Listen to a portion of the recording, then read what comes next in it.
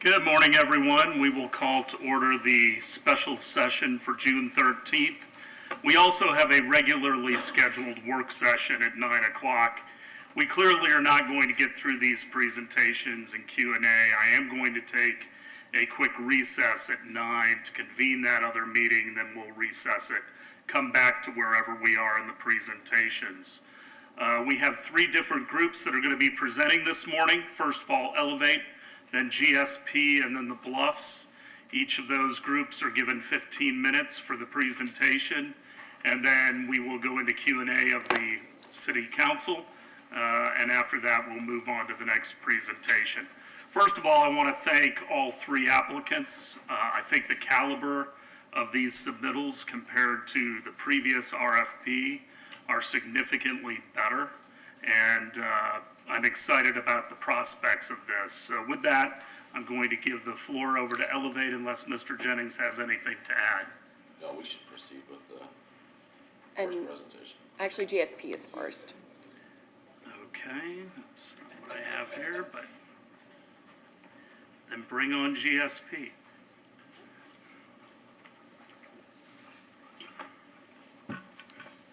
Morning, Mr. Mayor, members of the council, Mr. Margolis. Thank you for giving us the opportunity to present our concepts for this project. My name is Larry Debb, president of GSP Development. I have with me Justin Kimmich of Kimmich Smith, who's the architect for us. He also was the architect at 1100 Apex. I'm not up on the screen. How do I do that? There you are. There we go. Thank you.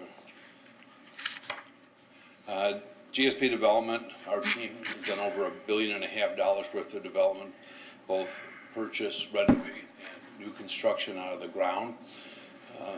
We have four divisions. We have an office division, a medical office division, a retail division, and a multifamily division where we do both apartments and condominiums.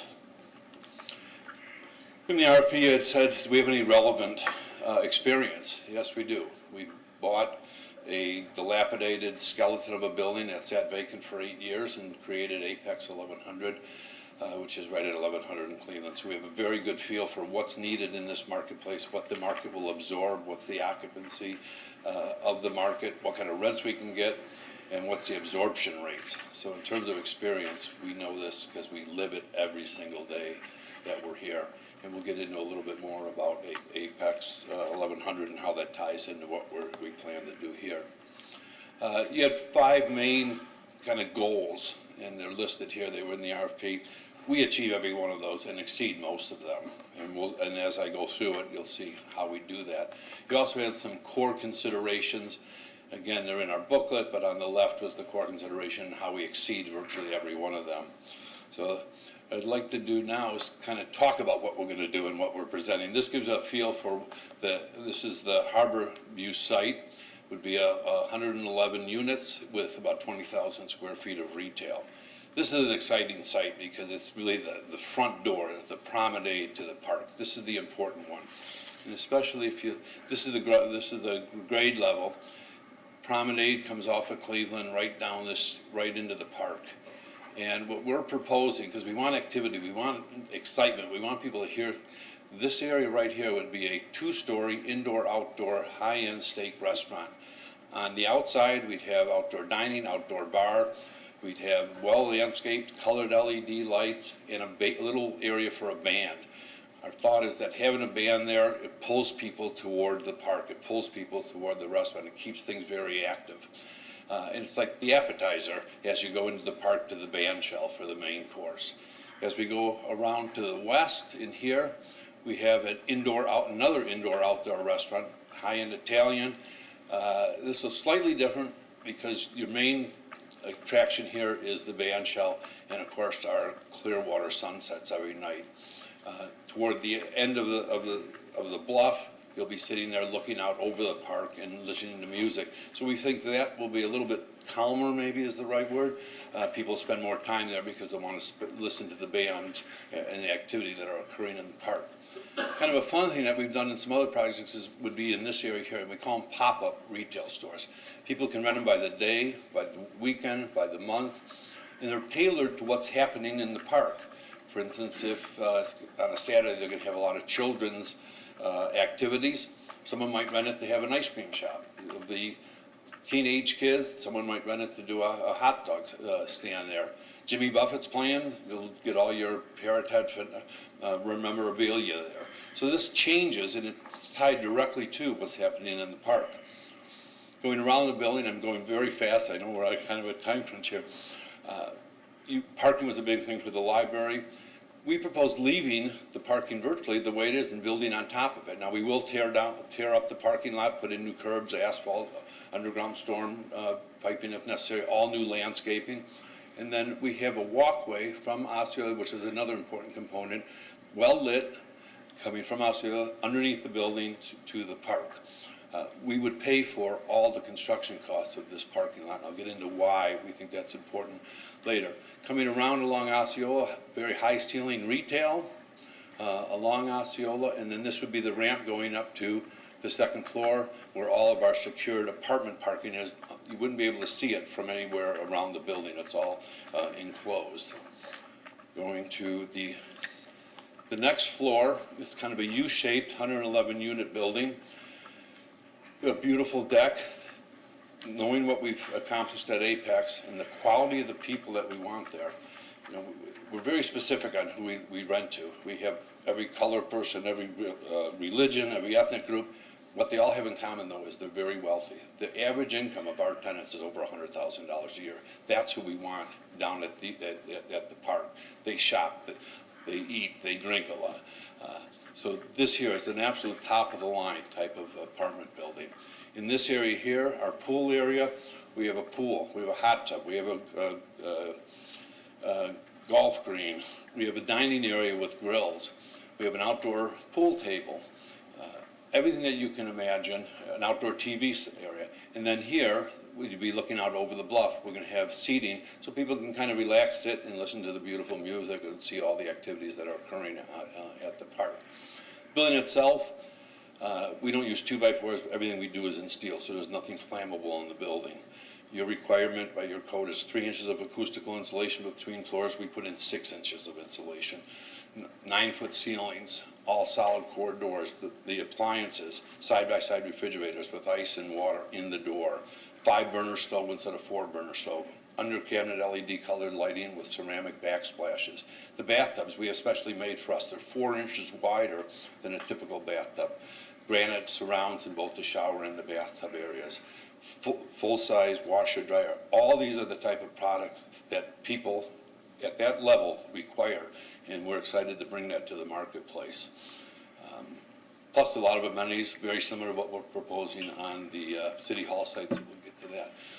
But a U-shaped building, 111 units, about 20,000 square feet of retail with real exciting and active restaurants, at least 2 of them. So that's, and I'm running fast and I apologize, but I know I'm kind of on a time. This gives kind of a little breakdown of massing, what it would look like. And it's shorter too. We looked at doing a taller building, even though we have a tall building across the street, we have a much taller building to ourselves. We thought that this here, we didn't want to intimidate people. We wanted people to feel invited into the park, so we kept it down to about 65, 68 feet. And all the goals that were requested in the RFP, we meet and exceed. This is kind of an idea of the look for our 200-unit, 10-story apartment buildings. And I'll start kind of along Osceola here. We don't really think of this as a high retail area, although we do have about 5,000 square feet of retail here. This building here is 1,500 square feet that we're going to build and give out to civic users, non-for-profit organizations, schools that want to have art shows there, anything that can bring people that they need. Council might have some requirements, Chamber of Commerce, places like that.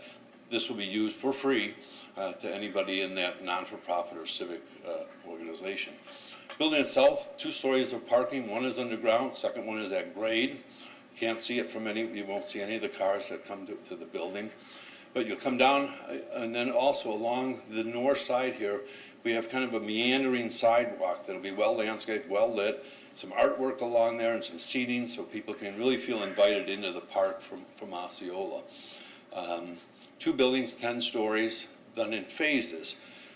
we understand, we know the market, I would argue, probably better than anyone else. Right now, we're absorbing about 10 units per month. We think here we'll absorb about 18 units per month. And we want to be 100% occupied in about a year before we start our second tower. Anything bigger than that, you run into problems, because if you're 600 units, 800 units, first tenant moves in, by the time their lease comes due a year from now, they're still 70, 80% vacant. People don't like to live in a vacant building. So what do you have to do? You have to lower your rents. Brings in kind of a different crowd than what our goals are here. So our sweet spot from our marketing people is about 200 units in the first building. About 10 to 12 months after we start the first building, we'd start the second building, another 200 units. Again, looking out over the park, our pool area, think of like a Four Seasons pool, but only better, more amenities. In this area here on the first floor, as you come up, you can have a roundabout with a water feature in the middle, a lot of grass, a lot of greenery all the way, all around the deck. In here, we have a party room. It's not the old-fashioned party rooms. This here has a bar, has TVs, has fireplaces, has little cubicles, because a lot of our tenants, they stay at home now to work. So they bring their computers down to the pool, they bring it down to the party room to work all day long. Pool tables in there also. Next to it, we'd have an exercise room with the high-end exercise equipment, a weight room, a yoga room, on-demand fitness room, all those type of things that are required for the type of tenants that we're looking for. We also have in the outdoor volleyball, pickleball, it goes on and on, a golf simulator room, a dog run in a dog wash area. So kind of any amenity you can think of, we have here. Again, the construction, top-of-the-line appliances, top-of-the-line amenities in the building. On this one here, we request on our building permits that we not pay a building permit fee. On the other one, the same. We also propose to outright purchase the Harborview site for $1.5 million.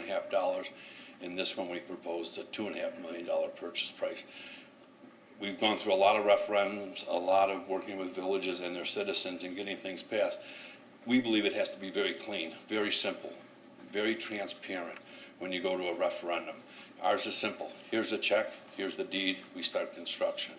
What we've seen other places that get really is, well, we want a TIF, we want cash, we want low interest loans, things like that. That dirties, that makes it very difficult, I think, to sell a referendum, because the citizen's saying, well, I don't get a rebate on my taxes. I didn't get cash when I built my house. Nobody gave me a low interest loan. So this is a very clean, very simple, very understandable from the from the citizens here in Clearwater. In terms of energy efficiency, we built the largest privately owned office building that's totally geothermal about 10 years ago now. So we understand efficiencies in the building. We will be above silver on both of our buildings here.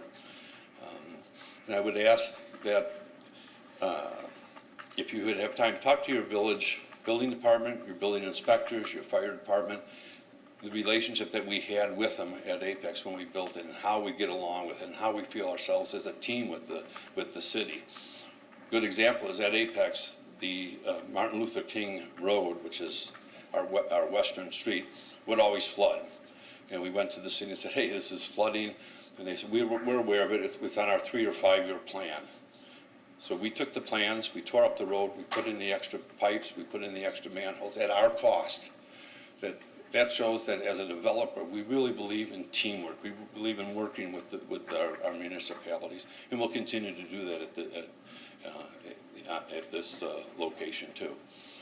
So I was a little faster than I wanted to, but I open it up for questions. Again, I have Justin here if there's any architectural questions that you might have. Questions for Mr. Depp? I do. Go ahead. Okay.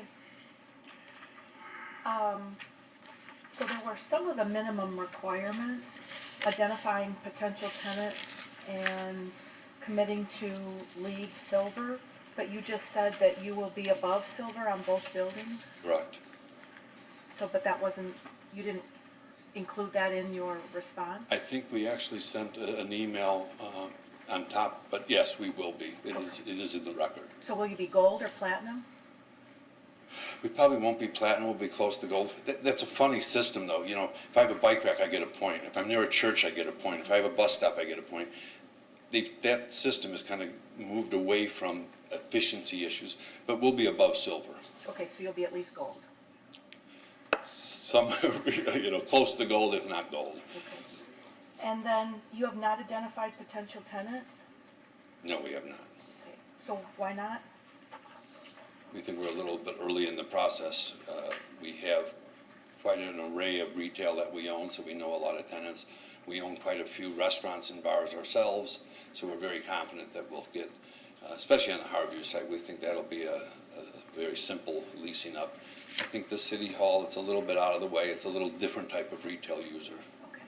But, all right, and you mentioned high-end Italian and high-end Right.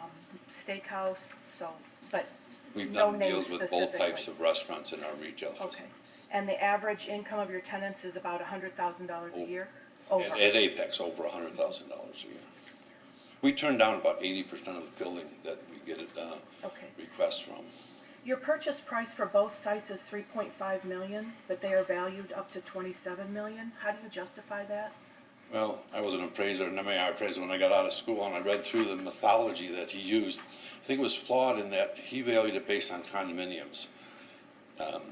And he used other locations in downtown Clearwater. Each one that he used, that was a failure, a financial failure, because they overpaid for the land, they built too many units, they couldn't sell them, their pro forma was $400 a foot, they started selling at $176 a foot.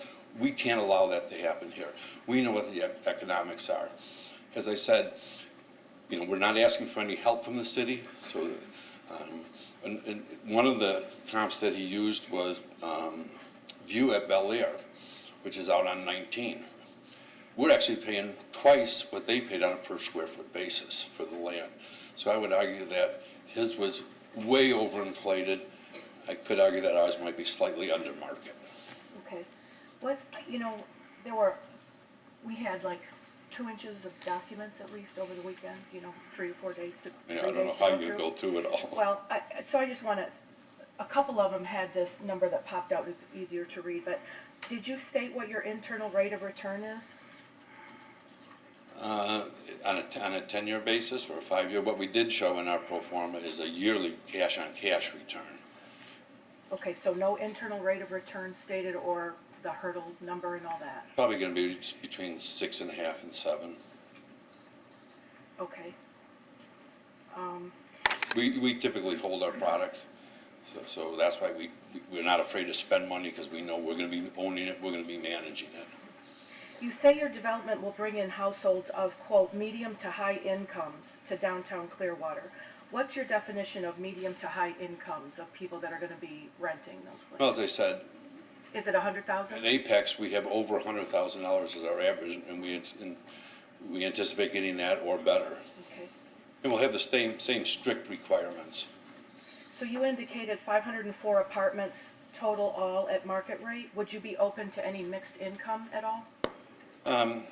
In Chicago, 20% has to be affordable, so we're very used to doing that. Within reason, I personally believe 20% is a little on the high side. The other comment I wanted to bring up is that our traffic studies of both ones, we felt that we're kind of at the maximum number that those streets can handle, the 400 at the City Hall site. And again, the harbor, we didn't want to overdo it there. We wanted that to be inviting and bring people in, so we didn't do a real tall with a lot of units. Okay. Well, you know, and my understanding is 120% AMI for one person is $69,000 a year. And so, you know, if that's what we're calling affordable, as something that we want to incentivize. I love that affordable. That's typically much higher. 70,000? That's much higher. I mean, we're not talking about subsidized housing, right? Right, or We're workforce talking about housing. people who work at Morton Plant or professionals who work in our city being able to live there. No, we'd have no problem, and we can work, you know, but we do want a minimum. We really want to be able to keep the rents high and keep the high income earners in our buildings. Mm-hmm. So when you discuss mixed use, restaurant, retail, do you have any idea of the average income of the workers in your restaurant, retail establishments? As in, these are going to bring in jobs in hospitality, retail, and restaurant. Well, we What have- kind of average pay are our workers? Of course, it varies. At Apex, we have Brick's Restaurant. We're paying $20 an hour for waiters, and manager gets significantly more than that. Okay. And then, And retail will vary, until, that's kind of up to the individual, but everyone's paying a lot more than they did a year ago, that's for sure. so I spent over 20 years in the greater Chicago area, and I saw you had a number of developments from Chicago suburbs or right outside the loop. Do you have full occupancy in those mixed-use developments? Like, what's your occupancy rate right now for those things? At all of our apartment buildings, we're 100%. Okay, the mixed, We've sold off virtually all of our retail, our office buildings. I'm not sure what the occupancy is, because even though we have leases, they're not full, and a lot of renegotiations are occurring in all of our office buildings. you referenced constructing walls, columns, and beams off-site to save significant costs. Do you do this regularly, and Yes. is this unique to your company, or do other developers? I think other developers too. I wish I could say it was my brilliant idea, but no. What we do is all of our walls, like on the Harbor View site, they'll come on a truck, so that it's quieter, it's quicker, and it's slightly less expensive. Are you including EV infrastructure in your development?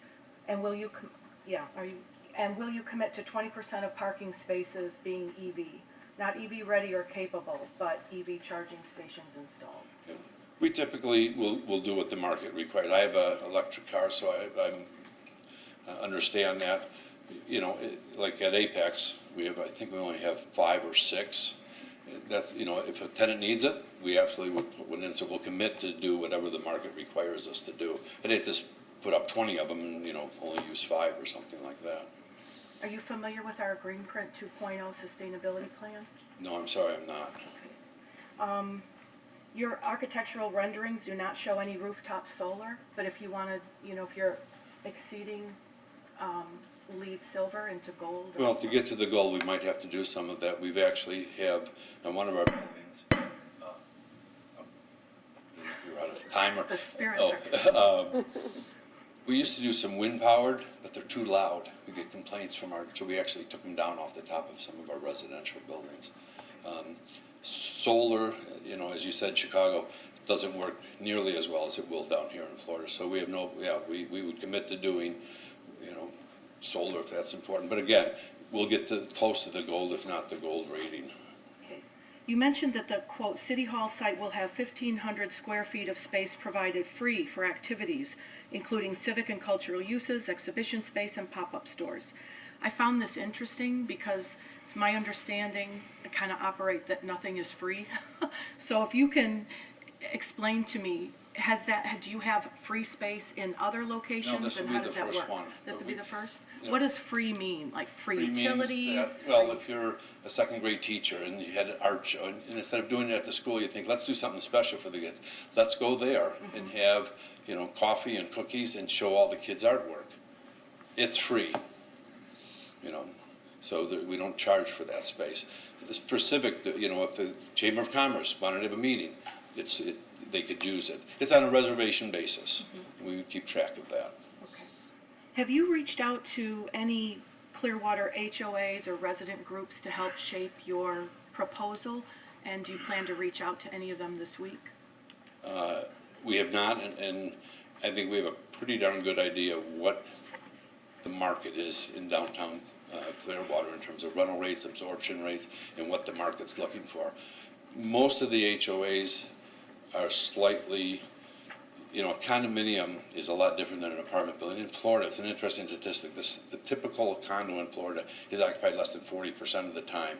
The typical apartment building, high-end apartment building, is occupied 92% of the time. So that's why we didn't talk about condos here. We really think apartments are the right solution because it brings people in, it brings people that live here. That's all I have for right now. Okay. Other questions? Councilmember Albritton? Larry, I just want to say, I know your work. I appreciate what you've done with your property over there, and it's beautiful. And I'm reading through your proposal. Do you ever consider a lease for Harborview site? versus buying it outright? We've done long-term leases. I mean, we can be pretty flexible on that. We really think it's important, though, to be simple, clear, transparent, to get the referendum done. Just real quick story, Glen Ellen, Illinois, a western suburb. We owned a piece of property right on Main Street in the train station, and there was a public parking lot. We went to the village and said, look, let us buy the air rights, and we'll redo the parking lot. So the city said, we'll buy it for $10, do all the rehab of it, build your building, and sell it back to us for $10. The next morning, the headline is, village gives a $2 million parcel to developer for $10. Yeah. So we want it to be clean, simple, that everyone understands so we can get the referendum passed. Yeah, and we've been through that. I'm sure you have. Well, one of the questions on a spreadsheet that we have is attractiveness to residents. And, being through a few referendums in the past, I know that residents really feel they need to hold tight of the land on the bluff. And I think not so much City Hall, but the Harborview site may be a tough sell. Just, We're absolutely not opposed to a long-term lease there, on either site.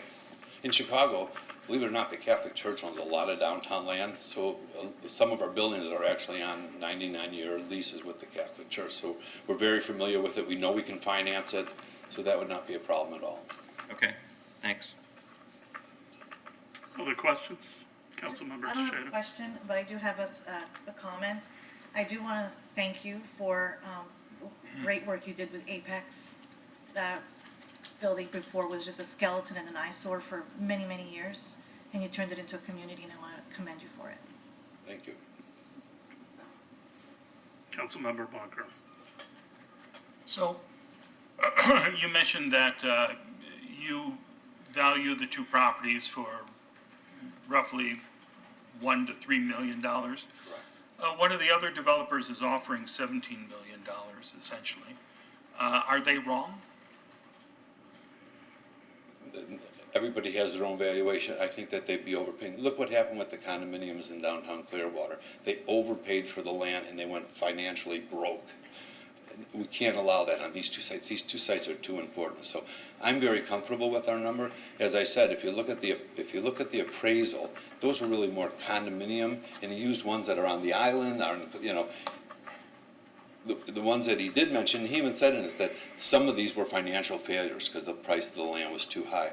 Again, the largest price paid for apartment land was the view at Bel Air on 19. We're paying more on a per square foot basis for the land than they paid. So I'm pretty comfortable with our number. I mean, we can be flexible too, especially if we go to a long-term land lease, we can negotiate that. We're not going to be at 17 million or whatever the number was that you mentioned. So we've seen the details of the plan. What specifically, why should we go with you instead of one of the other developers? What makes you unique? I haven't seen their other plans, so I really can't say. They might have really brilliant plans, and I congratulate them if they do. We know that this will be successful. We know how to do a high-end apartment building in downtown Clearwater. We understand the rental. We understand the absorption. We understand the amenities that you need to be successful. So from our point of view, and we think it's the right size, too. We know the traffic downtown, all those type of things. That's how we came up with the numbers of units that we have at each location. So, and I think we've proven it with Apex, that we can pull off big developments. That one was very difficult because it was a given building that was square. You'll never see a square apartment building the rest of your life, let me tell you. They all want to be long rectangles. But working with your staff, the city, we no variances on codes at all, no variance on fire codes. We did everything per their requirements. And we're going to do that again here. You did a terrific job there. Thank you. Can we talk about the retail on Harborview? Pop-up retail, it pretty much tells me that you don't think that there's a market at all for the retail in downtown Clearwater. No, we have, let me just go back to it. We have real nice retail along Osceola, along here. We think this retail here would be difficult. It's hard to get to. It really has to be tailored toward what's happening in the park. I mean, that's kind of, our marketing people said retail-wise. We have about 20,000 square feet of retail in the building, so it's not like we don't believe that retail can work. It's got to be along Osceola, it's got to be along the promenade coming into the building, or right around the corner for a restaurant looking out over the bluff. Talk to me about your normal hold periods on your product. Never sold an apartment building yet. Not that, I'm not saying that I won't, but I shouldn't say I haven't. My kids own the apartment buildings, so, you know. And That's how why- old is that oldest building? 14 years now. And that's why we can build, that's why we do build absolute highest quality. You know, we could cheapen the skin, we could cheapen the glass. You know, working with Justin, he said, well, here are some other alternatives. We know we're gonna hold this thing long-term, so we don't wanna have to worry about leaks or breakage or any of those other things that happen with cheaper quality materials. Okay. Thank you. Great, thank you all, appreciate it. In the original RFP, did we not have silver lead as our We did. standard? Okay, that's what I thought. But, all right, I will turn over to Elevate.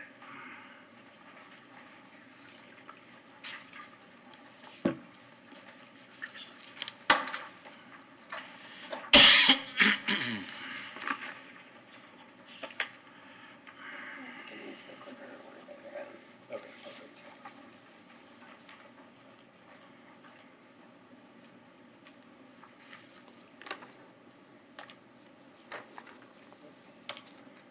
Not coming up?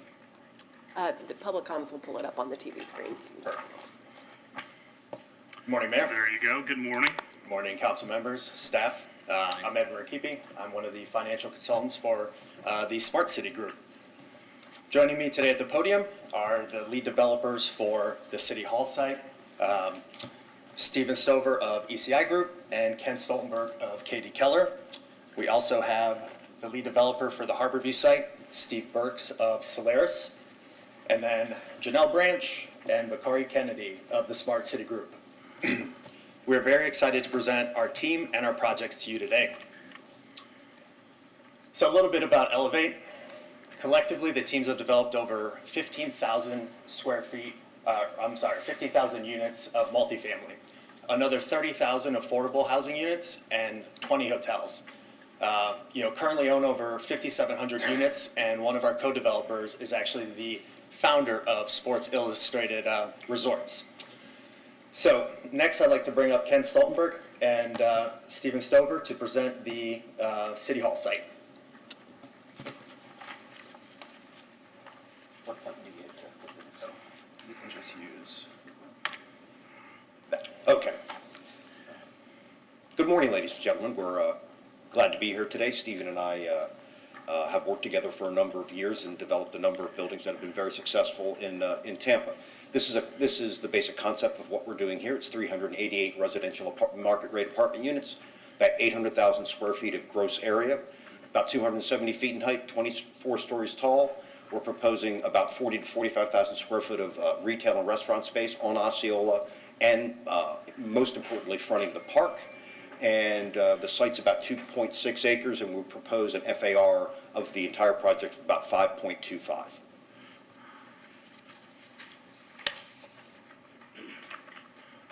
Here's a rendering of the building that we propose. This is very similar to a project that we jointly developed in the Channel District called Channel Club, which had 324 residential units and a public supermarket, Tampa's first urban grocery store. We recently sold that development for $136 million. Two pictures on your screen are of the Channel District, where I've been working for 19 years. That's a picture of it in 2004. That's what it looks like now. It went from a tax base of approximately $37.5 million to over $1 billion. It was generating about $235,000 in revenue to the city of Tampa and Hillsborough County at that time. It's now generating over 10 million with a market value of over $1 billion. Those are big numbers. We hope to do what we've done to the Channel District in Tampa for downtown Clearwater. The timeline for our project is, if we are selected and the referendum passes, we would start construction hopefully by the end of 2023. It's about a 30-month construction process. We would hope to have the building completed and ready for occupancy second to third quarter of 2025. We have asked for some incentives. You can certainly ask us questions. We're happy to answer them. We do propose to pay the appraised value for the property. The appraisal we got said it was worth $15.4 million, and that's what we'd like to pay. To talk a little bit about the ECI group, who would be the lead developer, is Stephen Stover. So ECI is a 50-plus-year-old family-owned company based in Atlanta. We have a diverse portfolio of apartment assets. We construct or develop, construct, and manage most or all of everything that we've built. We broadly hold assets for 10-plus years. So we have a number of institutional capital relationships. We invest significant funds into the projects that we develop and invest in. So we're really excited to bring a proven concept from the Channel District that we work with Ken to develop to this area. Ken has a lot of experience developing and overseeing retail-oriented facilities. We bring more of the multifamily side, so we're really excited. One last thing about the retail. I believe you've all seen my project Grand Central at Kennedy in the Channel District. It is an exemplar of how you do urban retail and make it vibrant, make it exciting, and make people want to live there and enjoy it. We've got a couple hockey games coming up, Wednesday, Friday, and Sunday. I'd invite you all to come to Grand Central Kennedy and see what's going on there. I think you'll be very pleased with what you see, and that vision that we've already executed in Tampa is what we want to execute right here, right now with you. Thank you.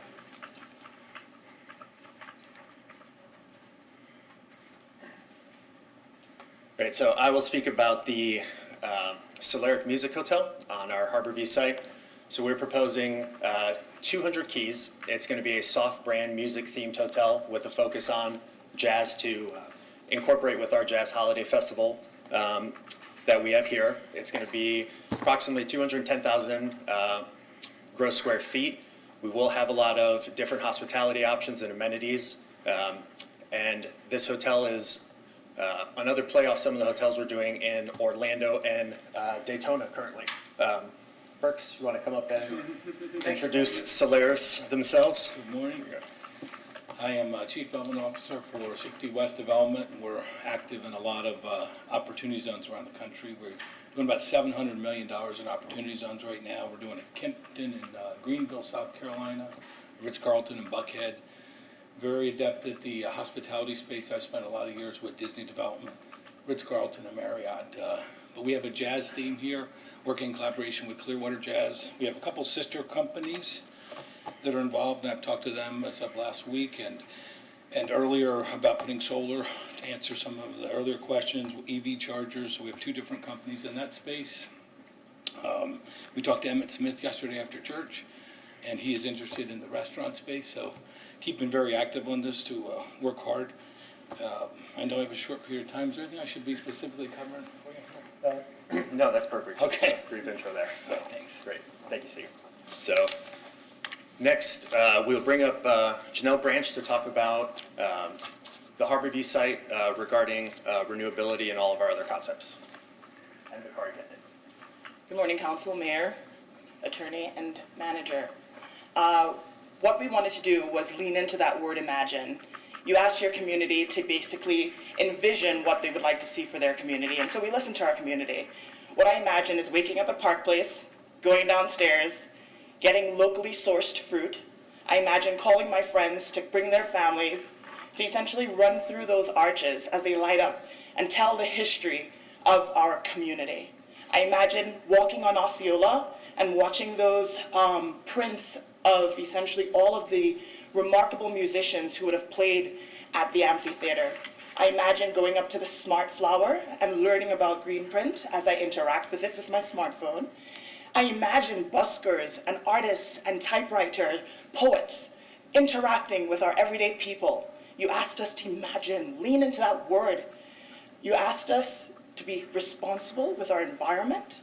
And so we have factored in a lot of EV charging stations. This project is future-proofed. We have put significant solar on this project. We also have a drone landing pad. In the next 3 to 5 years, we are expected to see drone taxis essentially be one of the primary multimodal components, I think, within even the Tampa Bay area. I believe St. Pete and Tampa are currently piloting those projects. So let's be a part of that regional development. Let's lean into the fabric of our community as we weave in basically all of these innovative solutions. You want to bring density. We want to make essentially meaningful and memorable experiences. Let us give our community an identity that is critical. Let us bring diversity. Our team is made up of a lot of women, a lot of people of color, and these things are very important. Lean into the things that you stand behind. Thank you. Thank you, Janelle. So before I let Bakari jump into some of our sustainability efforts, I just want to review our financial offer.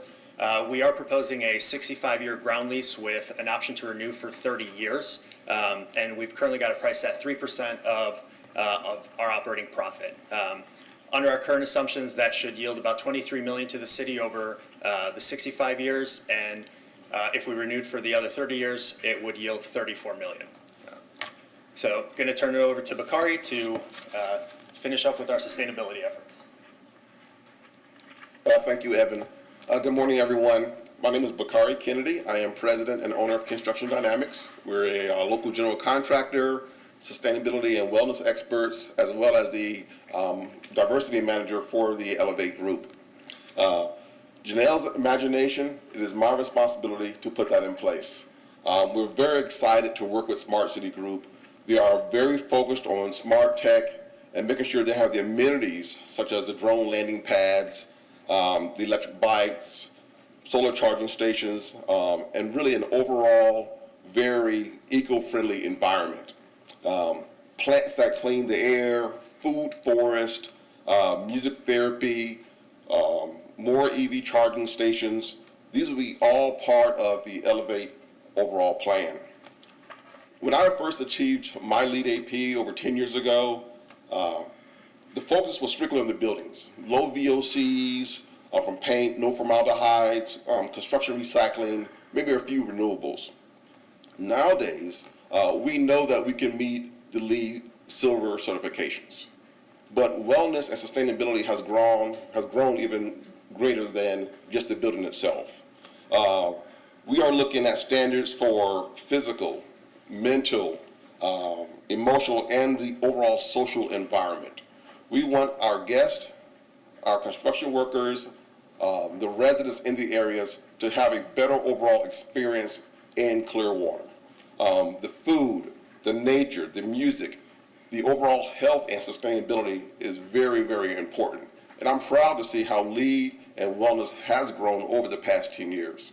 Growing up in the Tampa Bay area, I was a track guy. I remember running the Clearwater relays at Clearwater High School, and they had a rubberized track. That was innovation. We knew that running at that Clearwater track, we could do our very best.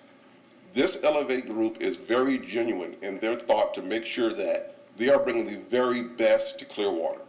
Local small businesses like myself, minority women-owned businesses, we will generate the energy to bring those small companies out here to not just bid on the projects, but to be part of this entire plan. I look forward to working with you.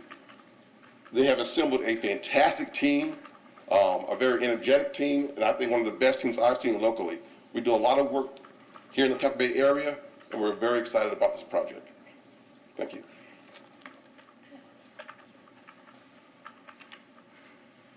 So, again, I'm going to lean into the experience. We wanted to create something that was multi-generational.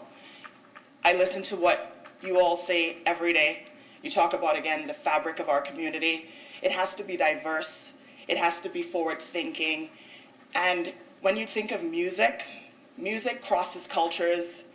It crosses generations. It crosses ages. As you can see, I'm very passionate about this because it's evident that we have put together a purposeful and intentional design for our community. We are rooted here. We are invested here. Another company that I'm a part of, we've brought over 200 businesses, new businesses, startups to this community. Mr. Stoltenberg's project, is geared at incubators. It's geared at culinary innovation.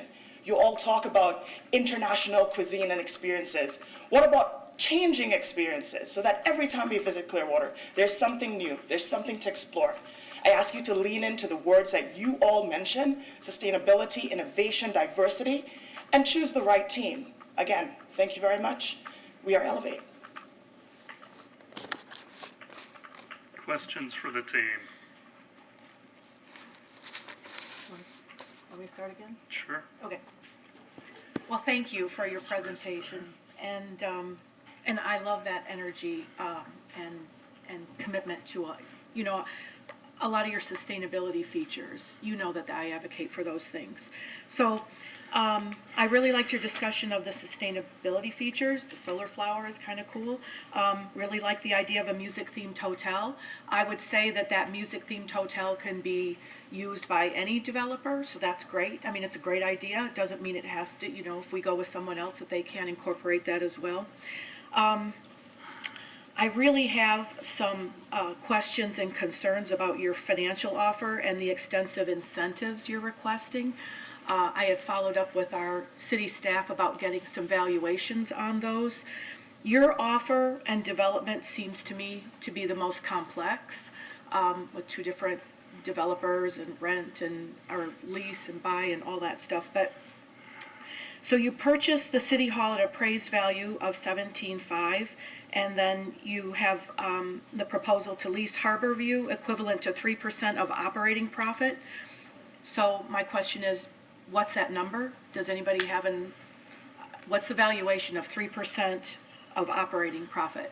Yes, I'm sorry, I thought I stated it.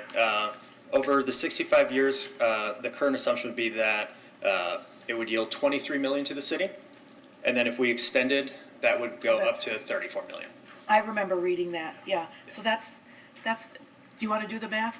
What is it per year? Because it doesn't seem like that much to me.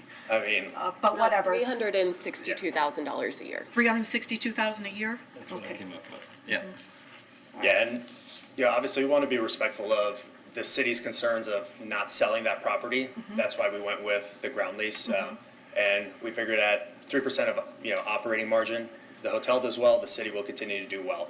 We think it's economically feasible, and obviously Ken and his team can speak to the purchase of City Hall, but we just wanted to be respectful of the city's desires to not liquidate that property. Okay, so Harborview will get us $362,000 a year if we do that lease. And then 65 years, and then you have that, I think it's a 30-year add-on or something? 30-year add-on, Yeah. that's the longest Okay. legally possible.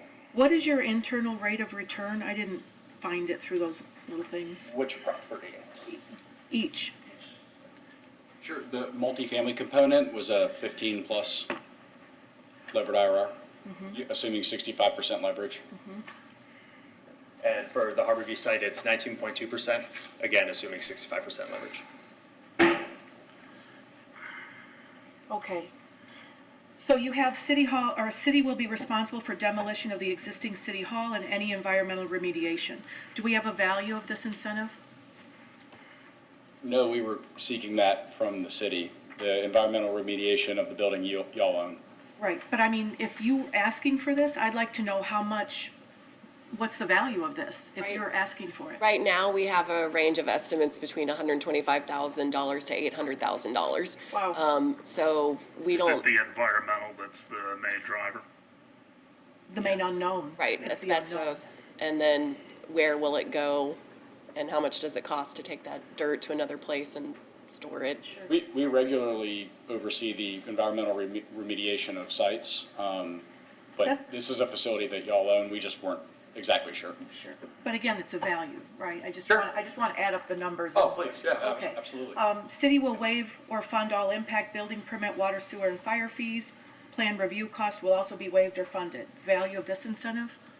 About? I don't have that number Okay. yet, we're working on it. The land will be purchased after 5 years. The city has to wait for our money, we have to wait 5 years for our money, purchase at current appraised value, so not the value in 5 years. So I need to understand the value of this incentive, that you get to have that property for 5 years when we don't get any money. So you know, what interest are we losing, investment, what, you know, what's the value of that?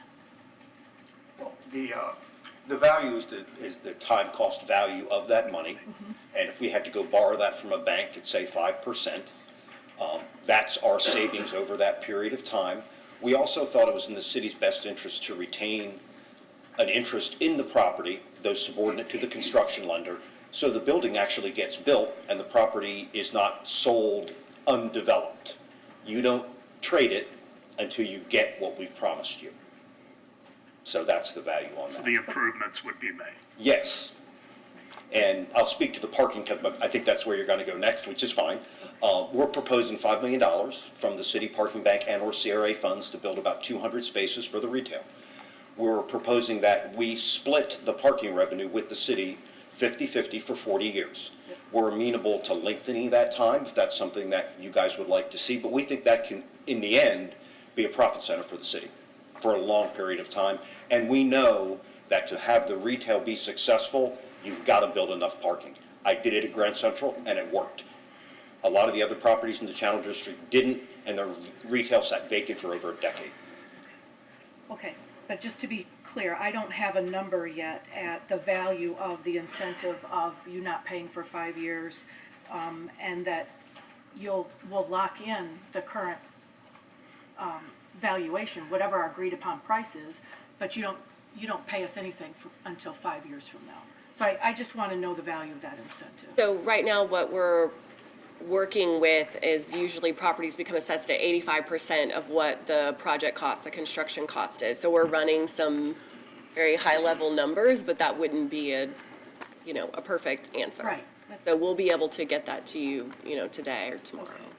And then you've got real estate taxes will be 75% abated for the first 5 years of operation, and then 50% for the next 5 years. Again, would like to know what the value of those things are.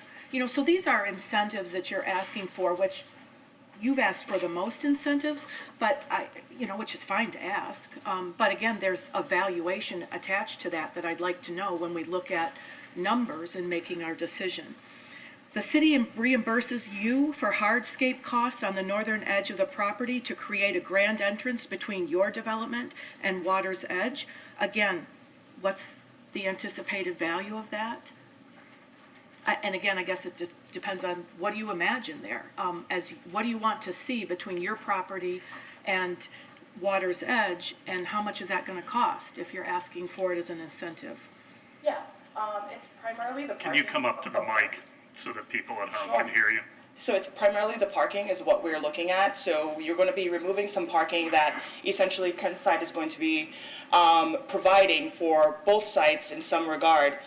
So that's really where we see that reimbursement coming in. The city is losing parking. We're essentially accommodating that parking. Okay. Again, numbers. Additional unit and FAR density from the city's density bank. Overall FAR of 5.25. Again, value of that. Well, I can speak to that. Okay. The city has a density bonus bank, which is exactly for specific projects that do specific things for for specific purposes. And what we're proposing hits all the buttons. It's on page 132. And then you're asking for $5 million from the city for parking, for on-site parking of 200 spaces and here's some interesting language, I just wanted some clarification. On-site parking of 200 spaces will, quote, be utilized by customers of retail and made accessible for individuals visiting the park. So, first of all, it seems to me that's a big ask of $5 million, to be reimbursed for the parking that you're going to be building. But what's the difference between, how does that work with the spaces? 200 are utilized by customers? Sure, I can of explain retail, that. Made accessible. Well, what we're proposing is exactly what I've done at Grand Central for the past 15 years. The parking is free for the first 2 hours. If somebody wants to go to a restaurant that's at the project, they can. If they want to go to the park and not go to the restaurant, they can. It's free for the first 2 hours for everyone.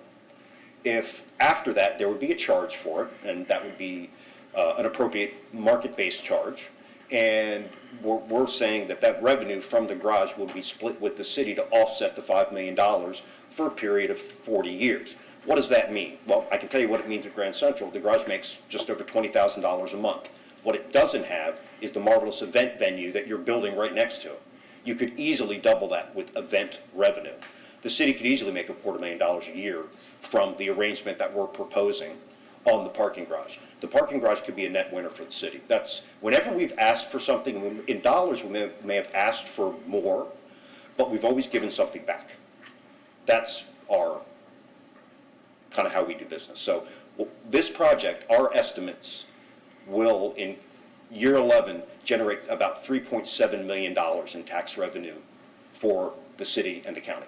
And that's a big number. Are you planning to provide free internet to all public spaces in the park? That's kind of what was implied in the... Yes, we have partners that we're working with right now that have the capability to do that. So that's one of those smart infrastructure pieces that we're baking into this. You mentioned a focus on music that I love with numerous outdoor performances. How do you envision this working when we have activation of the amphitheater? Yeah, so one of the things that the RFP called for was to sort of bring the bluff and that development throughout the downtown area. You're asking for vibrancy. It is critical that we essentially focus on the connectivity with Cleveland Street as well and Osceola to sort of activate that space. You're going to have a lot of bodies. So we're thinking smaller events essentially when there is not an event or a large scale event happening at the amphitheater.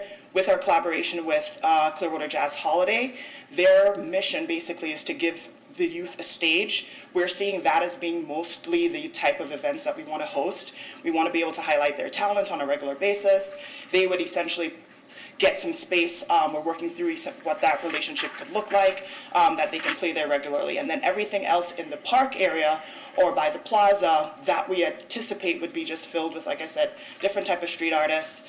And yeah. When you say play there regularly, where's there? Is it outside? So outside, we also have an event venue. It's a wedding and conference space. So essentially, we probably would be putting on a couple different types of performances. There's also a speakeasy. We anticipate a lot of spoken nights. We anticipate some plays.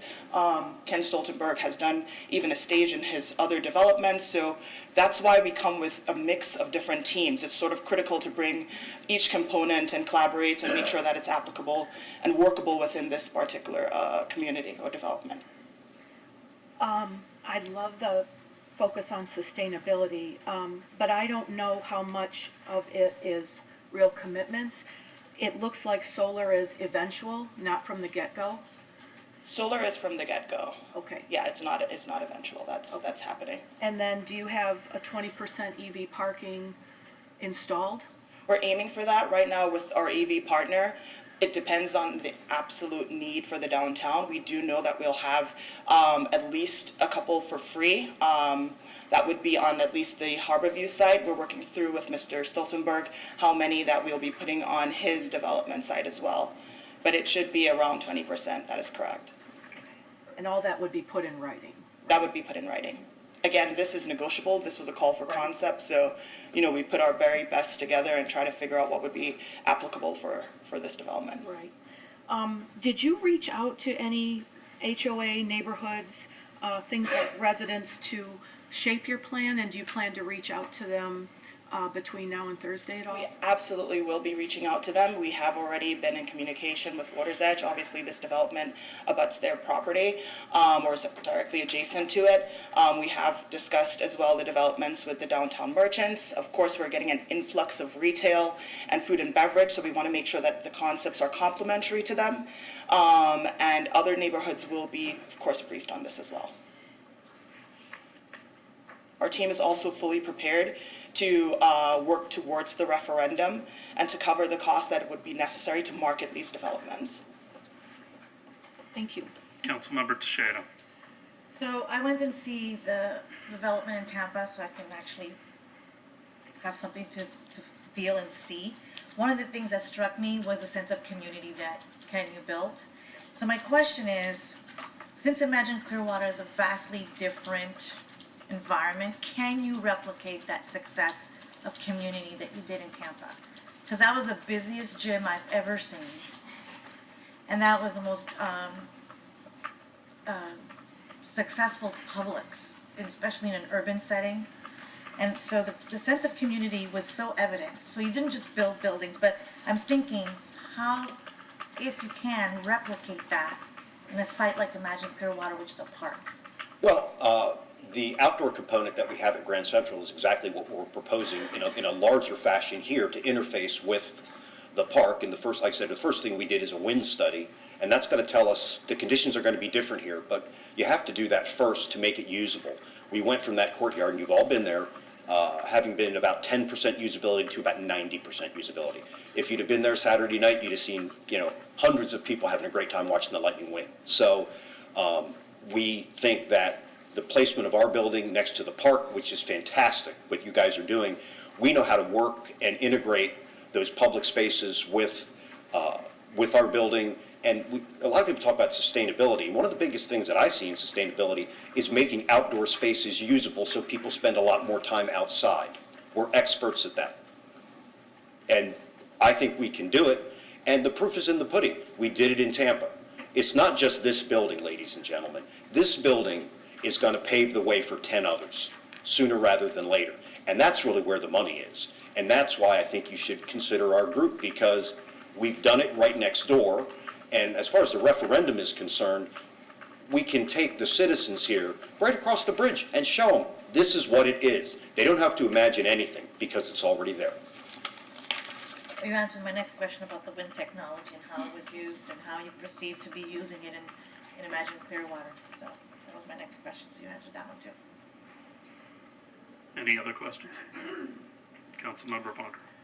Not a question, but I enjoyed the tour of Grand Central. I thought it was a terrific place. Even loved the fact that there was a small theater, live theater in there. And it would be a great asset for the city. If not on one of these spots, maybe on the aquarium property. So thank you for bringing this forward to us. Councilmember Albritton. Yes, just a couple of comments first. I love your design. I like the hotel. I like your art and music theme. I mean, we've been talking about this for a while, about having a music theme, and we have an amphitheater, so what better thing to have than a music theme hotel? I like your sustainability components.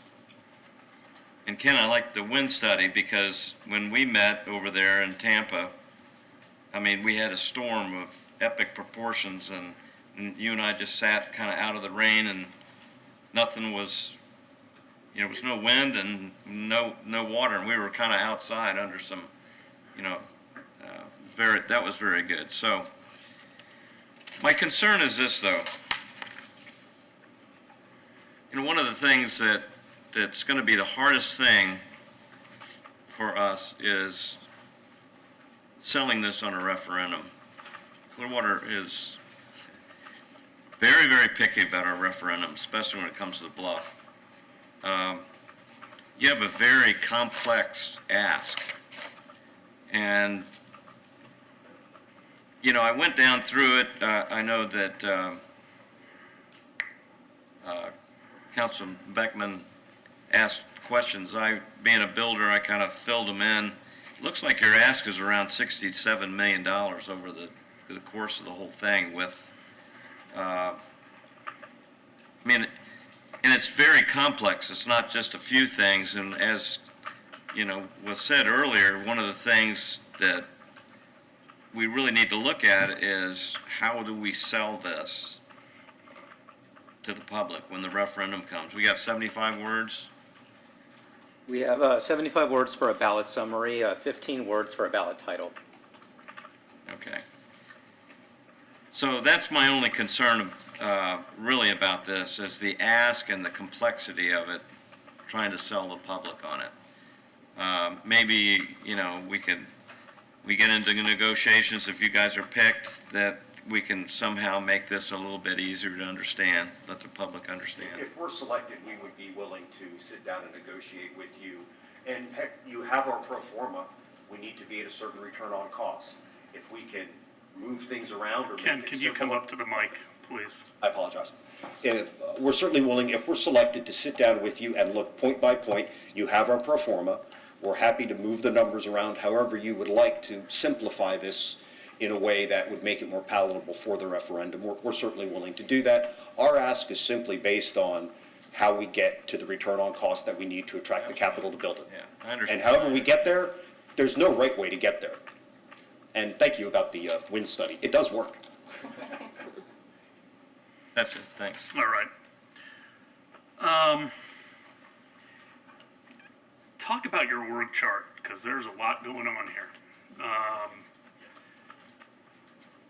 It's pretty complex, and I mean, I see different percentages. I'm assuming that's the investment, for instance, on the city hall, but a lot of team members. Sometimes when you have a lot of team members, it adds strength, sometimes it adds confusion. I'd like you to address that, kind of clarify it for me. Yes, I can speak to that.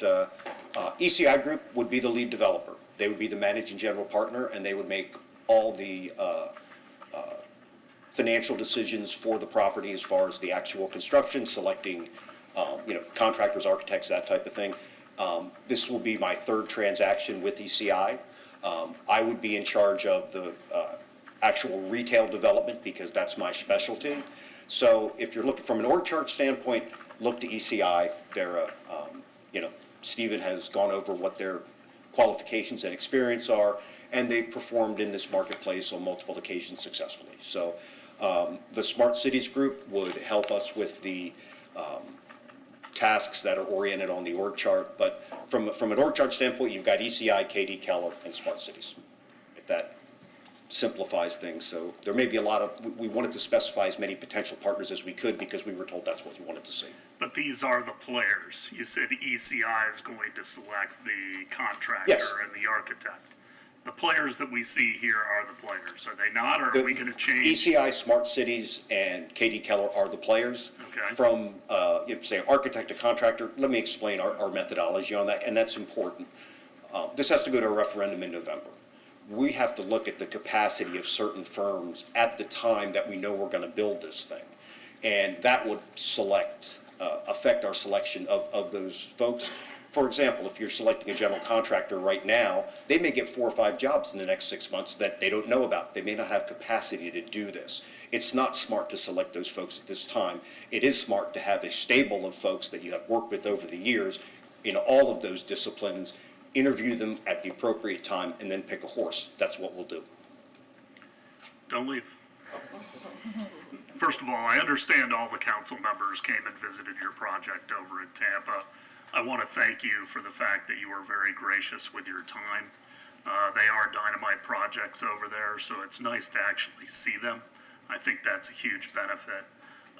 Talk about potentially a supermarket in one of the projects. I mean, with the Publix that is over on Fort Harrison. Well, honestly, we said that in the proposal, that downtown Clearwater really has some nice pieces already in place that the Channel District didn't have. You've got a downtown Publix, you've got a CVS, you've got a Walgreens already here that are within 3 or 4 blocks of the City Hall site.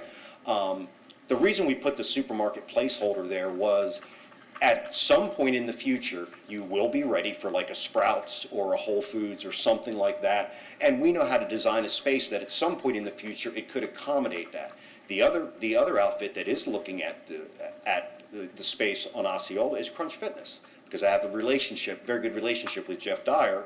And to follow up on that, 3 of the 16 restaurants that were recently nominated for the Michelin Awards have submitted letters of interest for this site because they see what we've done at Grand Central. They love the courtyard and they want more of it. And tell me what your definition of tax abatement is. I know what my definition is. Okay, let me explain that. I think that because this is going to a referendum, it's better that we take a portion of what we create as opposed to asking for dollars from the taxpayers. Right now, that piece of property generates 0 revenue. 100% of nothing is nothing. So what we're saying is the more value that we can create, the more money that is going to go back to the city. And again, It is just a question of how we get to our return on cost. As the rents go up, the abatement burns off, but we're not asking the citizens of Clearwater to quote, write a check for anything except the additional parking, and we're sharing the revenue. And we think that can be spun and sold as positive. We're not asking to say, hey, just build the parking, let us make the money. We're splitting it 50-50 for 40 years. We're amenable to extending that period of time if that's something that, if we are selected, we negotiate about. We have to build enough parking for the retail. Anybody who comes in here and says, we're gonna build a bunch of retail and have zero parking, it will not work. Trust me, I know that. So wherever we ask for something, Mayor, we're giving something back. That is how we structured this. I understand. Talk to me about your mezz financing. You're the only ones that talk about using mezzanine financing. Where did we speak about mezzanine financing? It's in one of your slides. I don't have the chapter and verse, but it's in here. So I'm just I was a looking at little the bit perform- surprised to see it. Yeah, no, there's no intention to use mezz financing. The performance states common equity, 75 million. I'll find it during the break. Okay. And I'll point it out to you. If it was included, that was unintentional. Okay. All right. Thank you all. Just one follow-up Yeah. question. I have one follow-up based on your question. So when Mayor Hibbert asked, what's your definition of tax abatement? And you said, well, with a referendum, we'll take a portion of what we create rather than take money from taxpayers. More money will go back to the city. You want to cover a return on your cost. Clearwater will not write a check except for additional parking and then share revenue. Well, tax abatement just means, you don't have to pay us before we write a check, but we're giving you our money. We're letting you take some of the money. You just haven't made a deposit yet. After we create the asset, yes, that is correct. But right now, the asset is zero. Yeah. And then, but we give you $5 million for parking and then share revenue 50-50 for, and I think that was, net, not gross, or, yeah. But anyway, and share revenue 50-50 for parking for 40 years. Well, I'd like to know, when do we break even with the $5 million we gave you? Do we break even at the end of 40 years, or you know what I mean? Well, based on my experience and what we've seen at Grand Central, you would be paid the money back probably in 7 to 10 years, and then the additional funds for the next 30 years would be a benefit to the city. So at the end of the day, this will make the city money. It just gets our return on cost to where we need it to be by taking it out of the front end. Okay. But if we pay $5 million for parking, why shouldn't we just get all the revenue for it? We can negotiate about that if we're selected. Okay. Thanks. Thank you all. Thank you very much. So just a couple things. They were asking for a different, additional floor area ratio. Currently, we have a floor area ratio of 4.0 in downtown with an unlimited height. We do have the ability to grant additional floor area ratio.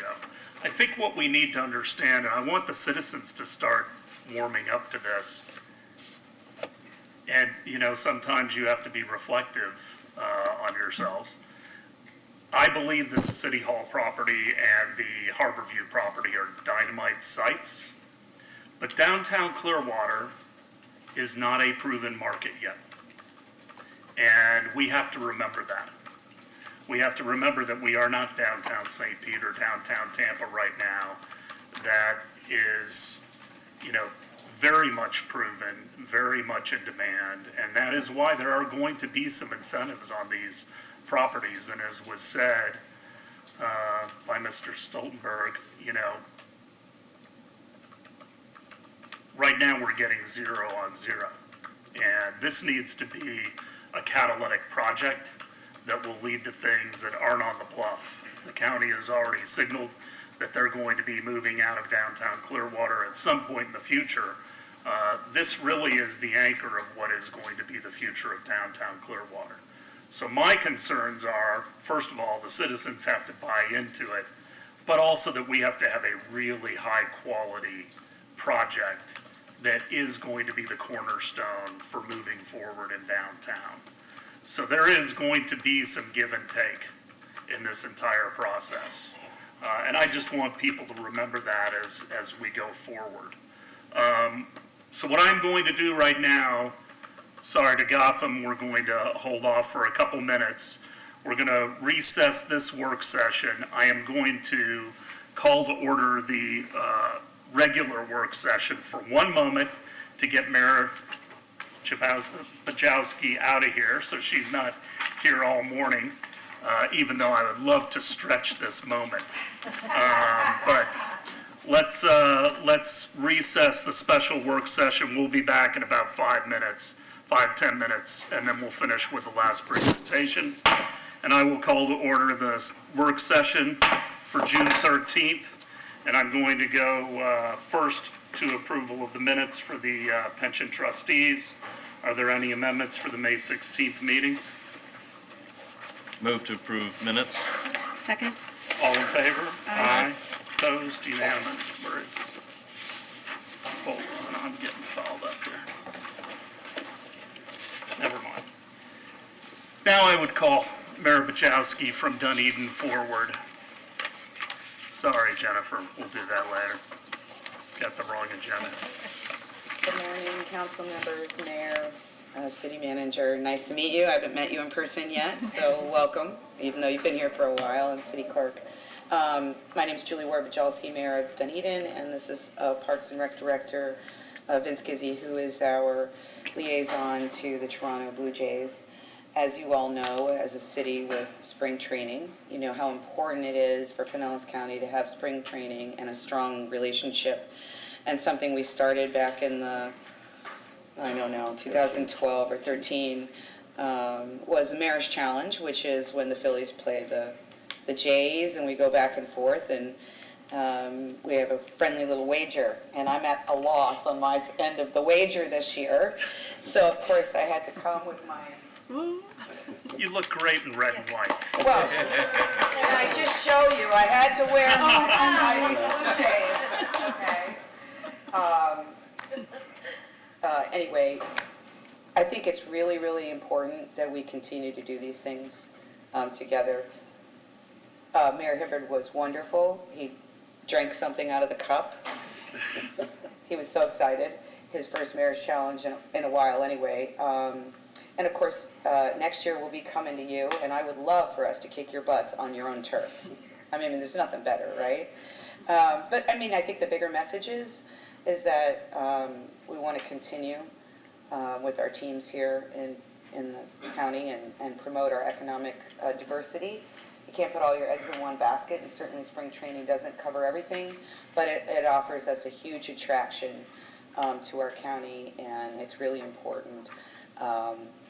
I don't mind wearing the red because I want the Phillies to be here just as much as I fought and wanted the Blue Jays to be here. So thank you, Mayor Hibbard, for being such a good sport. He came down to the Mayor's Challenge and helped me throw out the first pitch.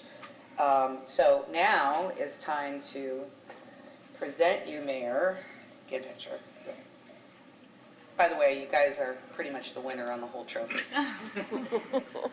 So I'd like to present you again with the annual Dunedin Clearwater Mayor's Challenge Cup, which is the Toronto Blue Jays versus the Philadelphia Phillies. You guys get to hold it this year, put it in a prominent place so you can make fun of us, because I will do the same next year. So, Mayor? Watch this hump, Julie. Yeah, there's a rise. So let's get a picture. Oh, yep. Yeah. By the number 22 is the year.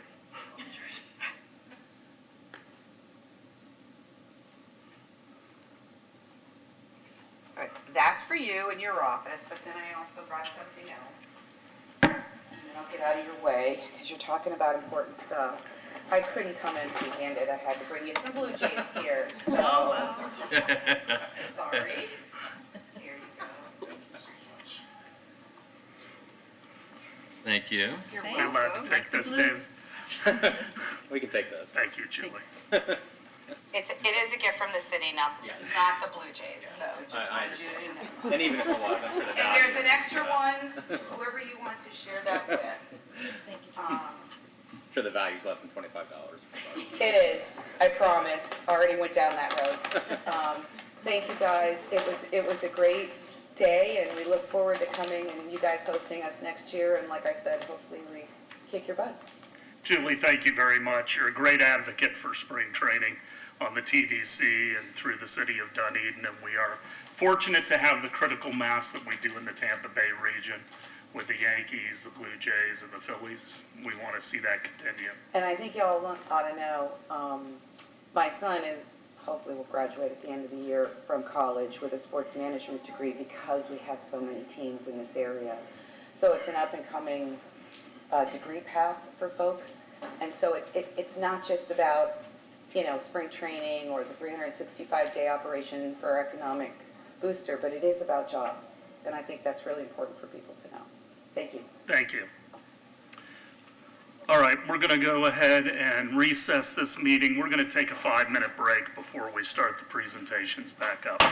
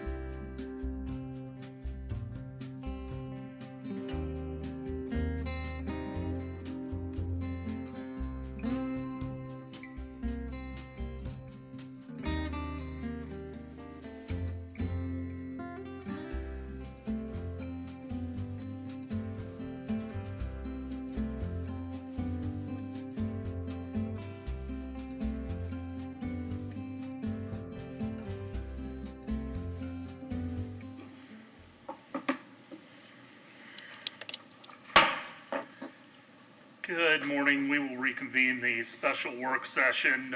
Several people saw the presentation of the Mayor's Cup, which Clearwater, the Phillies beat the Blue Jays in our game, and some people saw me stand up. I am in shorts. I've got the anchor look today, you know, jacket up top, shorts on the bottom. I had my knee replaced last Tuesday, so not putting pants on yet. With that, we'll go ahead and turn the podium over to Gotham.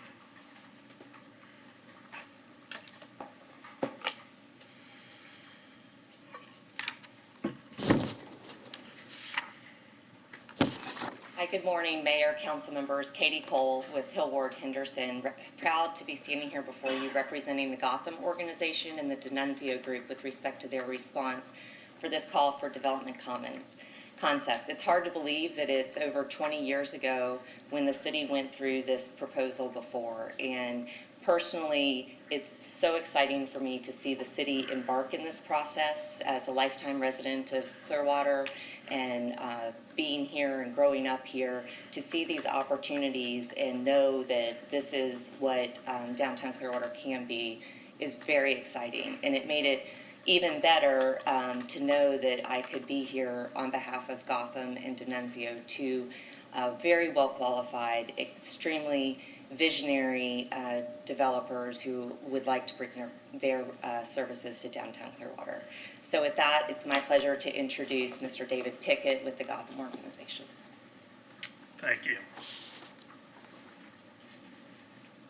Morning. Good morning. Well, first of all, thanks for everybody hear me? Okay. I don't know if I'm going to be pressing anything though. Sorry. Okay. Morning. Again, thanks so much for hearing what we have to say.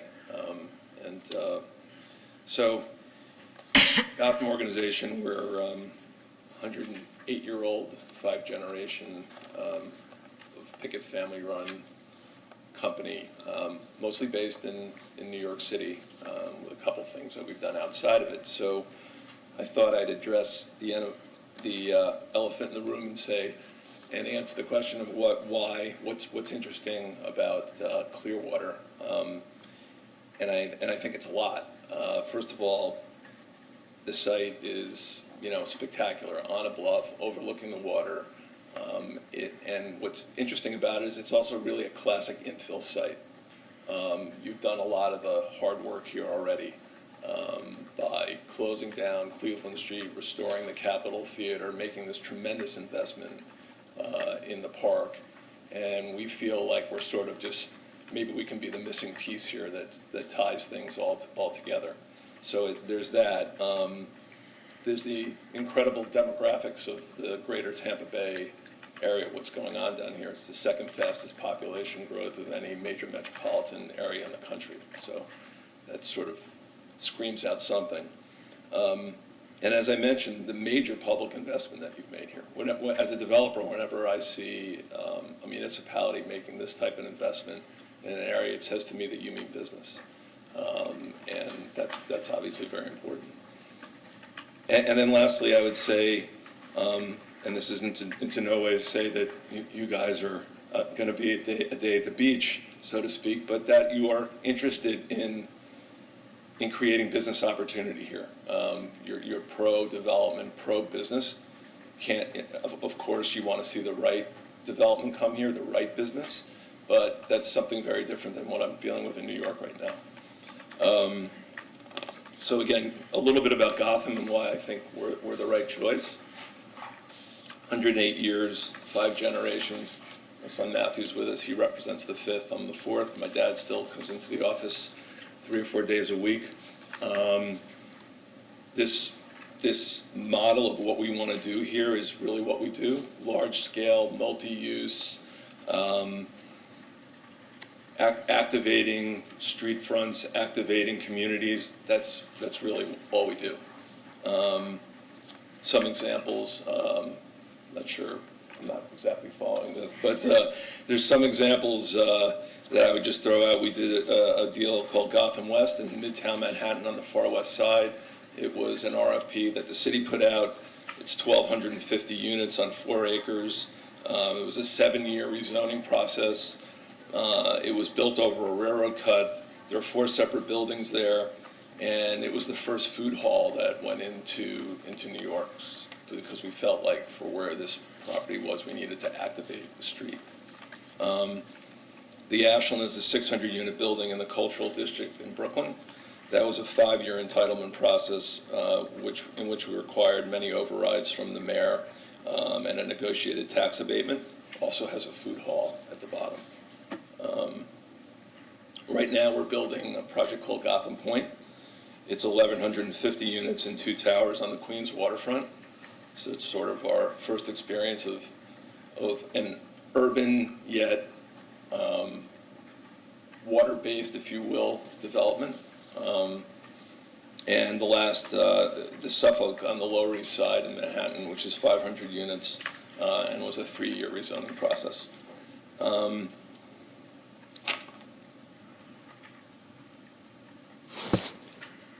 Excuse me. Most of what we do is public-private. All of our deals, all the deals I mentioned above, and there's several others, were leased or acquired through an RFP process and had some form of subsidy, bonds, tax credits, or tax abatements. We work hand in hand with our local, state, and federal partners to produce projects that both balance public benefits with financial feasibility. Community engagement. This is, our selection would mark only the beginning of a long discussion. We're believers in getting in front of the community and its stakeholders early and often. We do this not only out of respect, but with the knowledge that the best ideas often come out of these meetings, and that for development to work, there needs to be buy-in among the stakeholders. In order to help us with this effort, we've put together an outstanding team of local professionals. So some of them will give it placemaking. Almost every deal we do has required some form of placemaking. As I mentioned, we did these 2 food halls in 2 of our larger buildings. That's because we felt like in order to sort of energize the street, to bring people into the building, to get them interested, that's what was required. You know, we could have put in, you know, a Duane Reade or a Walgreens and a bank, but the right thing to do, we thought, to energize the site was to do something a little more creative. One outstanding example of this is close to 20 years ago, we cut the ribbon on a project called Harlem USA on 125th Street in Harlem. At the time, it was the largest private investment ever made in Harlem, and we built a 3-story retail entertainment complex. The facade was entirely Pilkington glass, so entirely see-through. A lot of people thought we were crazy to do that there. It was welcomed by the community. It's loved by the community. There hasn't been a mark on it since we opened it almost 20 years ago. And it's changed around the western side of 125th Street. Financial wherewithal. Again, at present, we have 4 projects under construction and lease-up, with a total development cost of close to $1.5 billion, and with the capacity through our existing debt and equity relationships to produce another $2.5 billion over the next several years. And with that, I'm going to turn it over to Jordan Behar to discuss some of the design features of the project. Thanks. Morning. Before I jump in here, I want to how do I go back? Let's see here. Just make sure I mention our team. Obviously, Gotham and D'Annunzio Group. Behar Petronex is the architect. Stan Tech has also been deeply involved with transportation, landscape design, civil engineering, also sustainability and architecture. And we're proud to also announce another series of local people that have been involved in the project with us, including One Blue Ocean, Sea Dog, Volet Hospitality, Trudy and John Cooper, who own Okinola and on Swan, Florida Wildlife Corridor, Coastal Construction, USF Graphic Studio, and the Aerial Group that provides diversity in the construction industry. And we also have real consultants, which are sustainability experts based out of Tampa. For those of you that don't know me, my name is Jordan Behar. I've lived and worked and raised my family in Clearwater for most of the last 50 years. Our firm Behar Petronex Architecture has worked on dozens of projects in the city, and I've served on several boards, including 8 years on the Community Development Board, where I became intimately familiar with the City Hall and library sites. I can confidently say that I know the City of Clearwater from a personal, professional, and cultural standpoint, and I'm deeply excited to be part of this team and process. I also want to thank the city and key stakeholders for their vision, investment, and passion to help transform downtown Clearwater into an urban waterfront destination. The differences is noticeable, and I think it's well on its way. What comes next is what truly counts. We believe these sites represent the key component in determining the future success and vibrancy of both the downtown and the waterfront park. If properly programmed, designed, and executed, it will boost activity and create a seamless experience between the park and urban core. If not, we fear it will create a physical and psychological barrier that can only be enjoyed by the few inhabitants that live in those properties. From the onset, we recognize several core challenges. First, the waterfront park and downtown lack connectivity and do not foster movement in and through the park to the downtown or from downtown through the sites to the park. Second,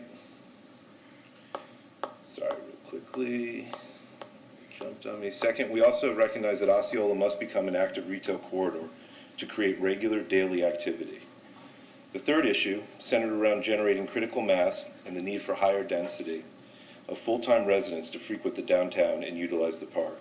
And finally, we felt that the size and scale of these projects presented challenges with bulk, mass, and how to locate and effectively shield the parking. To solve these challenges and create connectivity and vibrancy for the entire community, we incorporated 3 principles. While the programming and use at each site are different, the core principles remain universal. First, the buildings must enhance the public realm and create amenities that showcase local identity while catering to the entire community. Next, we sought to create a flexible and iconic design that promotes visibility, adaptability, integration, and entices the public to explore and engage. And finally, we sought to promote well-being, sustainability, and to express our natural environment through extension of the green space, vistas, hidden parking, LEED design, and solar integration. On this slide, you can see a diagram indicating the integration of park and downtown in and through several new connections, as well as an overall site plan with the proposed building footprints. What I want to draw your attention to is the reinforcement and activation of the street front along Osceola, and the extensive number of pathways and opportunity to activate and connect downtown and the waterfront park. It's extremely important for us to try to find a permeability and porosity between the park and the downtown corridor to entice and engage. It's just critical to and a core basis of our entire design concept. Now let's take a closer look at the Harborview Center site.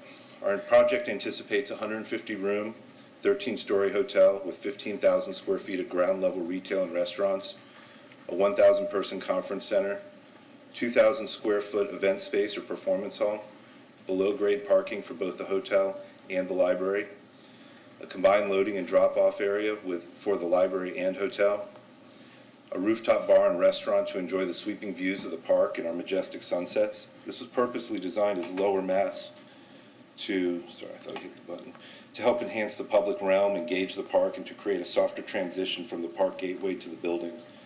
Additionally, we rotated our hotel mass 90 degrees to avoid creating a wall between the city and the park, again trying to reinforce that connection.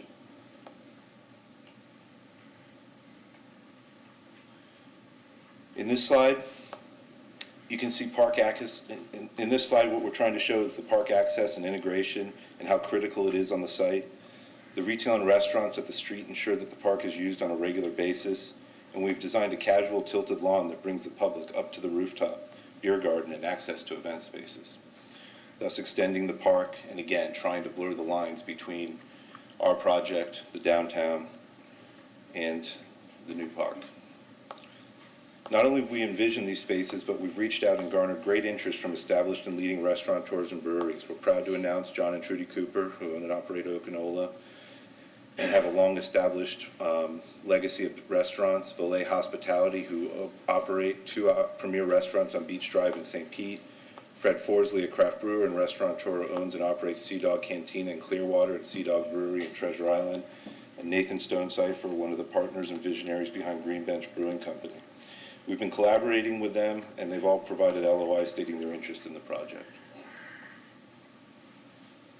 We anticipate further regular activation of these public areas through our strategic partnerships with One Blue Ocean, Florida Wildlife Corridor, and USF Graphic Studios, as well as many of the other amazing local groups that are already an integral part of Clearwater. Our discussions are in the early phases, but we're excited about the opportunity for public art, rotating exhibits, lecture series, film festivals, immersive experiences, and more.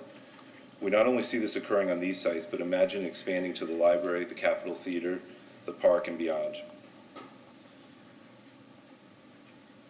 I want to touch on also the combined entries for the hotel and library. We feel that this solution is not only functional, but it helps activate and create a safe environment that will create another direct access to the park. Activating the library and promoting cross-programming opportunities seems like a natural extension. Ma'am, request For 15 minutes. Is there a desire to give any more time? Nobody else went over the 15 minutes. That's my only concern.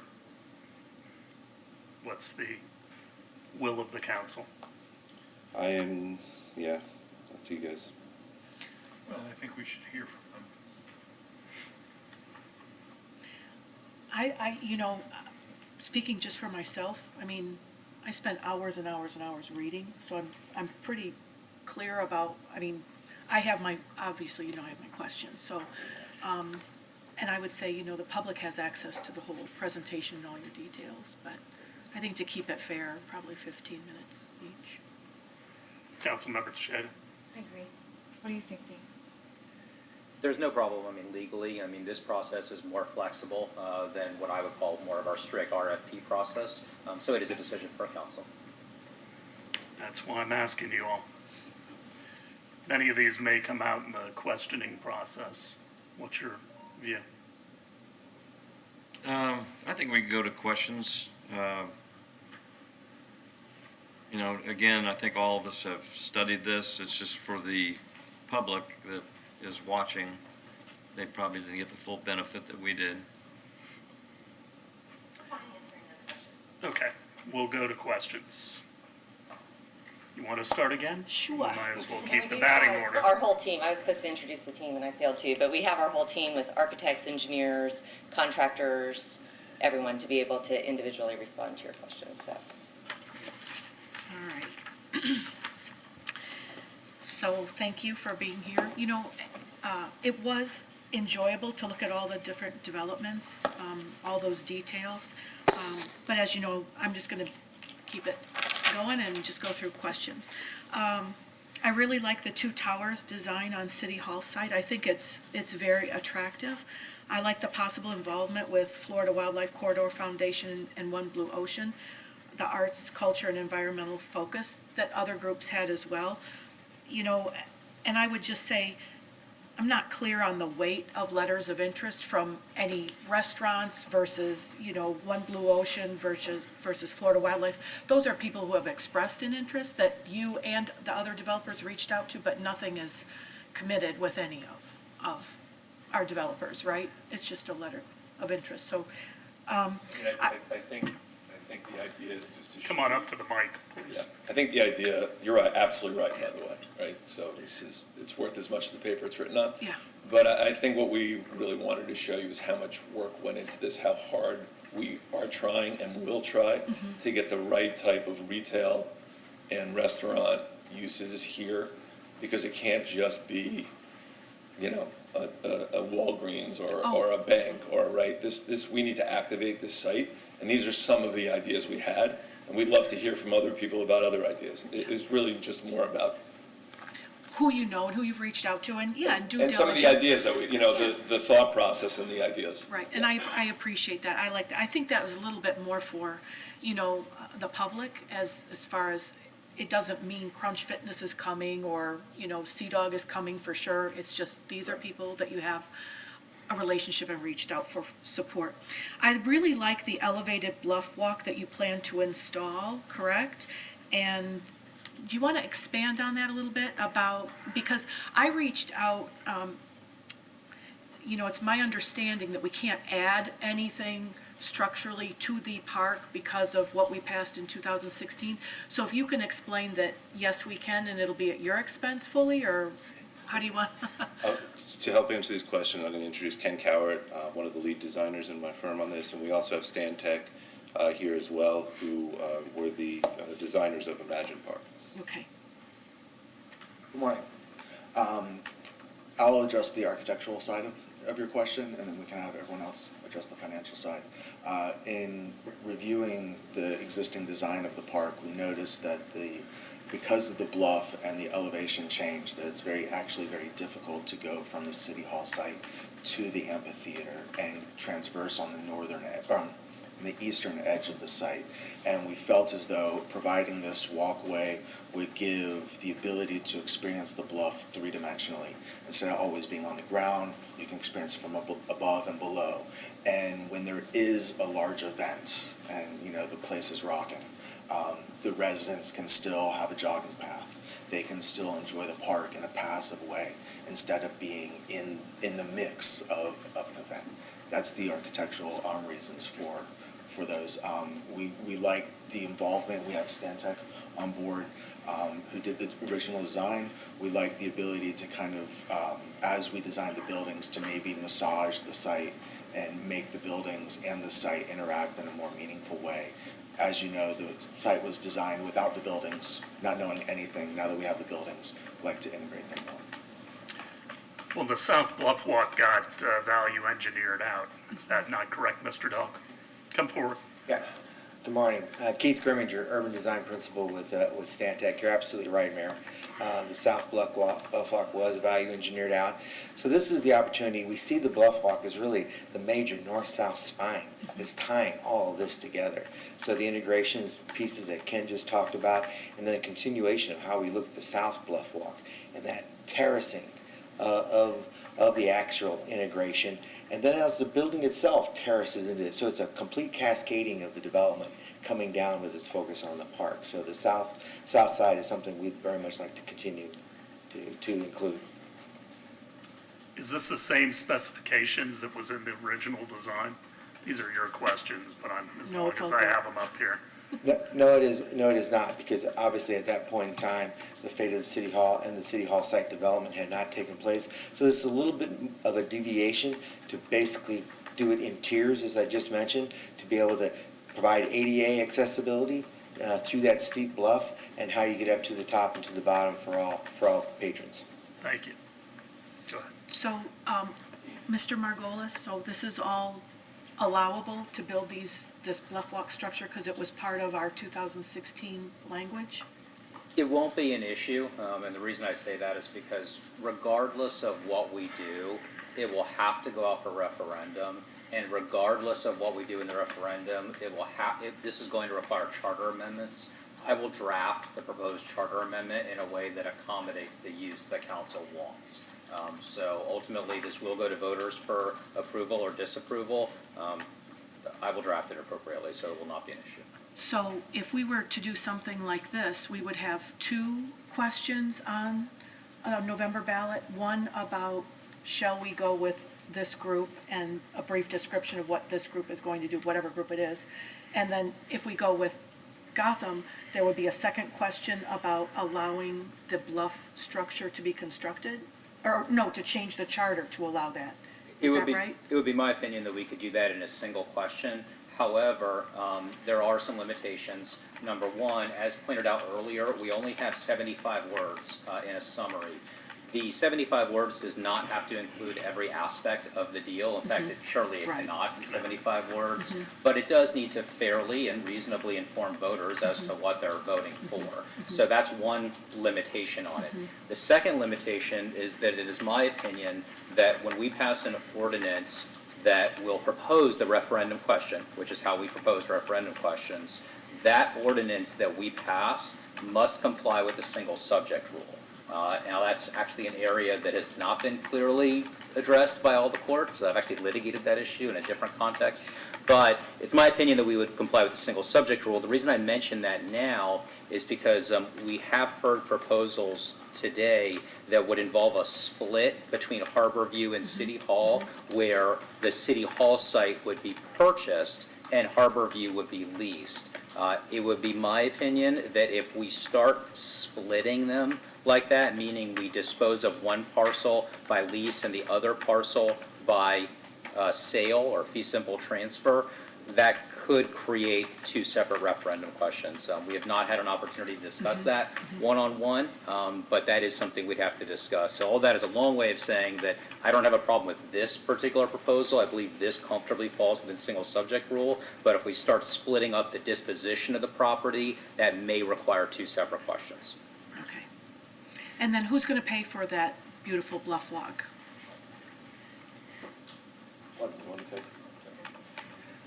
So, as you know, we basically are following the appraisals that you've had in terms of, to be honest, there are public benefits involved with some of the things that we're doing that we're in no position now really to ask you for because we haven't costed them out yet, right? So, I don't know what the cost of that's going to be. I don't know what the cost of some of the buried parking is going to be. I think these are things that over the course of the next few months we would have to work out with you. I'd be lying if I stood here and said to you, I know exactly what they cost and here's what my ask is. So there will be an ask. This isn't part of your bid that, yes, we're going to build that bluff walk. You want an incentive to build it. You want a shared cost or something like that? I think there is going, as the mayor pointed out in his closing remarks, I think there's a process over the next few months for us to get a lot tighter on what our costs are going to be.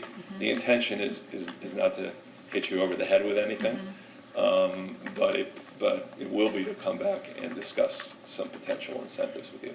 Okay. Skoll, do you have something to add? Your body languages. Okay. Well, it's just that when we make our decision, when we have a discussion and residents tune in or are here, and they'll say, well, I wanted them to go with the group that was going to build the bluff walk. And it's like, well, I think the communication is a bluff walk would be great and you like the way it ties in, but it's not part of the package right now. It's to be negotiated further down, right? Where you have two towers and this and that, that's firm. You want to build two towers, but that bluff walk is kind of an add-in. Yeah, I mean, Okay. I think it's a fair characterization. Okay. I mean, I think we have a wish list of things that we think are not only right for the project, but are right for Clearwater. Oh, I agree. And those are some of the discussions.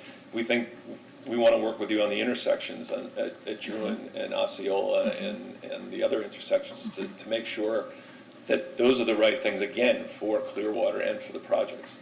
So I think there's a lot more to discuss. I mean, this was put together quickly. I get it. And I just, I think we all have to, I think it's in all of our best interest to be thoughtful about what we do here.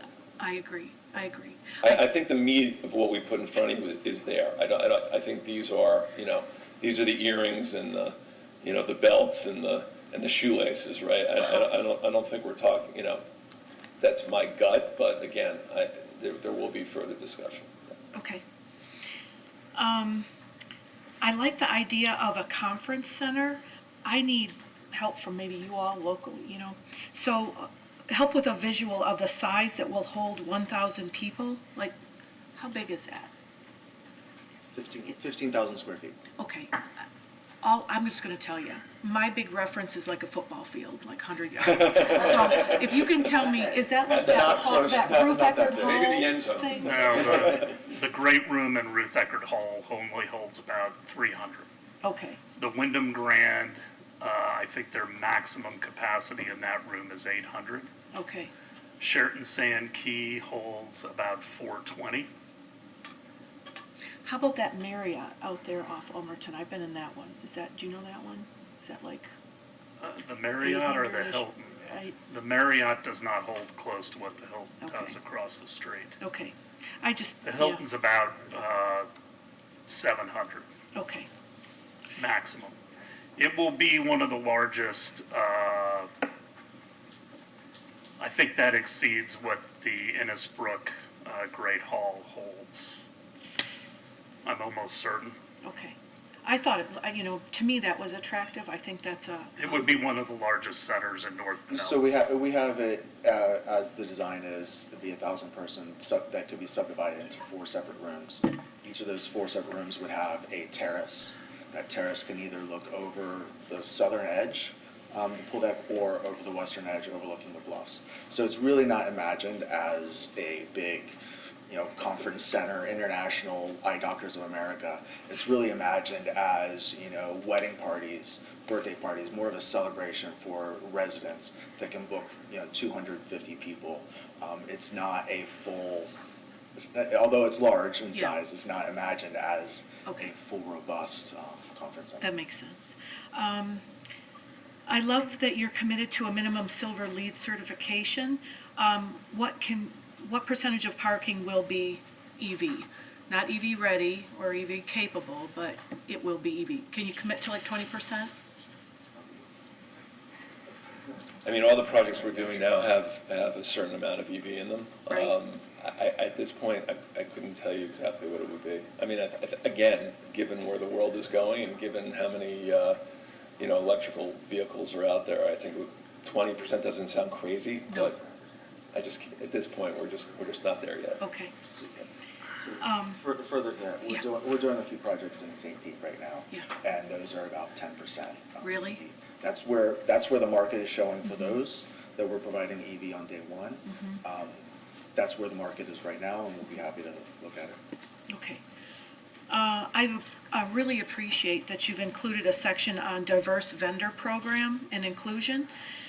Again, this can be intent, but having it in writing and committing to it are different. I was just wondering, can you share some successes you've had with this? Like, where have you employed it and how successful have you been? So, I mean, developing New York, It's different than... They're just, even if I thought it was the wrong thing, which I don't, there's just no way around it, right? So everything we do is geared towards creating opportunities for MBEs, WBEs, as much diversity and inclusion as we can and is feasible. A lot of it depends on the local labor markets too, right? Do you report out on it? Are you real forward-facing with that? Absolutely. Okay. I mean, we have systems that, New York is a whole...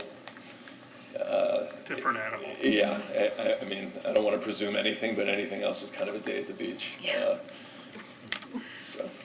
On page, I've got on page 56, I found the economic impacts interesting.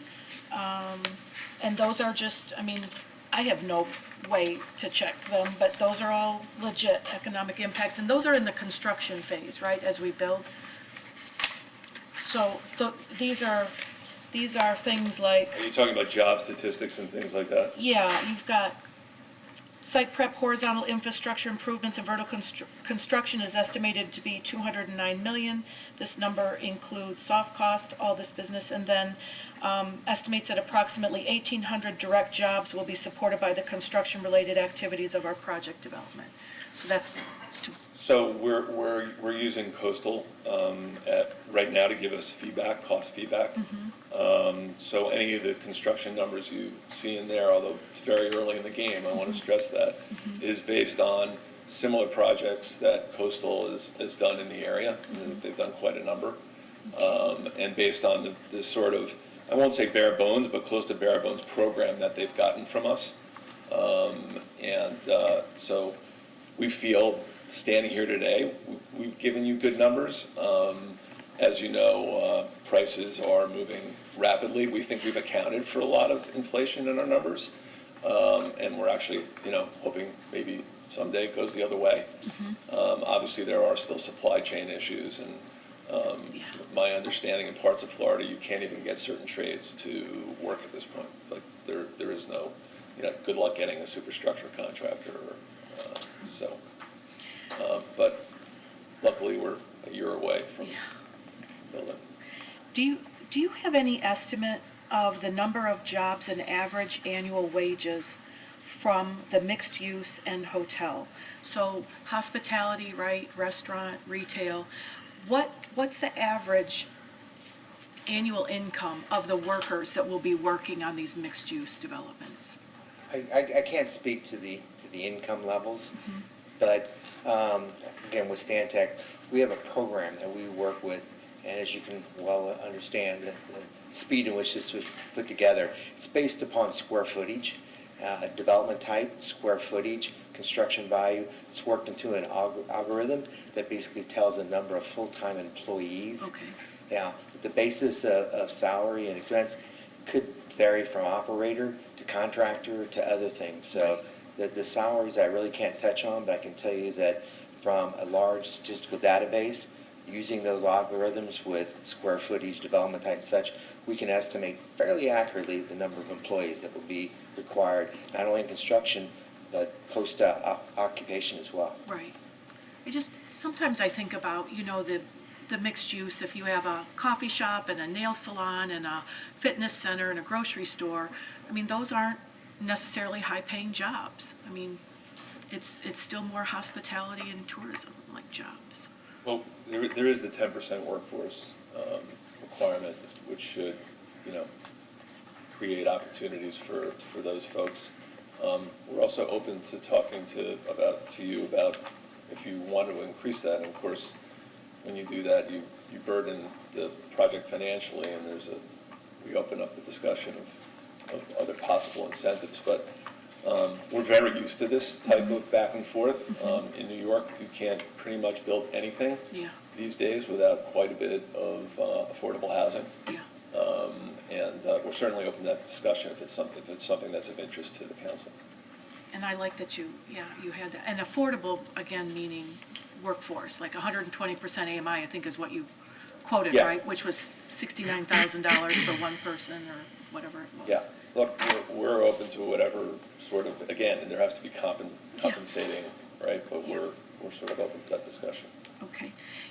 I had a question, I think it's like around page 38, but it's really, it can be this one. One thing I found when we're talking about the question of integrating the park and these two properties, certainly we want a natural flow, we want lots of foot traffic, multimodal traffic and all that.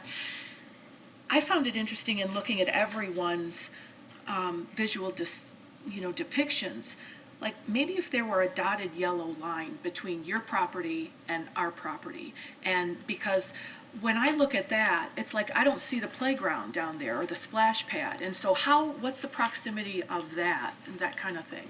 Yeah, but I'm going to probably turn this over to the architects, but so you raise a good question, because I think visualizing how the park is going to bleed through these sites and into downtown Clearwater is really the job at hand for all of us.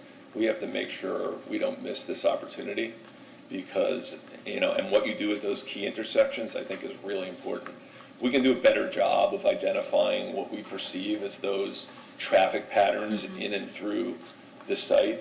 It is tough to show, and given the amount of time, but I do think it's really, really important for us all to figure that out.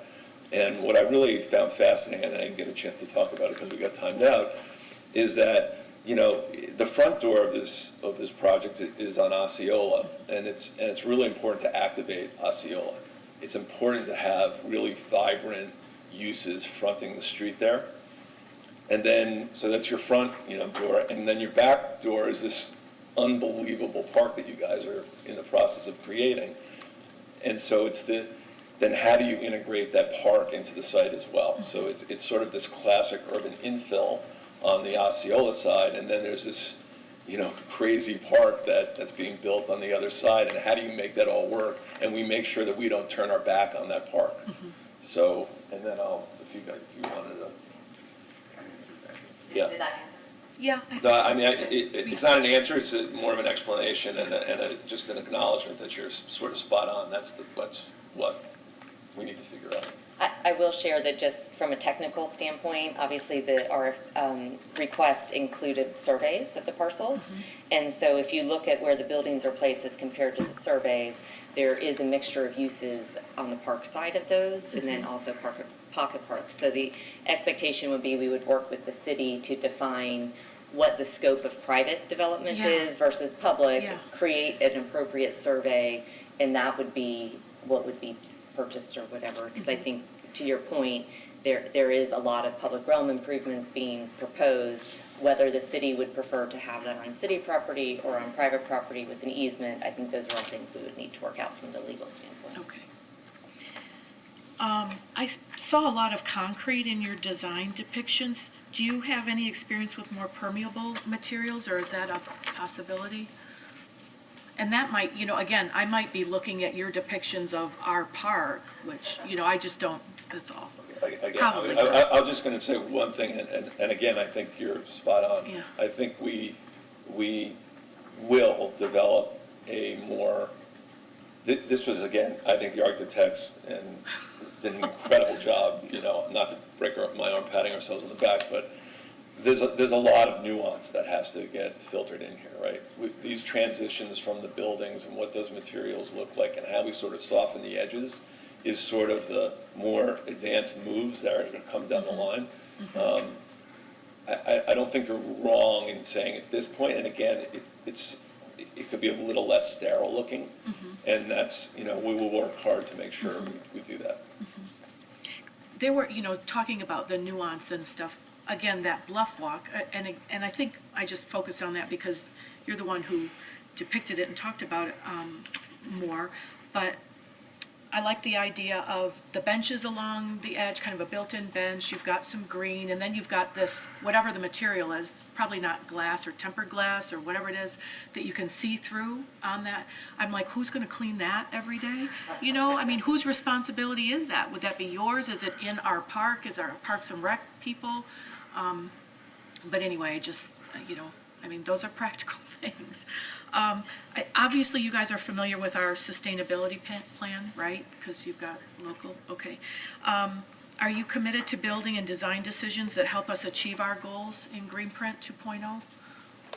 Absolutely. In fact, to answer both questions, previously, there's a lot of breaking up of the hardscapes with rain gardens and bioswales. So yes, understanding that, applying that program and that technology is evolving daily. And sustainability will be one of the highest attributes of this. So kudos to the city and their Greenpoint plan. Gives us a great direction to move forward with. And then as we work through these process, we'll continue to bring as many ideas as we can to the table to help create a more sustainable development. So you say that you're prepared. Sorry. No, go ahead. With regards to sustainability, Yeah. we've included real consultants on our proposal. If you're not familiar with them, they oversaw the LEED and the green and the wellness for all of Water Street that just occurred. So we've hired one of the top-notch sustainability experts. Great. That sounds good. Just a little shift to financial. So you say you are prepared to pay a fair market value for the parcels, but your offer is $16.9 million for both, and they are valued at, a little over $27 million. So can you? There's one page that has a typo. If you look at the actual financial plan, it shows the full value of the 15.4 in the 9.3. Oh, it adds it So together. it's just that picture with the arrow is a typo. Okay. Apologize. That's okay. But if you flip further back on your financial plan, you'll see the pro forma is based upon the 15.4 for the City Hall site. And 19.3 for Harborview. 15.4 and 19.3? 9.3. 9.3. Oh, yeah, sorry. Well, I tried. It's a piece of property, but not That's that right. expensive. Come on now. Come back there. We're for. It says you're open to doing a long-term lease with the city, and so I think that's interesting. Can you share your thoughts on this, the pros and cons, and what should we be considering? Matthew Pickett with Gotham. So we're open to either structure. I think the preferred structure would be fee simple because that's easier to finance. I think it would be our stronger preference, the City Hall site, to purchase the fee simple interest. I think we're while we're open-minded to both, we're even more open-minded on the Harborview site in terms of a long-term lease. I think that for simplicity, the structure of that would likely be a front-loaded payment, because that is also, both for the referendum and for financeability, a lot easier for equity and debt to digest. But again, that we're very open to discussion. So your internal rate of return was easiest to find, which is 17%, and your hurdle rate is 12, which is good. I just wanted to know, what is your occupancy rate at 450 First Avenue in St. Pete? How successful is that? Dustin D'Annunzio, President D'Annunzio Group. We are just filing for a building permit at 450 First Avenue now, and that's going to be a mixed-use project, urban infill with office, hotel, residential units, retail, parking. So we don't have, unfortunately, we don't have an occupancy on it yet, but we hope to. You state the development team intends to survey the community and pursue additional partnerships that will further engagement, activate the respective development sites, and create synergy with surrounding cultural facilities such as the library, Ruth Eckerd Hall and Capitol Theater, and the CMA. So I think that sounds great. Can you, have you done this in other communities, and can you share how this works, and has it been successful? Yeah, I mean, this is my life. Okay. So in New York, almost everything we've done is off-market, meaning we really don't purchase widely marketed sites. We answer lots of RFPs. We have lots of partnerships with not-for-profits. We have lots of partnerships with other families who may own properties, but that are not zoned. So we're typically, everything we're doing is a rezoning process. Rezoning process in New York is a brutal trail through every stakeholder or purported stakeholder that feels like they've got something to say about what you're doing. And so we'll often have, we're doing a deal on 15 acres in East New York, which is a largely minority neighborhood, filled with lots of local politics. And we're meeting literally daily with we've probably met with 60 different stakeholders there. And we were just certified for our ULURP, which is the beginning of the official process of taking something through a rezoning. So this is built into the ethos of this company. I think we play well in the sandbox with people. We're not bullies. We truly do believe that many good ideas do come out of these meetings. There's obviously can be grandstanding and some sort of crazy ideas too, and that either adds levity or aggravation. But we believe it's just what we do. Fully, we're ready. On page 34, you said, our team sees the potential for significant streetscape improvements, which is great. At whose expense? I mean, when we talk about those things, it's like, yeah, there's potential all over the place to do great things. But, as you mention these, it'd be nice to have a follow-up like, I'll take care of that, I'll do that, And so, again, I think what we've given you is sort of 95% of what's going to be there. The rest of this is, like I said, earrings and necklaces and things like that. And we haven't, I think it warrants a discussion, right? We're not, we need to talk to you about what's best for your streets and your intersections, right? It would be pretty presumptuous to say, we have some ideas. Oh, sure.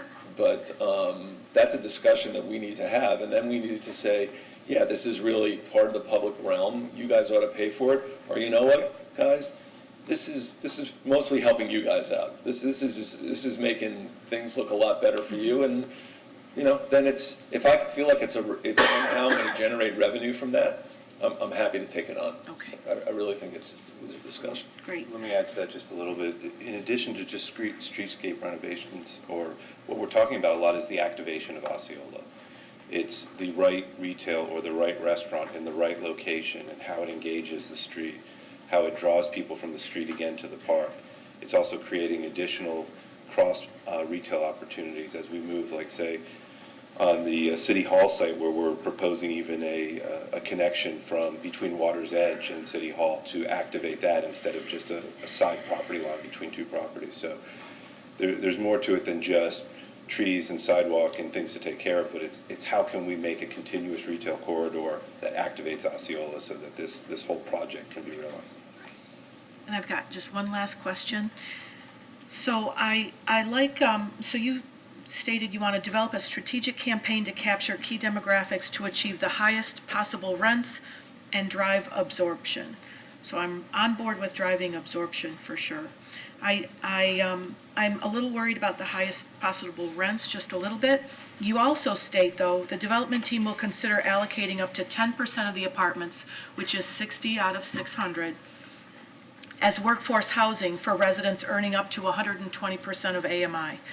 So that's great. Well, I just want to be clear for people who are looking, who are talking or comparing the public, that 120% AMI means for one person, that's 69,000 about, two people at 78,840. And so this is not low-income housing. And one thing I wanted just, so I do have a couple little tangent questions, but when you talk about apartment rental there, if a person, if you have 60 units set aside for 120% AMI and, you know, a single person makes 69,000, are you charging association fees or HOA fees in addition to whatever rent you're going to charge? So typically what happens for those folks is there's some sort of a discount to what we're charging the market rate folks. So in our buildings in the city, I don't know exactly what it is, but I'm going to say maybe it's half or something like that. Okay. So there is a charge, but it's deeply discounted along discounted. with their Yes. the 10% allocated? Yeah. Okay. I also want to clarify, because my son informed me I was misspoken. The numbers you have are based on 100% market, right? So if there are discussions you want about any level of affordability, that's a discussion about, you know, you scratch my back, I'll scratch yours. Right. And that was the follow-up. It was like, okay, are you requiring incentives from the city to make this happen? And have you negotiated such an agreement? And what is, you know, I'm sure, especially from New York, it's again, this is all standard operating. Nothing gets built in New York Yeah. with an element of affordable housing, especially not now. Yeah. So these are sort of, you know, tax abatements, tax credits, Right. And I think subsidies. Yeah. Not so much affordable. I mean, if we want to use workforce housing, whatever, but it's not subsidized housing. It's not, you know, permanent supportive housing, any of that. It's workforce at 120% AMI. These are Yeah. professionals. No, who are I working understand, in and the community. probably ask is a lot less than if you asked me to do like, you know, 40% of area median income, which Yeah. is a lot of what I do Do in you? New York. Good. So, yeah. Just You to add, probably knows better than me. just to add to that, yeah, 120 AMI is by no means, you know, low income Right. housing. But on the other hand, it still is a fairly deep discount to market. And so there would be a discount in terms of what we could pay relative to the appraised value of the land. Okay.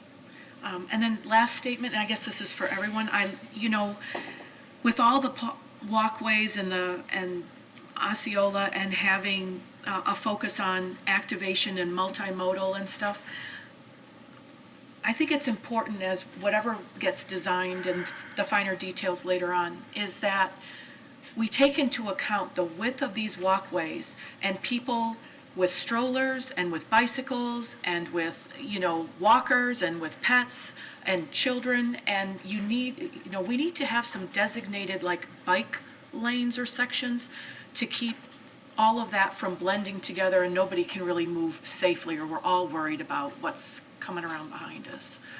So I hope that happens either along Osceola. I think your design showed, or you talked about doing some different lane configuration on Osceola. You have a picture of a car with a bike behind it, and then some people have bike lanes. But I you know, to me, advocating for the future of our city and transportation and multimodal, especially getting residents down to this park and activating the Pinellas Trail, people from Dunedin, wherever. We've got to have really thought out multimodal walkways, travelways, whatever developers call them, to make them move efficiently. I think we need to stay in our lanes, though. And I think right now, I feel like we're getting out of our lanes. I mean, infrastructure, road infrastructure, sidewalk infrastructure, that is really the business of a city. And those are improvements that we ought to make within the CRA because we're trying to make a better place for the private sector to come in. I don't want to build your apartments. I don't want to build your hotel. That's what the private sector does. We build roads and sidewalks and public amenities. And so I think we need to stay in our lanes on that. As far as the bluff walk, I think that's a little bit more of an amenity that potentially could be a partnership. But when you get out onto the streets and the sidewalks, I think we're getting out of our lanes. So. Yeah, I don't disagree, Mayor, but we are here for a discussion if that's warranted. Councilmember Tejeda? So, a lot of these questions that I had, you actually answered, but one of my questions was why Clearwater and why now? And you answered it in part, but I want to understand more. Is Clearwater more attractive to you guys now versus the last RFP? Just out of curiosity, was that an issue? Is there anything that happened that made it more attractive now than a year ago? Dustin D'Annunzio, once again. So we were working, obviously, I'm a local developer here. I grew up in Clearwater, right around the area, went to high school in Clearwater. And I started talking with Matt, who I've known for a little while back, about their potential investments down in Florida. And they were looking at South Florida, and we were just talking about some of the dynamics and economics of what was going on. And I started talking about our area here, Clearwater and St. Pete and Tampa and everything that was going on. And the next thing you know, there was these guys were jumping on a flight. They came down here. It was right around the same time that discussions came about doing this RFP again. Came down and walked every square foot of the site. Went out to the restaurants in Clearwater, took them out, went all around the area, and I think, I grew up here. So for me to do something, I live on Clearwater Beach, for me to do something in my backyard is something that every developer dreams about. And we have very aligned philosophies. We don't sell anything. We build it to own it for lifetimes and generations. And that's the same philosophy that Gotham has. And I think when you employ that philosophy, you end up with a higher level of product. And so I think the vision that we have for it, I think they share, and they came down and saw what it could be, and then really looked at the investment that you guys are making in the park. And I think was the interest. They were looking to diversify geographically, and I think this is the right area. And they weren't really around for the last RFP. I don't know if you're able to answer this, but I'm very curious. I know you have a relationship with One Blue Ocean and Graphic Studio, and I understand that this is a rushed thing for you, but if you could just walk me through what do you envision that partnership to be, the end product? It's just so abstract right now. I would like to see how you were going to integrate those relationships into your design, let's say. Sure. Well, a big piece of the design is about flexibility and activation on a regular basis, not just the big events that occur in the park. USF Graphic Studio is world-renowned. They have artists in every museum in the world, and not every museum, that's a little broad, major museums in the world. But what they've done is they've worked with places, corporations, parks to provide public art, to do facade activations with digital projection is a possibility. One Blue Ocean could take the conference center and bring their immersive experience, the ocean experience in the conference center for 6 months. The public could come see it. There could be rotating art exhibits throughout the, through the public areas, or again, street art. These are Florida Wildlife Corridor is involving so many components from an art standpoint, documentaries, films. These could be, there's an opportunity to be showing films. There's an opportunity for the library in this room even potentially, if it's not, if it ever changes again, but could become an opportunity to have things happening at both the City Hall site, the Harborview site, the library, the Capitol Theater, whoever wants to participate. There's opportunities to, again, activate and engage, and through these partnerships, bring their missions to the forefront, but also use that for the public amenity. And I would just add to that, we try to be of the communities that we go to. We try to understand the communities and build in things that speak to the people that live there. And within our communities, we generate, we activate folks to come together to see a concert, to do a tasting, to prepare a meal, we have art exhibits in all of our buildings. There's gallery space where we bring local artists in to display their artists in a sort of rotating, and we've been doing this for years. We started doing this in the 1990s. This is part of who we are. So we embrace this, and we think it's not only good for the community, but it ends up in the top line of our revenues, because we think people pay up and then they stay longer. And then a lot of the questions, the answers is too early on or is up for negotiation. I guess the other one that I'm left with is that bluff walk. Can you be a little bit more specific on how far it will be from water's edge? I know that's going to be a question that's going to come up. What is, at the nearest point, how near is it to the water's edge? I can't give you a dimension, but I know there's actually a very large tree just outside of water's edge on that western elevation. We want to preserve that tree, so we're thinking of going outside that dimension. My guess has got to be 60 to 80 feet, because we respect those tenants, and we know some of those tenants on that backside are right there, and understand their need for privacy and separation. That's it for me. Councilmember Bunker? I have no questions, but I'm very impressed with what you proposed, and I have no doubt that you're eminently capable of producing this. I was a little disappointed when I saw you design the elevator walkway back in here. I thought you were going to pay for that yourself. But I think good job. Councilmember Albritton? Well, I too was really taken back by the elevated bridge. That was something that we had lots of discussions. I had lots of discussions during the initial design, and I was disappointed that they took it out, because I really thought that to connect the bluff walk, that was really needed. But my concern was the original design had it so close to water's edge, and they have units down. There's a hill there, and there's units that they were showing a solid bridge. I'm going, they're not gonna buy this, and then it ended up they took it out. But I was so glad to see that back in there. I think that's necessary to connect the south side to the north side, because people are going to be going north and south, and if they just won't go down the hill and then come back up. They need to have something along that they can walk. And now that you've brought it out, as around that tree, takes it out away from water's edge, I think it's a great public amenity that should be in there. So just some other comments. I love your designs. I like the number of units.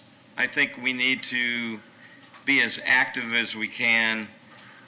This isn't, too big, but it's more units than the other two people that proposed for the City Hall site. You have an adequate number of units in the hotel. I'm glad. I like the hotel concept. I've always thought that's a great concept for that. And now that the amphitheater's moved over and back at the library, it just makes sense to have it there. I love your public amenities, the art, all that. And I know this is conceptual. This isn't as detailed, because, I mean, everybody had a short amount of time to put this together. But glad you brought in ocean-friendly. I think that's important, being on the water, and then, you know, it's very important in our community to have that. And so the questions I have, how do you figure, how are you going to stage this on the City Hall site?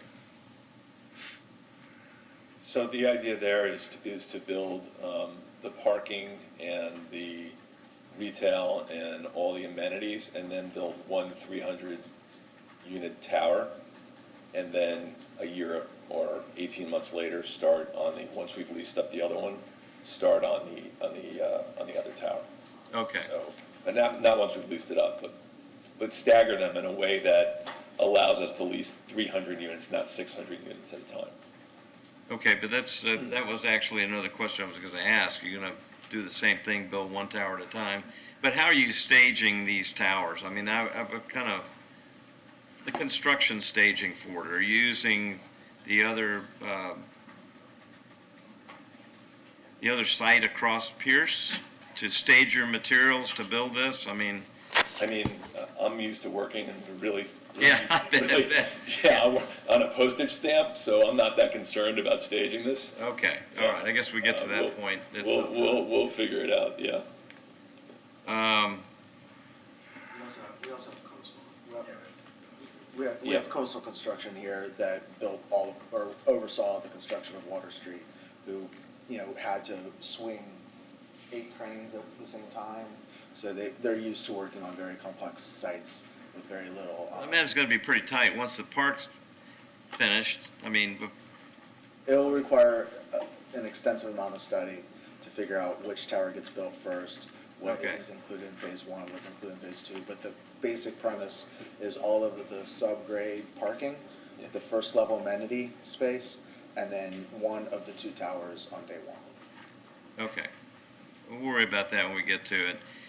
I like, as I said, that you have, you know, the 600 units. But we had some concern from one of the other presenters that who had less units, that the capacity of the road would only handle so much. And I guess, you know, I'm not getting into, I guess my concern is we're talking about activating Osceola, because I mean, we've got other projects that are along Osceola, and probably the city's going to have to design that in a way that's going to handle all of the stuff that's going to happen there. And when you start your projects, everything else is going to pop. I really think, you know, that. I mean, whoever we pick, when this stuff starts, it's really going to be a feather in our cap, and I think it's really going to activate everything down there. So.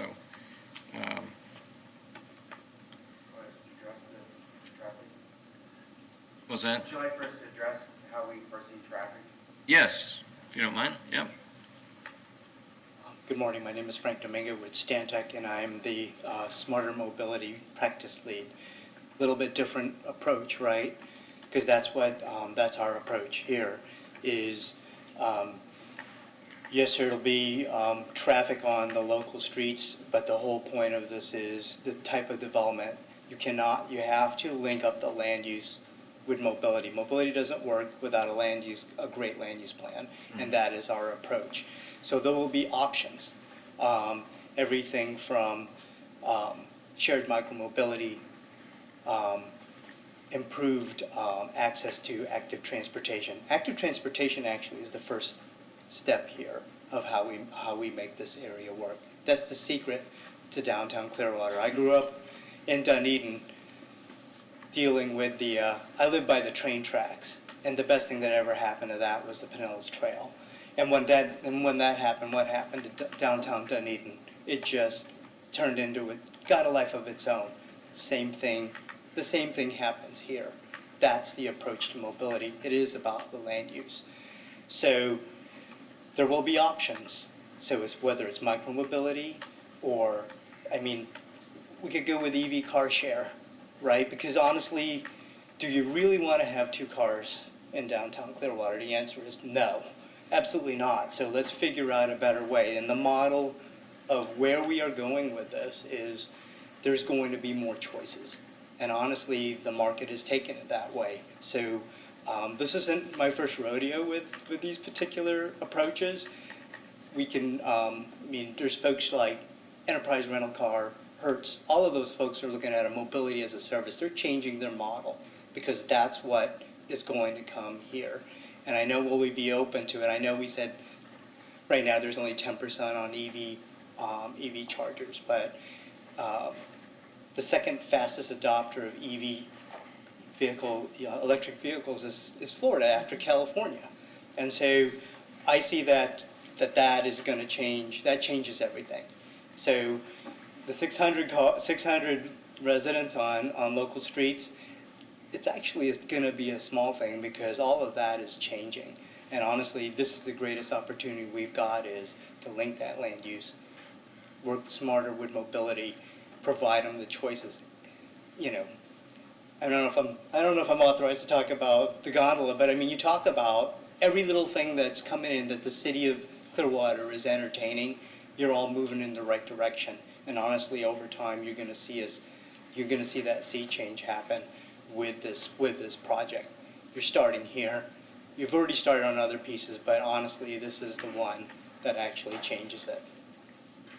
Does that make you feel a little better about that? Yep, that was great. And I approve this message. So. Okay. That's it. Okay.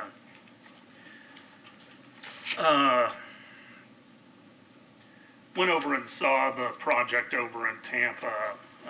First of all, I was up in New York 6 weeks ago, and I knew that Gotham was going to be proposing on this. I did go up to New York for regular business, but I went early, and I did go to Gotham West, which was very impressive. Mr. Pickett gave me a tour. We had lunch together. I paid for my lunch, correct? But I was very impressed. Now, they have a fair amount of affordable housing in those projects. As Mr. Pickett said, that's a requirement up there. But I was impressed by the amenities, the public space, and all the sharing that goes on between all of those units. They were really high quality in a neighborhood that frankly wasn't great years and years ago. Also, the food hall was impressive, even coming out of COVID, which is saying something, because certainly New York State handled COVID a little bit different than Florida did. A couple questions, Mr. Behar. I guess the first is, where is the ingress and egress on the City Hall site for vehicles? It's off Pierce Street. You It come is down off and Pierce. You enter down into it. Yeah, I just couldn't see from the pictures. It didn't look like it came from there. So have you done traffic studies on that?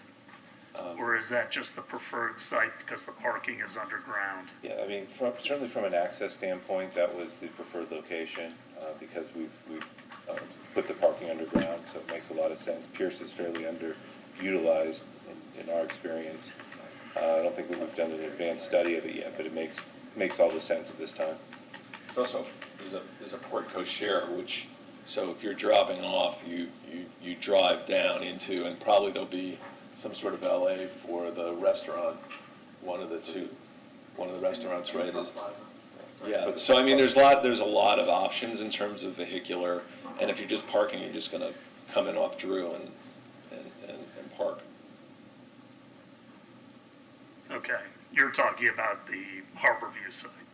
No, I mean, I'm sorry, I got the wrong, what street am I thinking of? Pierce, thank you. So this is Pierce? Yeah. Okay. So you're either gonna come off, if you're coming home for the night, you're gonna pull into the garage in Pierce, or if you're dropping off your family or coming to go to one of the restaurants, you're gonna drive down into the portico share, and they created a little pocket park in front of it, which is really nice. The image is up here now. Okay.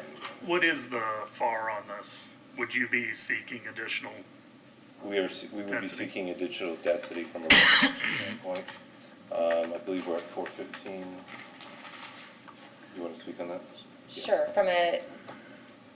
The code obviously allows both the public amenities incentive of either units or FAR, and the buildings are below the 4.0 FAR, but if you do a mixed-use calculation, we would require units from the density pool.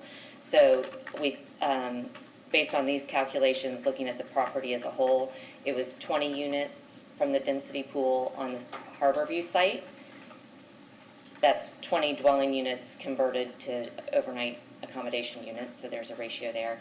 But then on the City Hall site, it would be the 415 units out of the 600. And again, these calculations can be worked with staff as to how the city would prefer to do that, either the FAR or units, and work through it from that standpoint. So underground parking versus building it into the actual structures, can you speak to that? Underground is a lot more expensive. Yeah. I prefer it, but it is an investment. We thought that it was essential that we bury as much parking as we could. And when you say underground, it's built into the slope, sort of. But yes, I mean, it is. Yeah, we don't have anything underground in Florida, but because of the topography. Right, correct. But yes, it will be more expensive. It will be one of those topics of discussion with you as to how we share in that. But we felt that it was absolutely, from a design point of view and from a how are the buildings going to work with downtown Clearwater and the park, that to stick a parking structure and obscure views and obscure pedestrian cycling through the site, that it would be a very big mistake for both us and the city. So I think that will be a topic. Right now, I don't think we know enough about what that's going to cost to have that discussion. Hopefully, we will soon. And we'll decide between, if we're selected, we'll decide between the two of us the appropriate sharing. So Goldman Sachs, JP Morgan, and Wells Fargo are your three primaries. Goldman Sachs being your primary financial partner. So we have a programmatic arrangement with Goldman Sachs. We've done, in the last 3 years, 3 deals with them that are, the total capitalization is $1.2 billion. We also have a programmatic arrangement with a GP partner and when you combine the two of them, we have the equity to do up to $2.5 billion, assuming 60 to 65% leverage on our deals. The arrangements with Wells Fargo and JP Morgan and US Bank are looser. They're on a deal by deal. We've never been turned down on a loan by any of the three.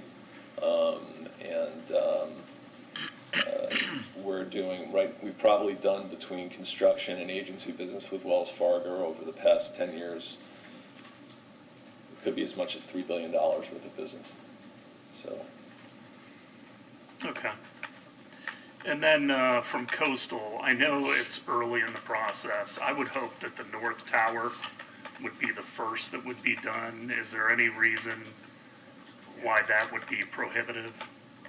What was your question again, Mayor? On the City Hall site, I'd prefer to see the North Tower completed first because it obviously has more of an impact on water's edge. So do you see any reason why the North Tower wouldn't be the first? To answer your question, no, sir. Based upon what we would get on the geotech and the civils and so forth, there's really no reason why. It's still early and premature, but at this point being early, there's no reason we couldn't do that. Understanding the parameters of the neighbors and so forth, that's going to be key in mind as to how we're going to structure the different phasing of the two towers. Okay. What is Fitwell? That's a good question. Is that in yours? Okay. Sorry, never mind. I got my two presentations mixed up. Thank you. Normally, I'm good at hitting curveballs with that one. I saw the blank stares, so, okay. Very good. Thank you. Any other questions from council before I close the questioning period? No.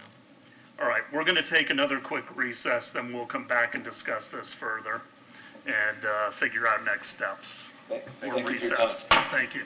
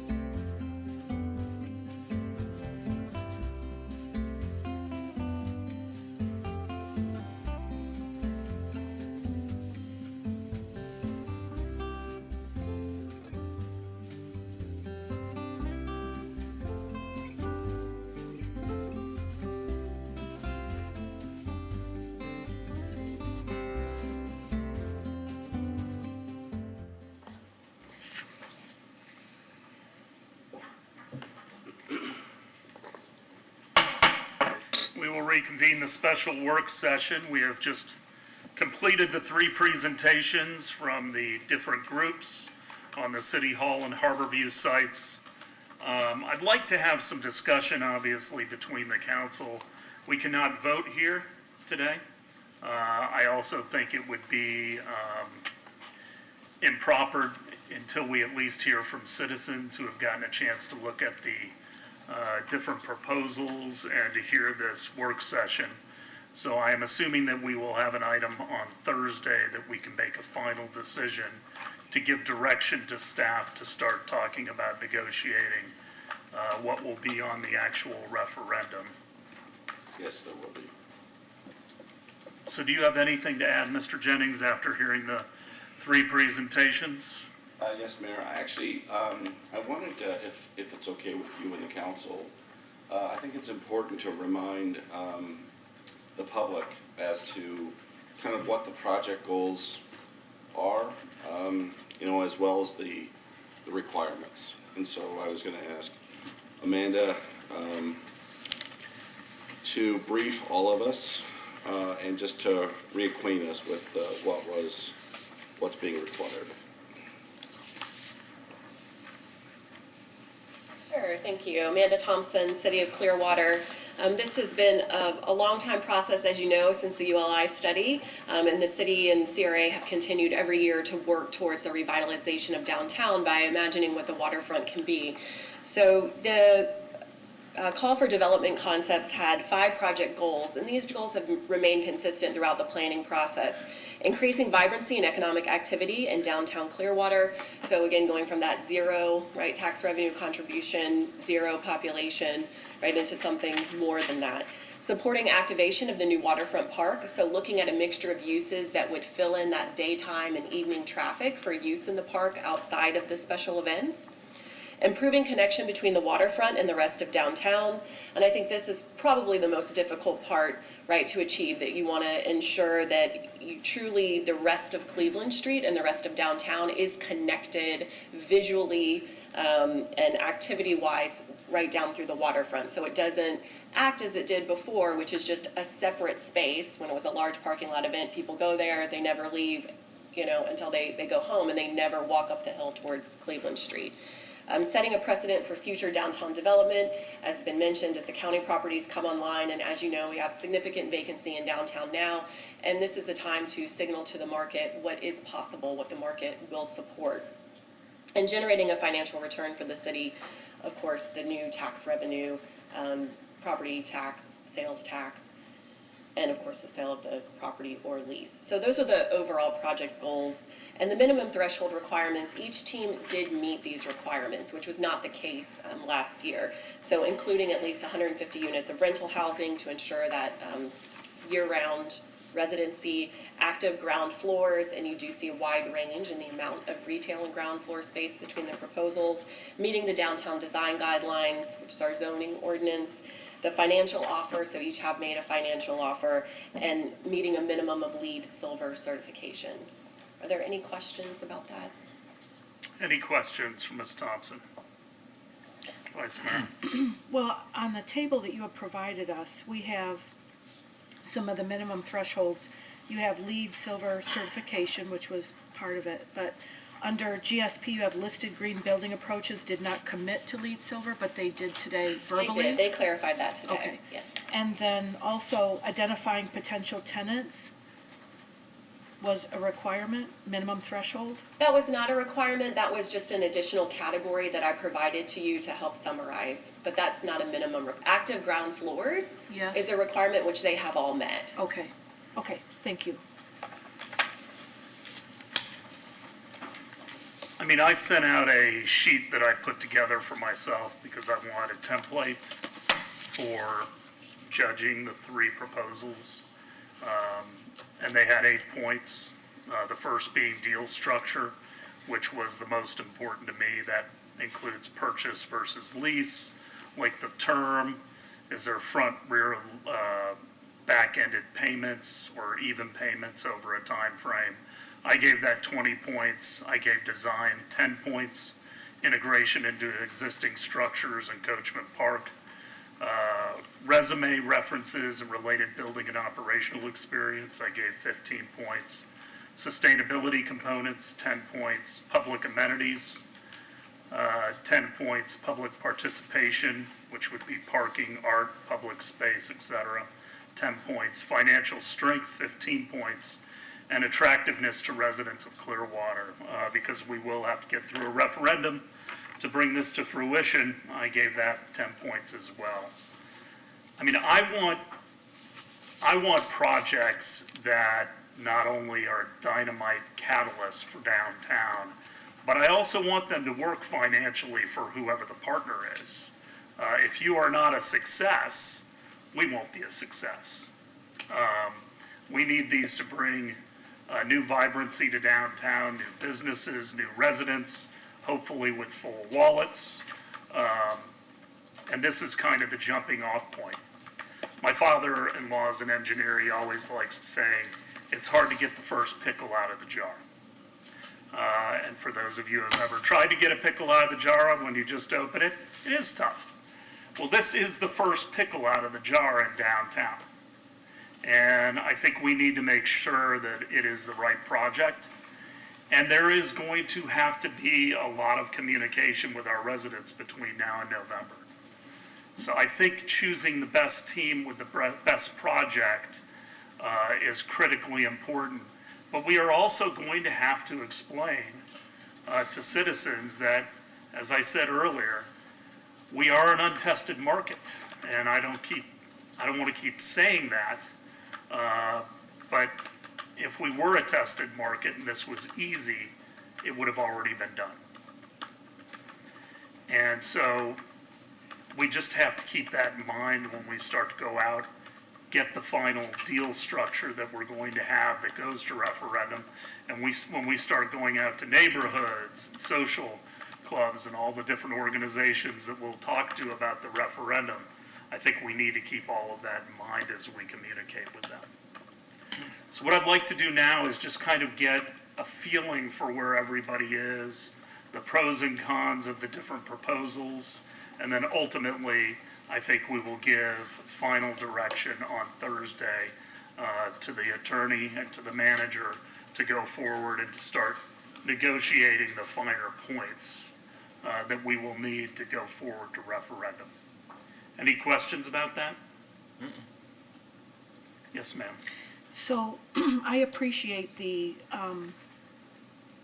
proposals for Bluff Properties work session guidelines with your points that add up to 100.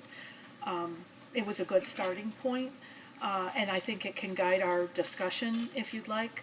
But I think we need to, spend some time. If we're going to refer to these things, I think we need to spend a few minutes talking about what's underneath each descriptor so that we have a common understanding of what deal structure means. I mean, I know you've got some of it, but I have some questions about where I'm putting some of the things I'm considering here under these. So can we? Certainly. I just gave this as a guideline. I know. I needed something for myself to compare apples to apples. I did a And I also spreadsheet said too. in my email, which probably made Mr. Margolis cringe a little bit that I sent it out to the council, but I said we could not discuss it via email. It was just something I was using as a template. We may not all agree on the different points for different categories, Right. but I thought they were the major areas that we should be looking at to make a decision. I agree. And I think it's important to, for us to share any relationship or knowledge we have, interactions with the developers that may factor into our decision. So if any of us know, or like, I think we've all toured the Kennedy, whatever it is, in Tampa, so I've done that. I do know Daniels and Janelle who work in our same building. But if other people have had conversations, and you went to New York and so you saw that Gotham development, it looked great, that's great that you shared that. But if there's any other information that any of us have that we're going to use to make a judgment and form a decision, I hope that we could share that here so we can all have it. Because for me, I think, and I asked about numbers and the valuation of the incentives and stuff, it really is about, for me, that we look at the same information and data, and we make our decision based on everything that we've shared and we have access to. So I just wanted to put that out there too. Mr. Jennings. Thank you, Mayor. I did want to just mention that city staff met on Friday to review all the proposals.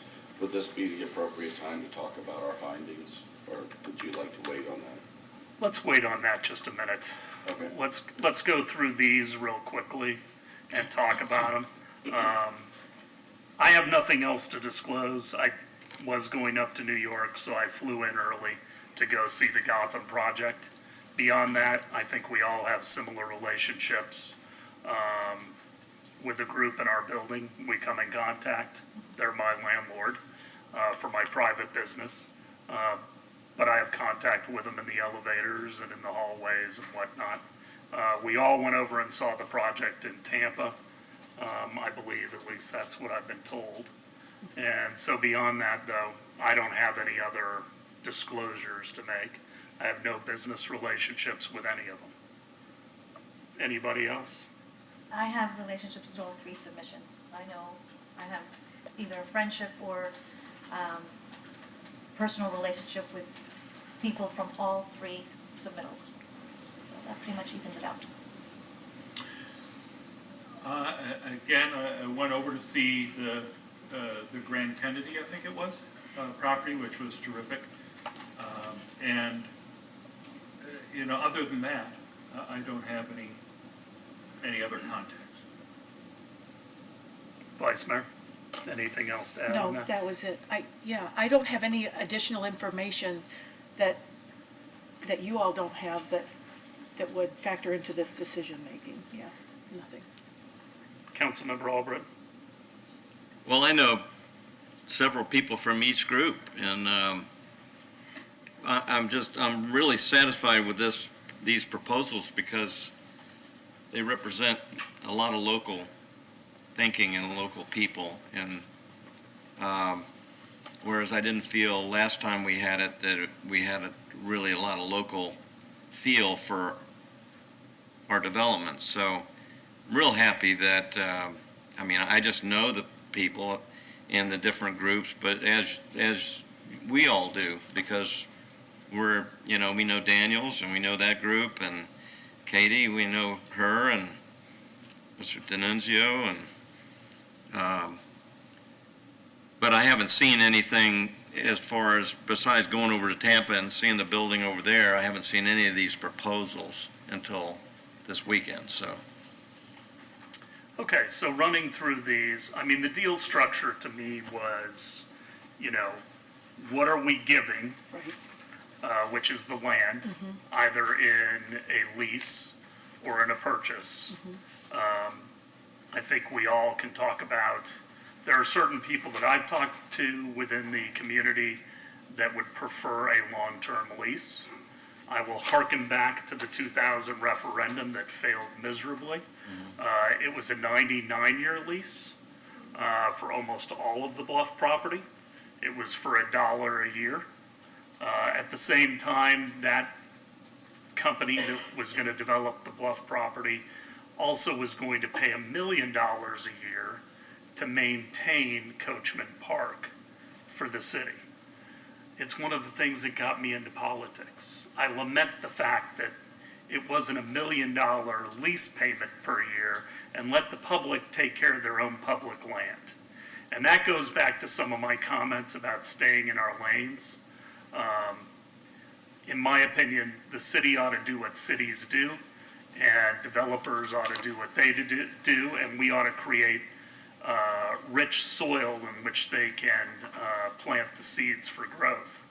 But, some people I think would prefer to see a lease. I think there's more interest in leasing the Harborview property by citizens that I've talked to, and not as much heartburn about the City Hall property. I think we have to keep in mind the fact that there are financing obstacles that any of the groups are going to have. It is certainly easier if they own the dirt. because now there is an asset rather than a lease. There is going to be participation with the city in some ways. I think one of the things that we've always talked about is participating in parking, because we have a fairly robust parking fund. We do have a CRA that these properties sit in. We have incentives that we give every day, right, Ms. Thompson? Almost. Or offer every day to prospective developers. I would not anticipate that these developers don't try to avail themselves of some of those incentives. And the beauty is, if this goes through, the taxable values within the downtown are going to go up, which means there's going to be even more resources for the CRA to spread around and use on other projects. I mean, it can be a very virtuous cycle. So that's really what I meant with the deal structure. And I think one of the biggest things for voters is, what are we getting? What's in it for me? I think so too, but I also think there's a cost. And so those the values of those asks, I think is important to look at. So if we get some general idea by Thursday. And then, the lease versus purchase price, what does that mean for revenue coming into the city? So those are some of the things I had, interest-free loan, the values, incentives, the values, tax revenue, some want abatements and things like that, so it's, but anyway, that's kind of what I have fleshed out for that one, if anybody has anything different. Anything to add? Councilmember Albright? Well, what did you, I kind of went through each of those line items and figured put some kind of number with it. Which one did you want to know? I can tell you what my guess is. I put descriptors under, I think we should all be on board with what are the descriptors under each of the, Parenthetically, I put some of the descriptors are certainly, that's not an exhaustive list. so we all kind of look at the same thing for deal structure, or similar, whatever. Which is on the first page. It was this worksheet that Frank, Yeah, I've got it here. Mayor Hibbard, sorry. I've been called worse. Anything else anyone wants to add to that? I agree, the abatement, loans, all of those things enter into that, and did in my mind. And then the design was integration into the existing structures eastward and also into the park itself. How did they incorporate? How was the flow between Osceola and the park? View corridors, things like that. And just good design. I put like walkways, parking, multimodal transportation, access points into the park, multiple, are they similar in design, consistency, unity, things like that. That's what I'm looking at for design, pleasing to the eye, I guess. And some of that is the eye of the beholder, Oh, sure. too. Oh, so yeah. we can all. Yep. Anyone have anything to add there? And then resumes, references, related building and operational experience. I think that pretty much speaks for itself. Mm-hmm. Well, is staff contacting any references? Are we looking at the length of time that they've been in operation, the number of developments of comparable nature, the occupancy rate at their other locations?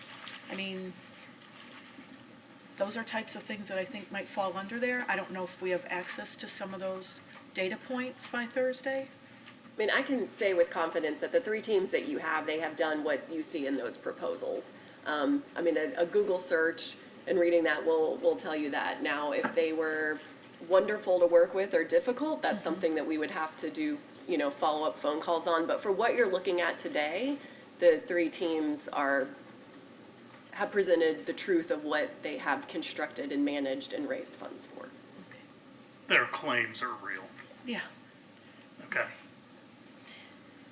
And then the sustainability components, we certainly put silver lead levels We didn't say that they had to get certified when we did the original RFP. Gave that 10 points, and then public amenities, you know, I think that goes to some of the green space. The fact that they've got ground level retail in, you know, the different projects, so it's not like we are selling Harborview or the City Hall site, and the citizens of Clearwater never have access to it again. They're gonna still be on those properties, utilizing those properties, and the good thing is, they're gonna be generating revenue that helps support downtown and the rest of the city. I think, you know, we want downtown to be self-sufficient. Well, I think to adherence, you know, how close do they come to, you know, what our goals are with Greenprint? I asked a lot of questions about EV charging. Are they, you know, are they ready? Are they, there are 3 different levels. Are they going to be there? Are they capable? And are they EV ready? So whether it's conduit and infrastructure underneath, whether you've got the box ready and you just have to decide who you're going to contract with, or whether you've got it offered to your, you know, residents or hotel visitors. And then, you know, things like people have mentioned in here, developers have mentioned the highest efficiency amenities, appliances, and things like that. And then solar on the roof, you know. So I asked Elevate, they're ready to go. Their solar is from day one. You know, some of the other depictions, the visuals, I don't see solar on some of those buildings. So again, I know those are the devils in the details and things you work out and incentivize, but, you know, it's important. So anything anyone else wants to talk about public amenities?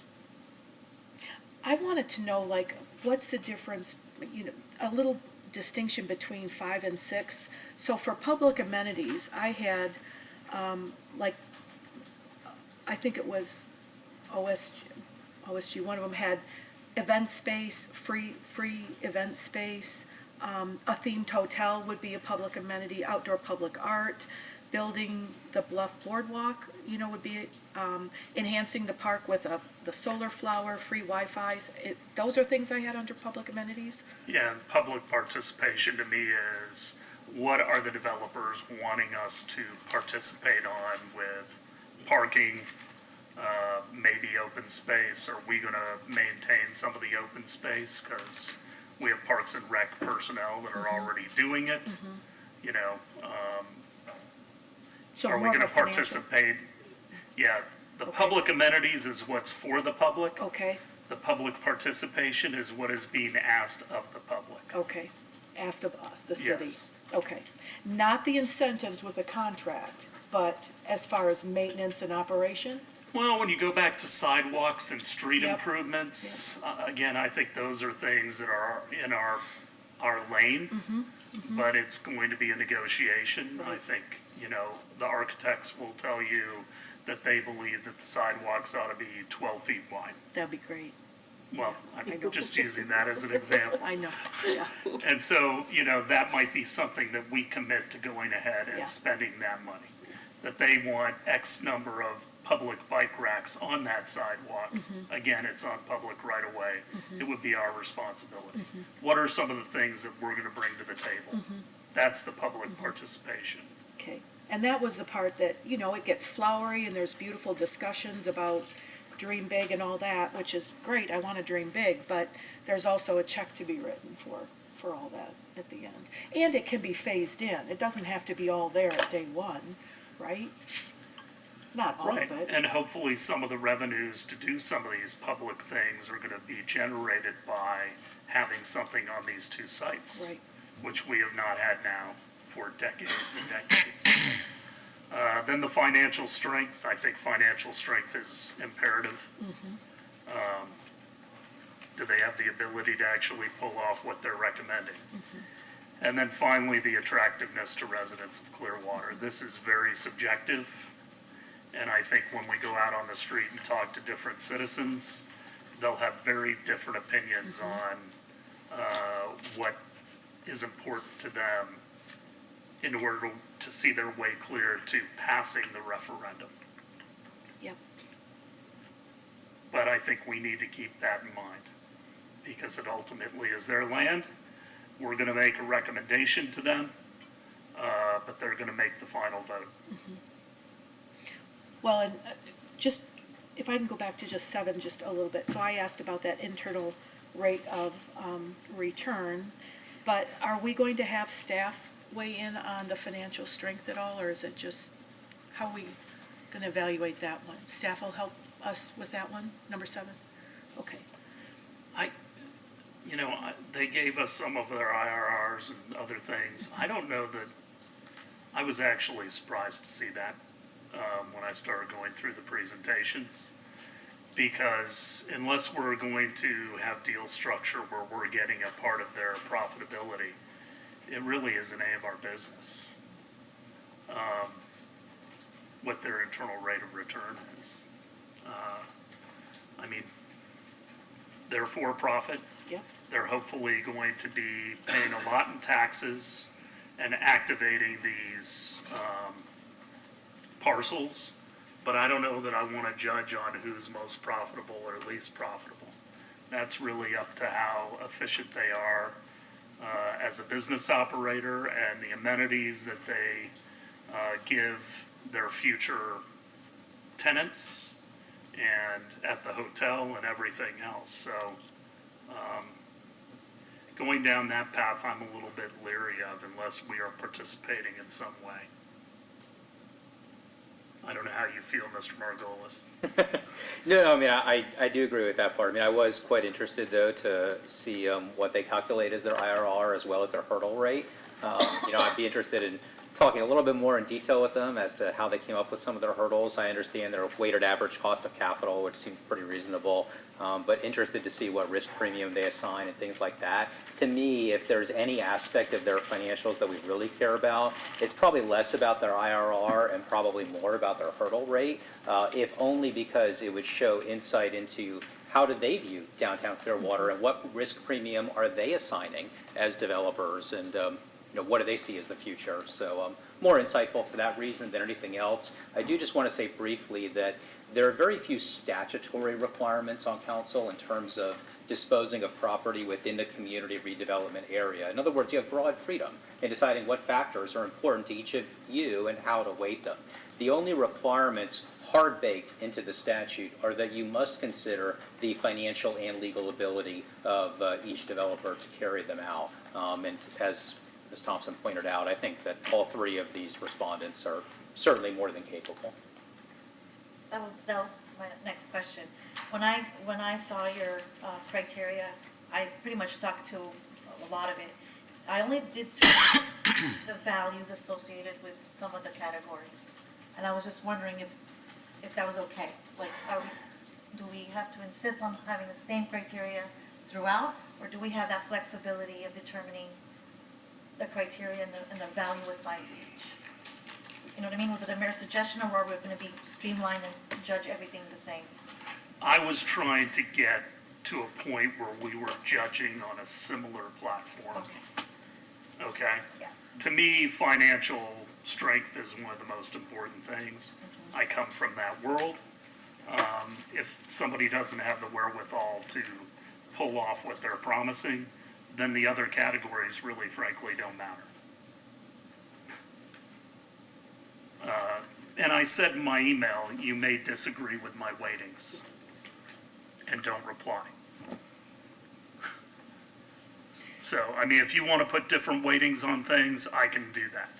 I have already gone through personally and kind of scored them on my basis. But I'm flexible, and we can do that between now and Thursday.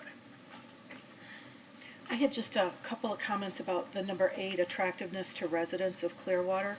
So a couple of things, again, it's very subjective, but some of the items I listed was if we had some component of, workforce housing, and the one that was put in writing there was an option to consider be incentivized for 120% AMI for 10% of the 600 units, so it's merely 60. I think attractiveness to residents of Clearwater includes sustainability features, retail, restaurants, entertainment, and learning, engaging with our natural environment and some connection to, either the music or our water, here being on the coast. I wonder about something to bring families in. What do those visions look like? A welcoming of mixed transportation, that it's creative, it's unique, it's iconic. Again, all those things are subjective, whatever it looks like. But I think, like you said, I think this is a big opportunity for a big catalyst here in downtown, and it needs to be something very special and unique. At least that's what, that's how I'm looking at it with attractiveness to residents. I agree with all those. I have to ask a question, and I'm going to look like the jerk, okay? But I'm okay with that. I don't necessarily think affordable housing goes on waterfront property. I mean, I just don't necessarily think if you're looking for affordable housing that you get to live on the water. I don't live on the water. And let me explain where I'm also going with this. Because we could say that we want X number of units that are workforce housing, and even if we're 120% of AMI, if one of the developers can lease that up for regular market rate, that makes them more profitable. Right. So, I mean, if that is something we want to extract and we want to add affordable to it, then I think we just have to understand we are taking away some component of profitability. And do we want to focus more on other areas? We've taken some of our ARPA funds. We've got 3 projects we can't even get out of the ground. Now maybe we can, eat a bite of the elephant here, but I have to ask that question. I don't know where else in the county we have workforce housing on the water.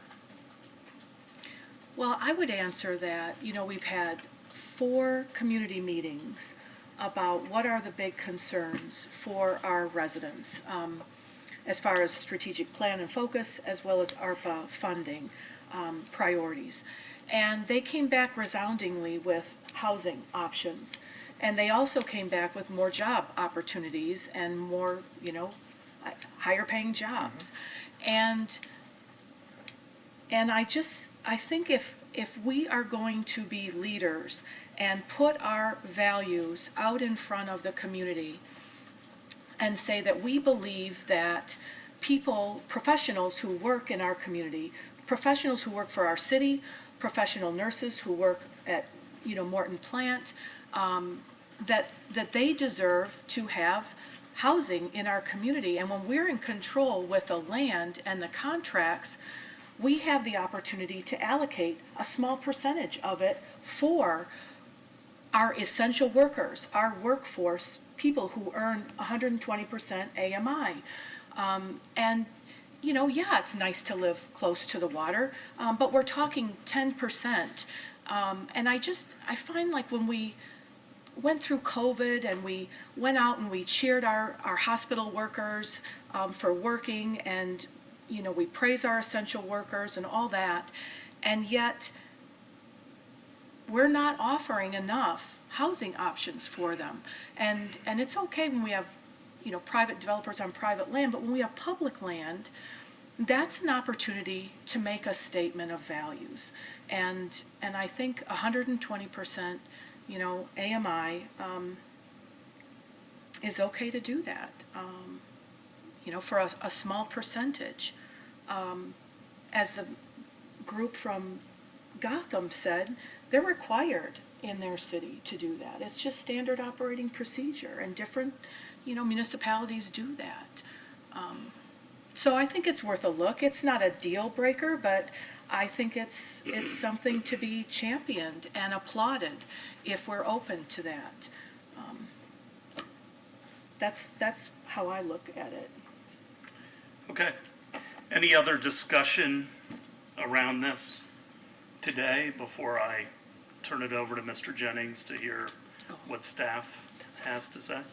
Go ahead. No, that was it, I think. Yeah, I was gonna ask about our finance department weighing in, but it's part of the whole staff recommendation, right?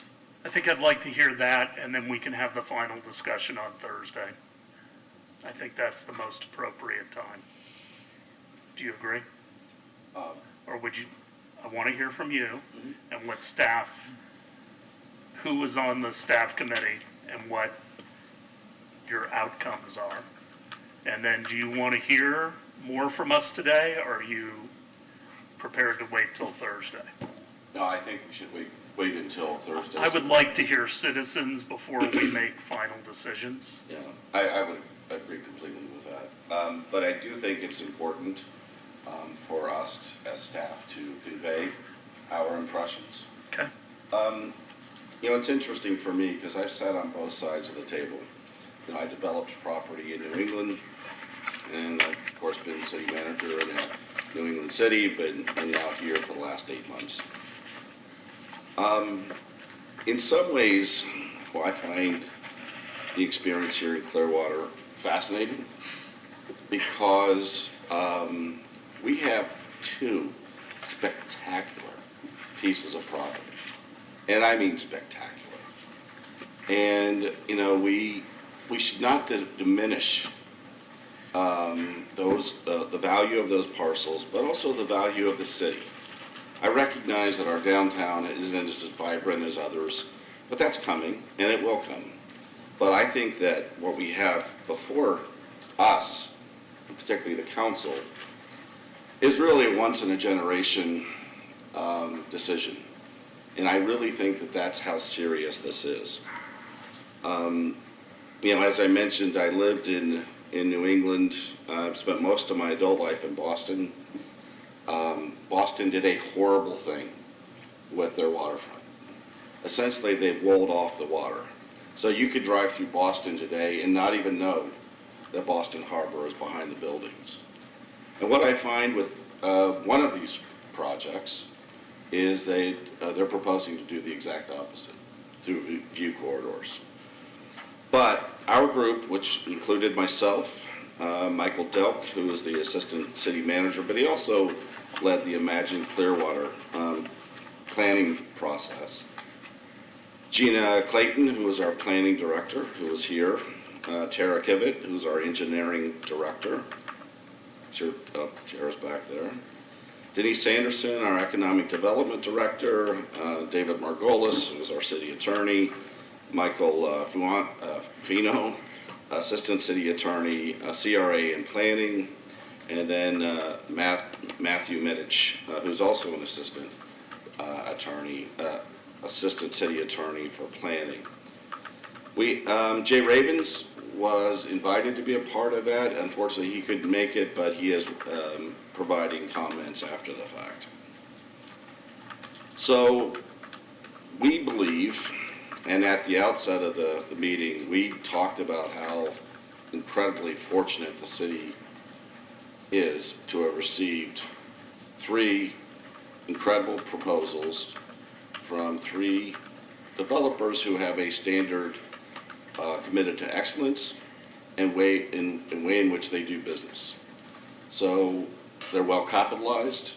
They have a track record of success. However, there were some deficiencies in a few of the proposals. Mr. Deb has done a really remarkable renovation project at Apex, and of course, everyone mentioned that as part of their comments. And I think for us, as we looked through the proposal from GSP, we did not find it dense enough. We felt as though that we needed to have more units of housing, particularly in our downtown, to animate and activate the things that we all want to see.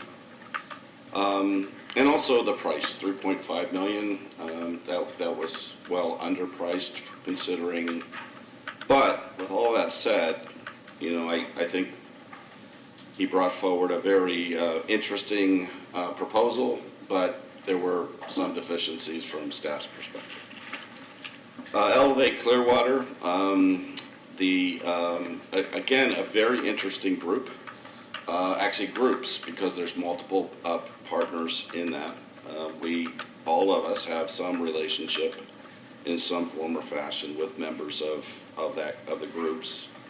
I also think that they were trying to push the envelope on innovation.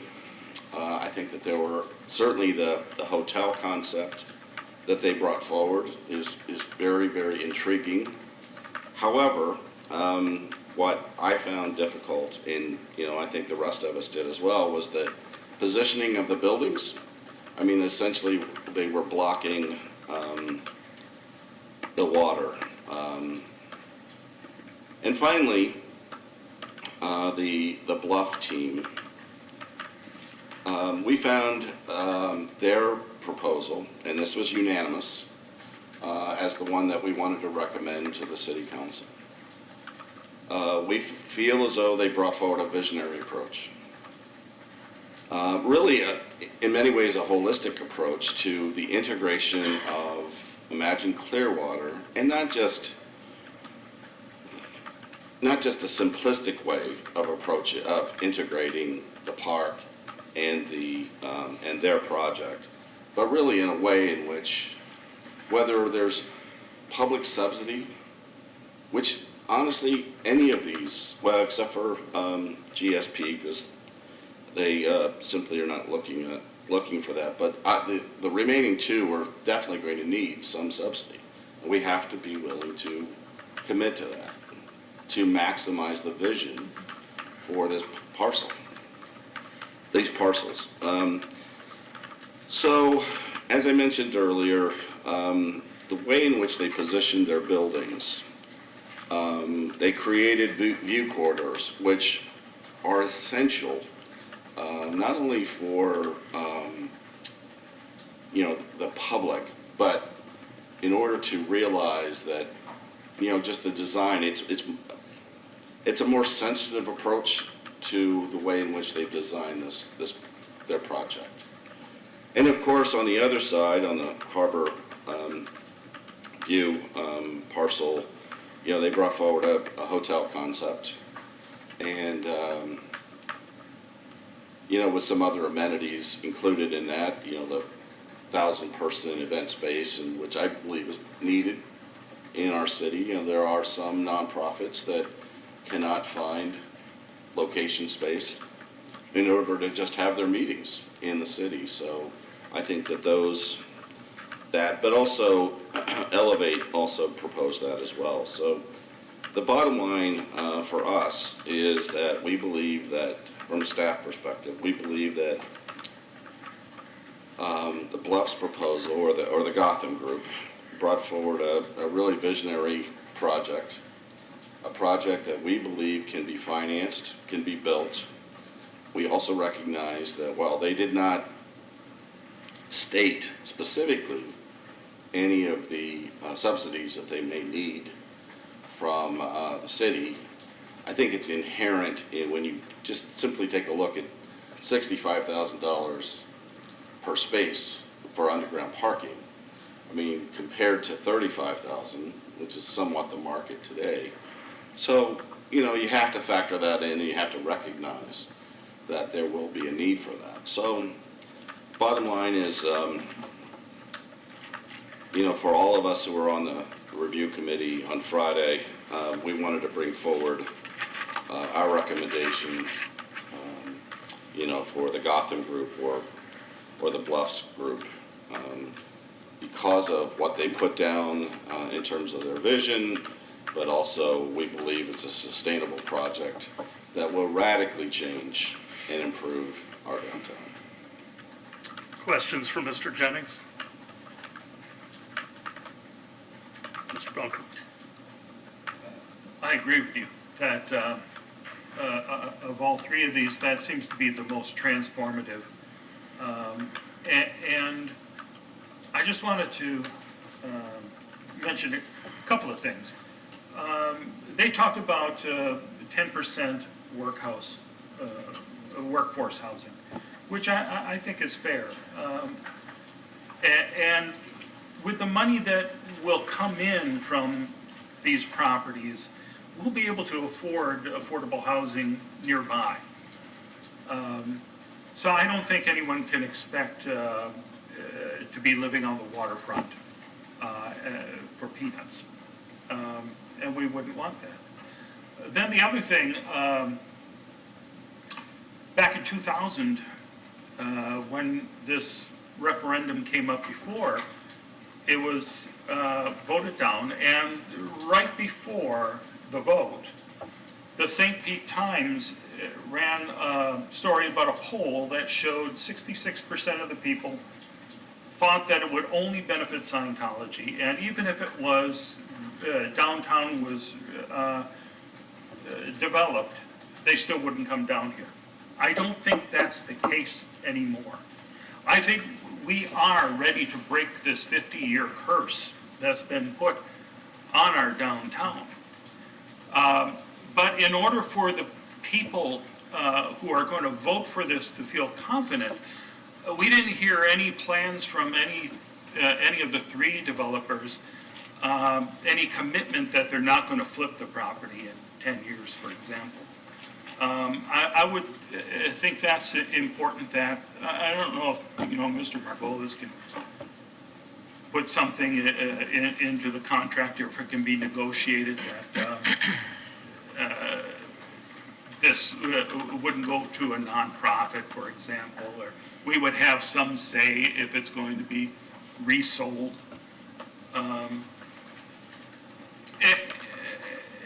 So, what we don't need is these properties to wind up in the hands of property owners who are going to leave it vacant. So I think that is the big hurdle to get people to vote for this.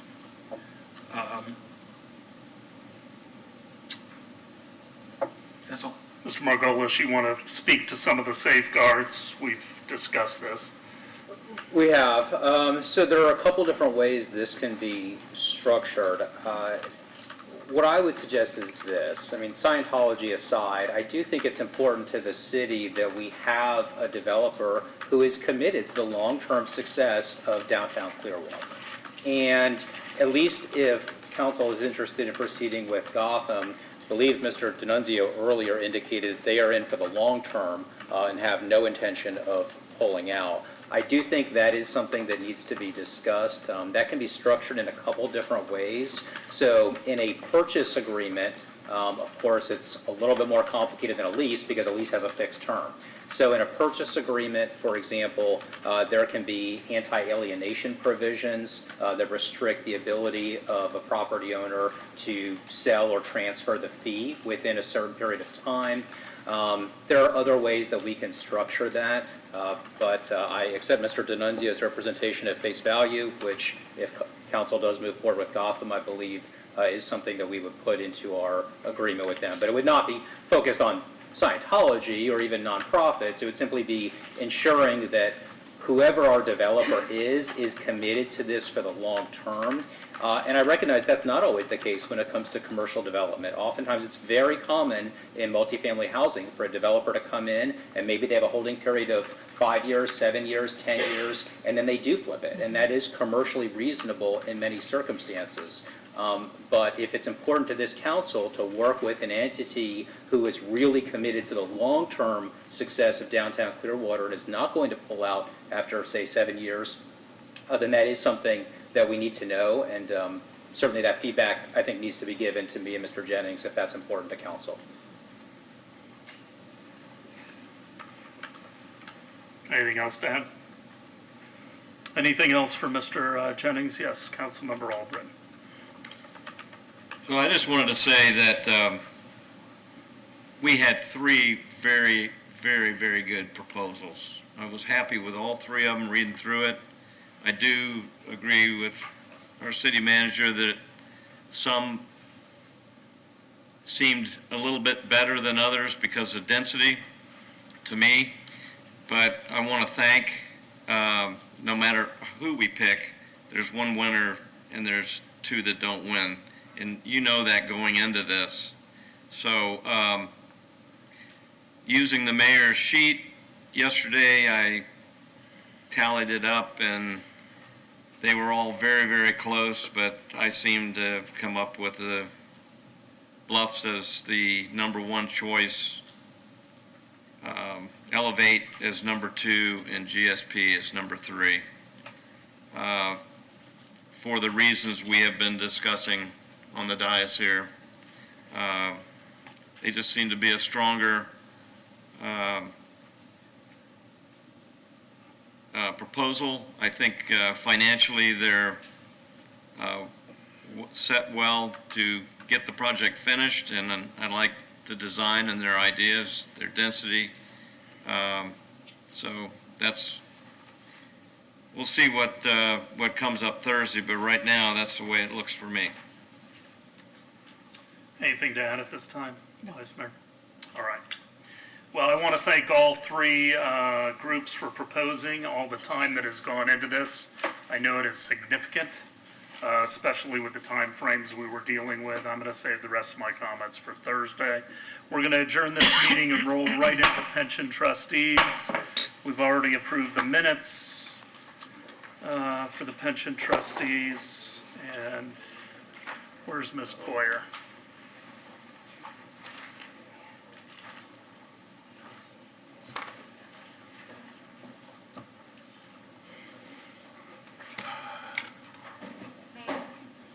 Citizens to be heard, please, before she starts? Yes. Are there any citizens to speak to the pension trustees? Seeing none. Ms. Blair, item 4.1. Good morning. A request to approve the new hires for acceptance into the pension plan as listed. Any questions? Motion? Motion to approve the new hires into the pension fund. Second. All in favor? Aye. Opposed? Unanimous. 4.2. Request to approve the following request of employees to vest their pension as provided by section 2.419 of the employee's pension plan. Any questions? Have a motion? Move to approve item 4.2. Second. All in favor? Aye. Aye. Opposed? Unanimous. 4.3. Request to approve the following request of employees for regular pension as provided by sections 2.416 and 2.424 of the employee pension plan. Any questions? Motion? Move to approve agenda item 4.3. Second. All in favor? Aye. Opposed? Unanimous. Anything else, Ms. Boyer? Yes, sir. All right. We'll adjourn the pension trustees and call to order the regular work session. We are on item 3.1. Approve the renewal of 15-year revocable license agreement from July 1st, 2022 through June 30, 2037 between the City of Clearwater and the Clearwater Historical Society. Good morning, Mayor, Council, managers, and city staff. I'm Christopher Hubbard, Cultural Affairs Coordinator for the city. Since 1986, the Plum House has been located on the city property at Ed C. Wright Park. The revocable license agreement you have before you this morning extends the presence of the Plum House, owned by the Clearwater Historical Society, which is the city's historical society here, at the park for another 15-year term ending in June 2037. This license is a successor agreement to a license that spans 2007 to 2022. With that said, I'll answer any questions to the best of my ability. Any questions for Mr. Hubbard? Consent? Yeah. 3.2. Approve a revocable sublicense agreement between the City of Clearwater, the Clearwater Historical Society, Nonprofit Corporation, and Community Service Foundation. Thank you. Christopher Hubbard again. The agreement you have before you this morning is to establish an approved revocable sublicense agreement between the city, the Clearwater Historical Society, and the Community Service Foundation. The foundation works with Pinellas County families and Clearwater residents and individuals to provide a healthy living environment, quality of lifestyle, social and cultural support services, and training to put them on the road to sufficient self-sufficiency, financial stability, and self-respect. This agreement allows the Community Service Foundation to program and make improvements to the Plum House located at C. Wright Park. Improvements made at the house will be done so through a partnership with local design and construction contractors to restore the house to a safe, secure, and serviceable condition that's in accordance with its historic status. The term of this agreement is for an initial term of 5 years from 2022 to 2027, with an extension of an additional 5 years, 27 to 32, on mutual agreement of all parties. With that said, I will answer any questions to the best of my ability. Any questions for Mr. Hubbard? Yes. I'm so excited about this, Chris. I have a couple things. Do we have a target date that the renovations would be completed and open? I can ask Mr. Thebe. Okay. I know that it is dependent on some fundraising that's done on their side, and then getting those monies to the contractor. Right, and my second follow-up question relates to those fundraising efforts of monies. So I'm thinking, I don't know if there are waivers or exceptions, but I'm thinking it might be a little costly to make that building ADA compliant. Does it have to be made ADA compliant? Does it get grandfathered in? And is there any way the city, might be able to help with some of that? To date, there is a ramp that accesses the back of the building. So that provides some compliance to get within the building to meet those needs. I can speak with Mr. Thebe and appropriate city staff to see if a improvement to that is needed, or if just repairing and bringing it up to a better condition will satisfy ADA necessity. I didn't know about bathrooms or doorways or things like that internally. I think because it's historic, there's grandfathering, Ms. Is there? Clayton. Yeah, there is a second floor. Yeah. Because the Plum House is historic, is there grandfathering on the ADA? And I don't believe that the Plum House is actually a designated historic. it is not on the registry? No. Is that because it was not. moved, or?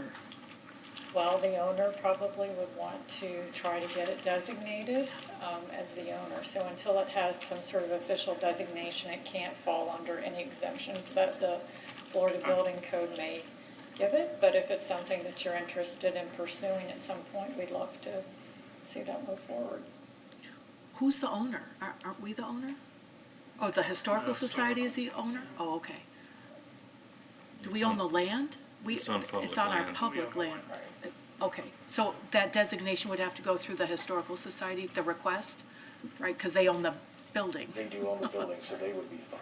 Okay. Well, the city or the owner can Be the applicant. be the applicant. Okay. And then maybe the possibility, might there be some funding available to help them get this up to operational standards? We can look at that in the future, maybe? Okay. Thanks Good. for bringing that up. Yeah, oh, yeah. I mean, it's a fantastic. I thought it was on the register. Oh, you thought it was on the register? Well, let's see what we can do, right? Okay, thank you. Any other questions?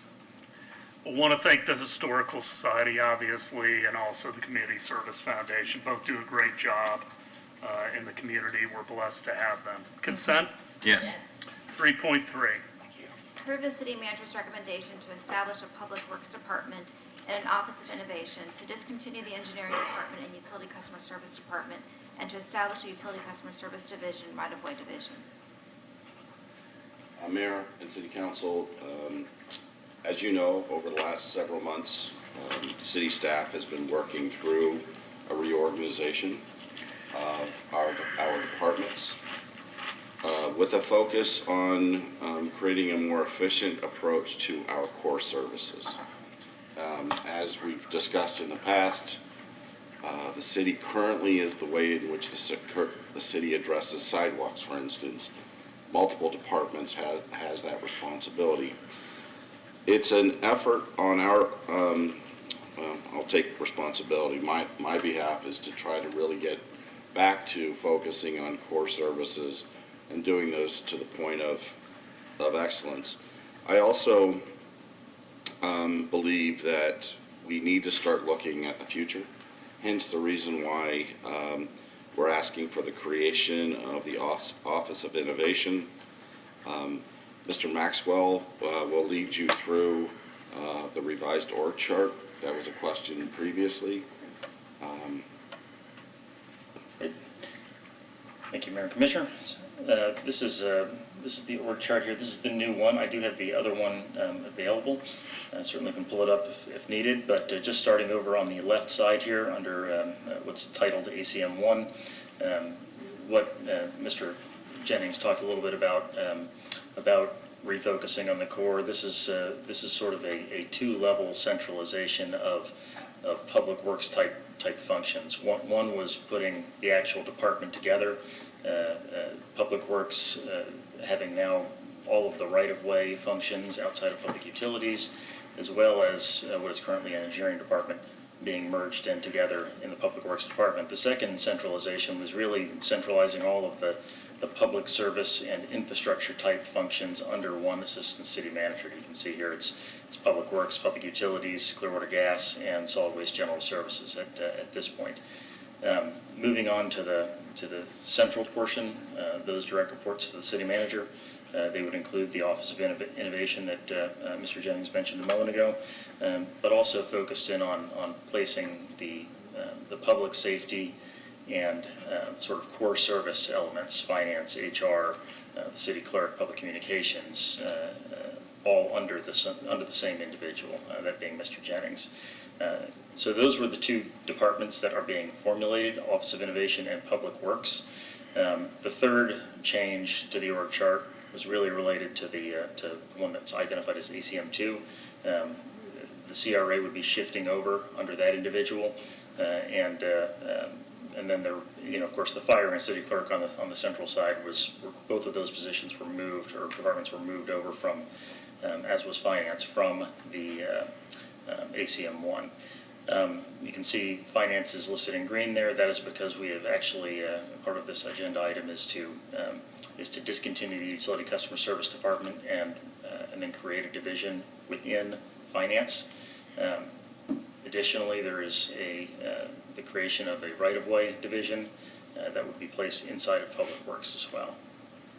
I'm happy to answer any questions. I will say that this the org chart here with the action today doesn't necessarily obligate us to FTE approvals, anything like that. What we're asking for is the creation of the departments. We will, with the creation of the departments, need to have department heads for those two positions. Whether or not we have to find those via reallocation of current resources, or as we have requested, get those as new resources in the new budget. We'll determine at a later date. We did include, so you have a good understanding of it, the requests for all of the different positions that we discussed at the last meeting. We'll have some further conversation about that later, but we did want that information to you today. Questions, comments? Councilmember Teixeira. So I like the restructuring. A lot of it is streamlining, especially the customer service part. When I looked at this organizational chart last night, I was a little bit taken aback that the Office of Innovation wouldn't be under one of the assistant city section. It's directly under the city manager. And I was wondering why that would be. Well, from my perspective, it is an area in which I've taken a great deal of interest in over my time in public service. I have a lot of background in this particular area. I also think that to push the envelope on the innovation side, you do need to have the city manager very involved in that as well. So I worked incredibly well with Mr. Maxwell, and I find that it's always helpful to have the city manager position, whether it's me or someone else, involved in looking at the future. And then my next follow-up question is, and correct me if I'm wrong, under the Office of Innovation you have neighborhood liaisons, cultural affairs, and so this might be naive of me, but that's not how I perceive innovation. So can you talk me through that? Why those two would be under innovation? Well, so I do think that both areas we need to innovate. Most recently, we had not been doing much in the past on Pride Month. Juneteenth is coming up. Those are areas in which I find sometimes innovation people think exclusively on the technology side. And I think that is a fairly narrow focus because innovation is really looking at everything within an organization and figuring out ways to improve. Sometimes the way you're doing business today may be the best way, but it doesn't mean that we shouldn't be taking a look at other ways of doing business. And so I have high expectations for the neighborhood services group. We really do need to have people in the neighborhoods communicating, not sitting in an office. So I find that those are innovative cores as well. Other questions? Vice Mayor? Not really. I like it. I like it as well. I appreciate Councilmember Teixeira's questions. I like the explanation you have about having the arts and neighborhoods and sustainability fall under Office of Innovation. I like that it reports directly to you because I agree with you that it's key about being a leader in our region. One thing that just struck me is looking at the Assistant City Manager 2, that's a whole lot. I wouldn't want to be Assistant City Manager 2. I might be Assistant City Manager 1, but number 2 looks like a whole lot to on his or her plate. Because potentially that's 2 CRAs. Our Parks and Rec is a huge department. Planning and Development, again, huge.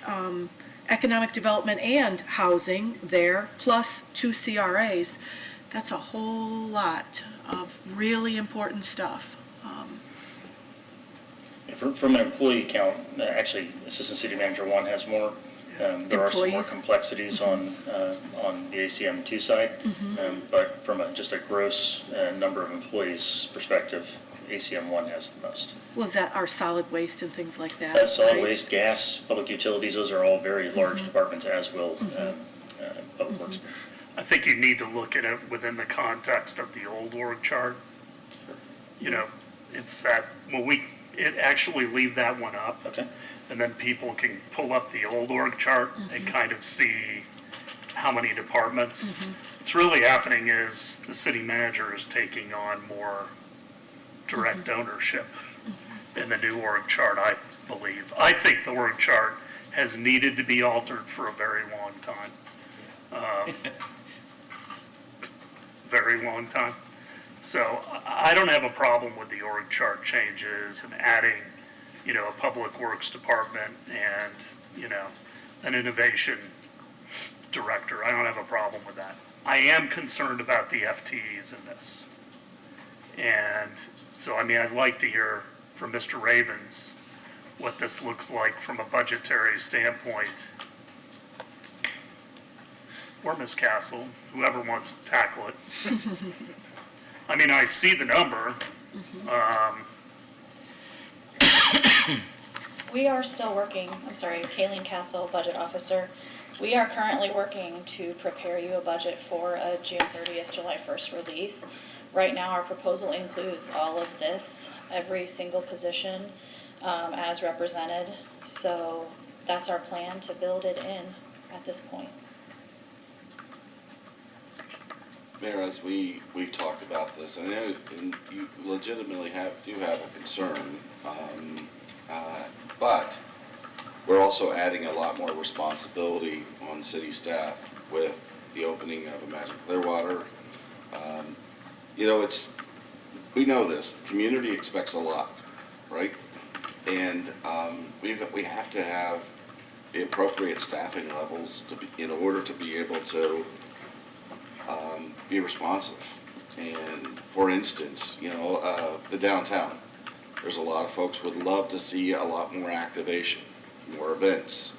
And so what we're proposing to do is add an event manager as well as event staff in from Crest Lake Park, to Imagine Clearwater, in order to have a dedicated team to be able to do that. A lot of people have asked us to reopen restrooms. You reopen the restrooms, and you've got to have maintenance for those. And we'll get complaints about some of the activity in the restrooms Oh, yes. once we reopen. Right. Been through that. I know, as have I. So it's trying to be responsive to what we're hearing from the community, but recognizing that with existing resources, we could never be able to accomplish what is needed. It's still hard to approve all this without understanding the final impact on the budget. Because if you come back and ask for a millage increase with these additional FTEs, then I'm not going to give it to you this year. At least I'm not. Yeah. You may get a 4-1. We won't be asking. But I'm not going to be there, not when I see the property value increases that we're getting again this year, which Mr. Twitty has sent out a couple weeks ago. I think Jay and Kayleen can go over the top line information. Yeah, at this point, we will not be requesting a millage increase. Our property values did grow, definitely 12%. Our taxable values grew over 12%. So, I mean, that was increased revenue, absolutely. But there is not a proposed millage increase that you'll see. And there's not a anticipated request for millage increase for another 8 years. Correct. A few things changed as we're kind of getting closer to finishing the budget, where it might shift the year, but it's still, I believe, Jay, it's still out it's very close to what I presented at the April meeting. That was, I think, 28. It's probably close to there. Maybe it moved up here. But there are people that I can tell you understand the budgeting process and our new revenues on an annual basis due to property increases. And there's people that would like to see a millage decrease. We always talk about the rollback rate, everything else. I just put on my prognostication hat. I'm just concerned that we ramp up too far and then we have to pull back, because I do not anticipate that the real estate market is going to be as robust as it has been the last 2 years. We're already seeing softness. Inventories are starting to increase. We don't have bidding wars. People aren't paying over asking price. Those are all telltale signs that, the buffet is no longer open. And I just harken back to 2007, and I just want to be careful in the way that we ramp up additional employees. We have to have a revenue source for them. And I completely agree with you. From a business perspective, you scale up and you scale down depending on demand. And so currently we have outsized demand for city services. And so if things do change on the economic side, then we will scale back. That's just the nature of what we do, though. And I understand that. I've been in government longer than you have. But just understand, when we say scale up and scale back, those are people. Yeah. Because people are the ones that deliver services in this city. And the other thing is, we will always have more demand than we have supply. People will always want more, especially if they don't perceive it costing them anything. And that's, that's why sometimes the city council is that governor on the engine of government so that it doesn't get too far ahead of itself. Well, in the 6 budgets I had in Maine, I never went over 1% on an annual basis. And so this year, that will be different because we are finding ourselves in a place where we have, in order for us to be able to do the things that we need to do, we do need to add positions.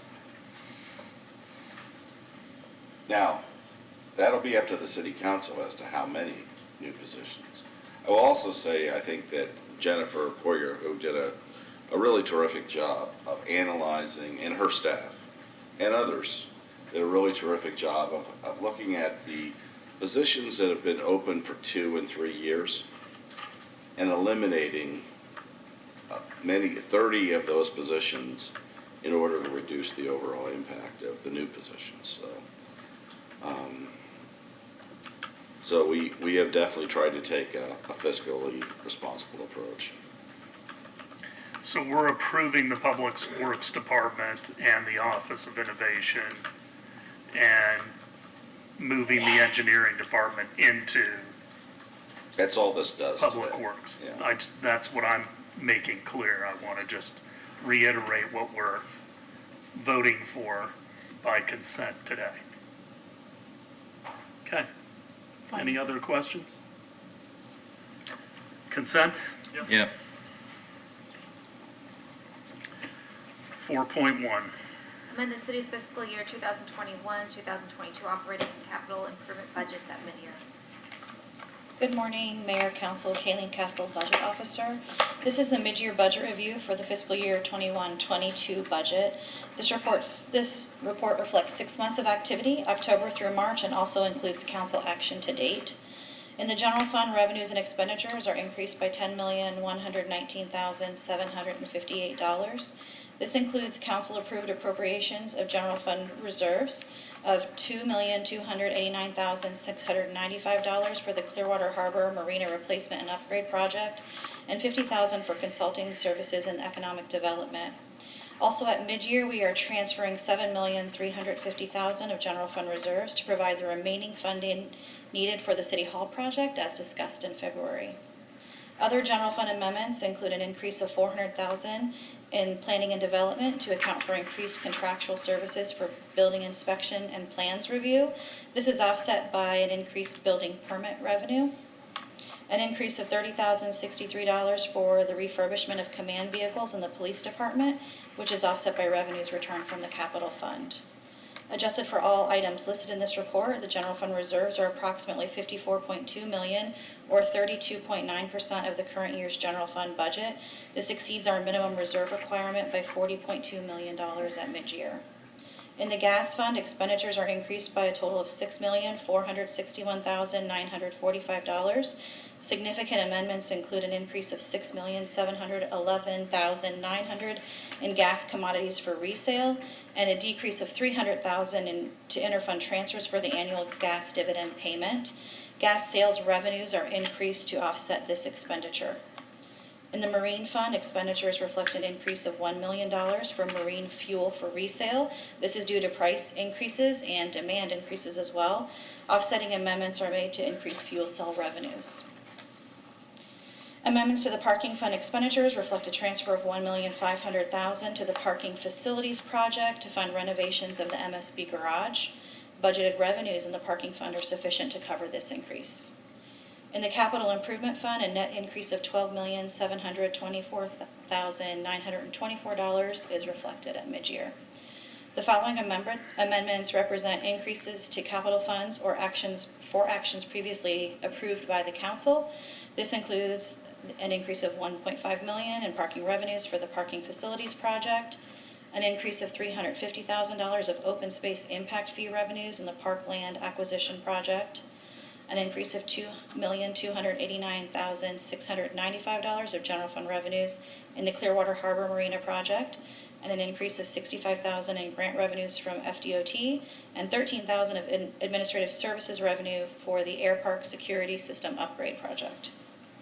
Other significant amendments to capital projects in this report include the transfer of $7,350,000 of general fund reserves to the new City Hall project, an increase of $299,000 reimbursed for trade-in credit in the P25 radio equipment project, an increase of $149,566 reimbursed from Pinellas County in the aerial truck project, an increase of $129,957 in parking revenues in the Seminole Boat Ramp project, an increase of $99,994 in property owner share revenues in the Pinellas New Main Service Lines project, an increase of $50,000 in donation revenue for the Long Center Infrastructure Repairs project, and a decrease of $101,000 in transfers from the Special Program Fund for the Philip Jones Restroom Concession project.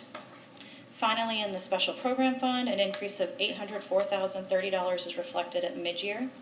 Significant amendments include an increase of $41,799 in public safety grant revenues for federal forfeiture sharing and pedestrian bicycle safety, $30,000 to account for police overtime reimbursements from various law enforcement agencies, $427,541 in contractual service revenue for police extra duty, $11,620 in donation revenues to support parks and library programs, $6,952 in community development block grant program income, $5,700 of foreclosure registry fees have been collected, $128,460 in fines and court proceeds collected in public safety programs and the tree replacement program, $11,972 in special events revenues, and $139,986 is being transferred between existing police programs.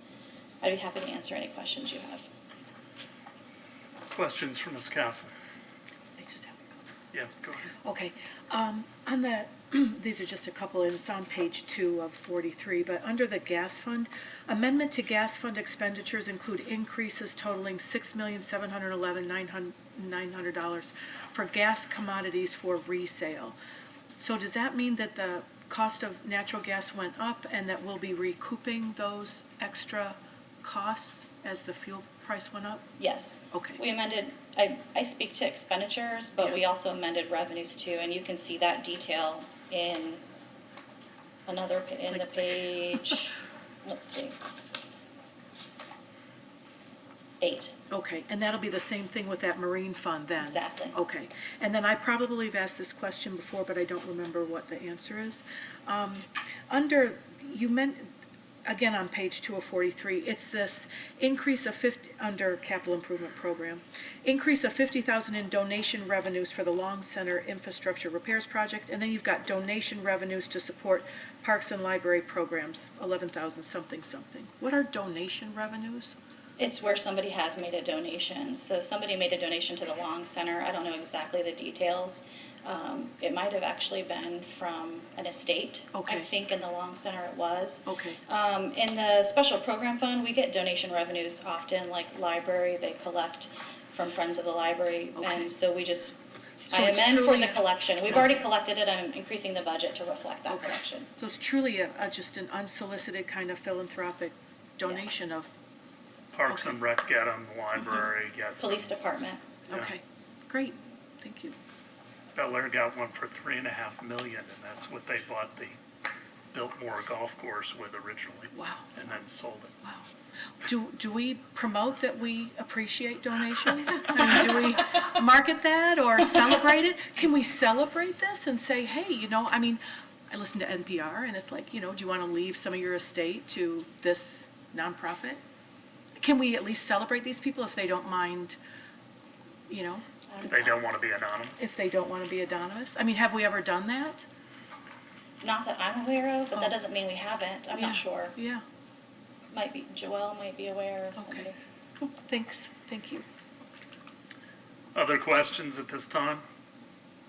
We'll be voting on this on Thursday. Okay, 5.1. Approve the 2022 Affordable Housing Inventory List. Council members, this will be an administrative hearing on Thursday, so it cannot go on consent. Thank you. Chuck Lane, Economic Development and Housing Department. As you all know, we receive annual allocations from the State Housing Initiatives Partnership Program, and with that comes the requirement that we produce a list of city-owned properties that are appropriate for use as affordable housing. Council must approve the list every 3 years. That's a state statute. It was good timing this year because the city's Real Estate Services Coordinator is working on an analysis of all city-owned properties that may be suitable for surplus. So I coordinated with Suzanne Kramer and identified 8 properties for the affordable housing list. Now, 5 of those lots can be combined for a multifamily project, so there's really only 4 potential development sites. All are vacant. The 5-foot lot assemblage that I mentioned, it's small with low densities. It's 0.44 acres. It's in the North Greenwood area. There are 2 single-family lots also in the North Greenwood area, and we have a 1.3 acre site in the Lake Bellevue neighborhood suitable for a multifamily project. So I'll take questions, please. Questions? Vice Mayor. Thanks. I think you answered these questions. I said a number of these locations look like they may be appropriate for multifamily housing, and is that how we're going to market them? There are two of them. Okay. The 5-lot assemblage, that is appropriate. We've had it off RFP a couple times and it's failed. Mm-hmm. We're going to try to work through the CRA process, see if increased densities come out of that, or even a change in land use. But so we're on hold with that one. The other one is in Lake Bellevue. The densities there will allow up to 24 units. I'm working with the city attorney's office, the city manager, on an RFP that we'll put out shortly that will call for a home ownership multifamily project. Oh, nice. Okay. And then do we have any interested developers like right now that are talking with you about any of these? Yep. we do. Fantastic. Thank you. Anything else from Mr. Lane? All right. 6.1. Supplement and amend Resolution 1934 for the sale of not to exceed $30 million of City of Clearwater, Florida non-ad valorem revenue bonds, Series 2022. Good afternoon, Mayor and Council. Jay Ravens, Finance Director. With this item, we're requesting your approval of a supplemental resolution for the sale of not to exceed $30 million of non-ad valorem revenue bonds for the Imagine Clearwater project. Council previously approved Resolution 19-34 in late 2019 and Ordinance 9357-20 in early 2020, authorizing the sale of the bonds. This supplemental resolution amends the original authorizing resolution and adds the form of sale-related documents, including the summary and official notices of sale, as well as the preliminary offering statement. The supplemental resolution also authorizes award of sale to the lowest conforming bidder per a competitive public sale, authorizes execution and delivery of an official statement, and also execution and delivery of a disclosure dissemination agent agreement. Finally, the resolution authorizes certain city officials to execute documents on your behalf. Currently, we intend to sell or price the bonds in late June, with the closing scheduled for mid-July. Happy to answer any questions. Questions for Mr. Ravens? It's a big number. Wish we could have floated it earlier, but we don't have a choice. So talk about that further on Thursday. 7.1. Award a construction contract to Fuller Company for Marshall Street Water Reclamation Facility. Approve supplemental work order 2 to Brown and Caldwell for construction engineering services. Good afternoon. My name is Jeremy Brown, Engineering Manager. This project will repair and or replace some of the control gates at the Marshall Street Water Reclamation Facility. The control gates allow plant operators to balance the flow rates into the various aeration tanks. They also allow operations to isolate the tanks for maintenance. I'm happy to respond to any questions. Any questions for Mr. Brown? Consent? Thank you. 8.1. Appoint Dan Carpenter to a 4-year term as a trustee of the Clearwater Firefighter Supplemental Trust Fund. Good afternoon, Mayor Hibbert, Council. My name is Tom Jensen, retired Clearwater fireman. Previously served as a trustee on the supplemental board, but currently, prior to my retirement, currently the plant administrator for the fund. The item before you is to reappoint a resident trustee to our board. State law allows a resident appointee, if they're so willing, to succeed themselves. So Mr. Carpenter was a former employee of the city for a number of years. He's currently the city manager, finance director at Indian Rocks Beach. He's expressed a willingness to do another 4-year term, so we're just asking for his reappointment. Any questions for Mr. Jensen? Good to see you. All right, thank you. Consent? Yeah. 8.2, Ratify and confirm a purchase order to 10-8 Fire Equipment, Inc. for the additional purchase of the new Pierce heavy-duty velocity pumper and declare G2611 surplus. Good afternoon, Mayor, Council. Scott Ellis, Fire Chief, Clearwater Fire and Rescue. This request is for ratification of the purchase of one Pierce velocity pumper engine from Tenning Fire Equipment, who is the local dealer for Pierce fire apparatus in the amount of $773,138. This engine will be replacing engine 50 located in the countryside area. That unit will be then placed in reserve status, and vehicle G2611 will be declared surplus with your approval as well. This engine meets our vehicle replacement guidelines in 2023. This is for the next year, with a 10-year frontline service and 5 years reserve. Clearwater Fire Rescue has utilized Pierce manufacturing due to the quality apparatus they provide, which meets the operational needs of our department. Additionally, this engine will be similar as all our other engines, so consistency and familiarization for not only the firefighters but also the mechanics proves more efficiency. The request was discussed with city legal and the city manager to help keep unit costs down, as Pierce was instituting an additional 7.5% increase on May 1st. Mayor, my apologies, because back in January you did ask if there was any other units that we were looking at replacing, but at that time I did not know Pierce was going to extend, nor did they, the pricing for almost 2 years, which puts us into the 2023 budget year. To give some perspective, the engine that we approved in January, if we were to go October 1, it would have cost us 14.5% more than what we actually paid for it, which is about $115,000 we saved. The unit now that we were approved for, which we're asking for the ratify and confirm that we asked on May 1st, is actually saving the city approximately $57,000. With that, I'm happy to answer any questions for clarification. any questions for the chief? Yes. Just have one on the legislative text. I'm all about saving money. I love to save money. And when the city does good things to save residents money, I think we need to really highlight that. But you've got garage charges on the new vehicle are expected to be less than the replaced vehicle. Why is that? Is it just because as they get older, the more wear and tear maintenance. that we put on these trucks. Again, the biggest thing with the fire service vehicles is we don't drive these things like everybody else. We go from a dead stop to a hard, fast response to a slow stop, really quick, and that repetitive action over and over and over again really wears and tears on the engines and drivetrains of these vehicles. So it's not necessarily this model, it's just that we have a new one that's not going to take as much attention? That's correct. Okay, I thought it was maybe There's a honeymoon period. Sure. Okay, thank you. Any other questions? No. Consent? Yep. 9.1, Approve the annexation initial future land use map designation of residential urban and initial zoning atlas designation of medium density residential for 1272 Sediva Circle. Thank you, Cobb Burlington Planning and Development. So this voluntary annexation request was passed on first reading on August 19th of 2021 and involves a 0.186 acre property consisting of one parcel of land. Second reading of this annexation was delayed because the applicant was building a single family home on this property, and a certificate of occupancy has been issued to that property. And due to the amount of time that has lapsed since the first hearing in August of 2021, new ordinance numbers have been assigned to reflect the current year. Those previous ordinance numbers were 9484-21, 9485-21, and 9486-21. And with that, we'll have to do a third and final hearing at the July 21st, 2022 meeting. any questions? Yes. I remember, this being delayed because they were building this construction and it was delayed again. But I was surprised we don't have an updated photo of this new house that was built, or? It was the same agenda item.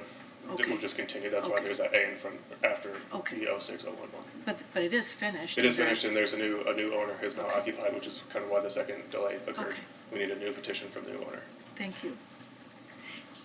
10.1, Schedule a special council meeting on Thursday, July 7, 2022 at 6 p.m. Council members, current council rule does not allow or does not have a second meeting in July, but staff is requesting that council schedule the meeting on July 7th to accommodate the first reading of the referendum question and also for council to review the development agreement for the Bluff properties.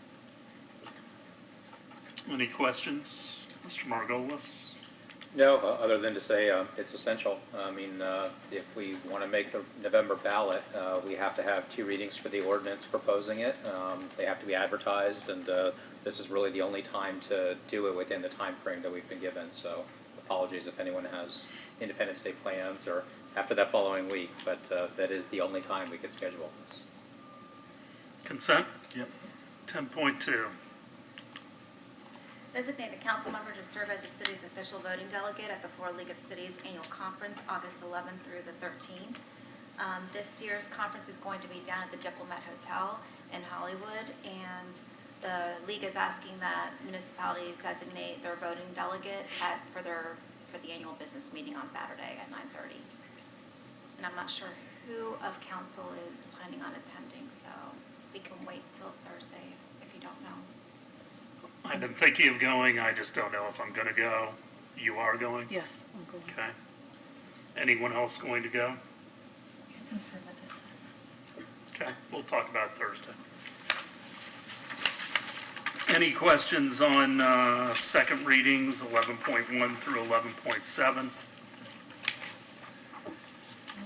Anything else, Mr. Jennings? The only thing, tonight, we have our 3rd meeting of the proposed North Greenwood CRA. It's at North Greenwood Rec Center at 6:30 p.m. And I've made all those meetings. I am not going to make tonight after today.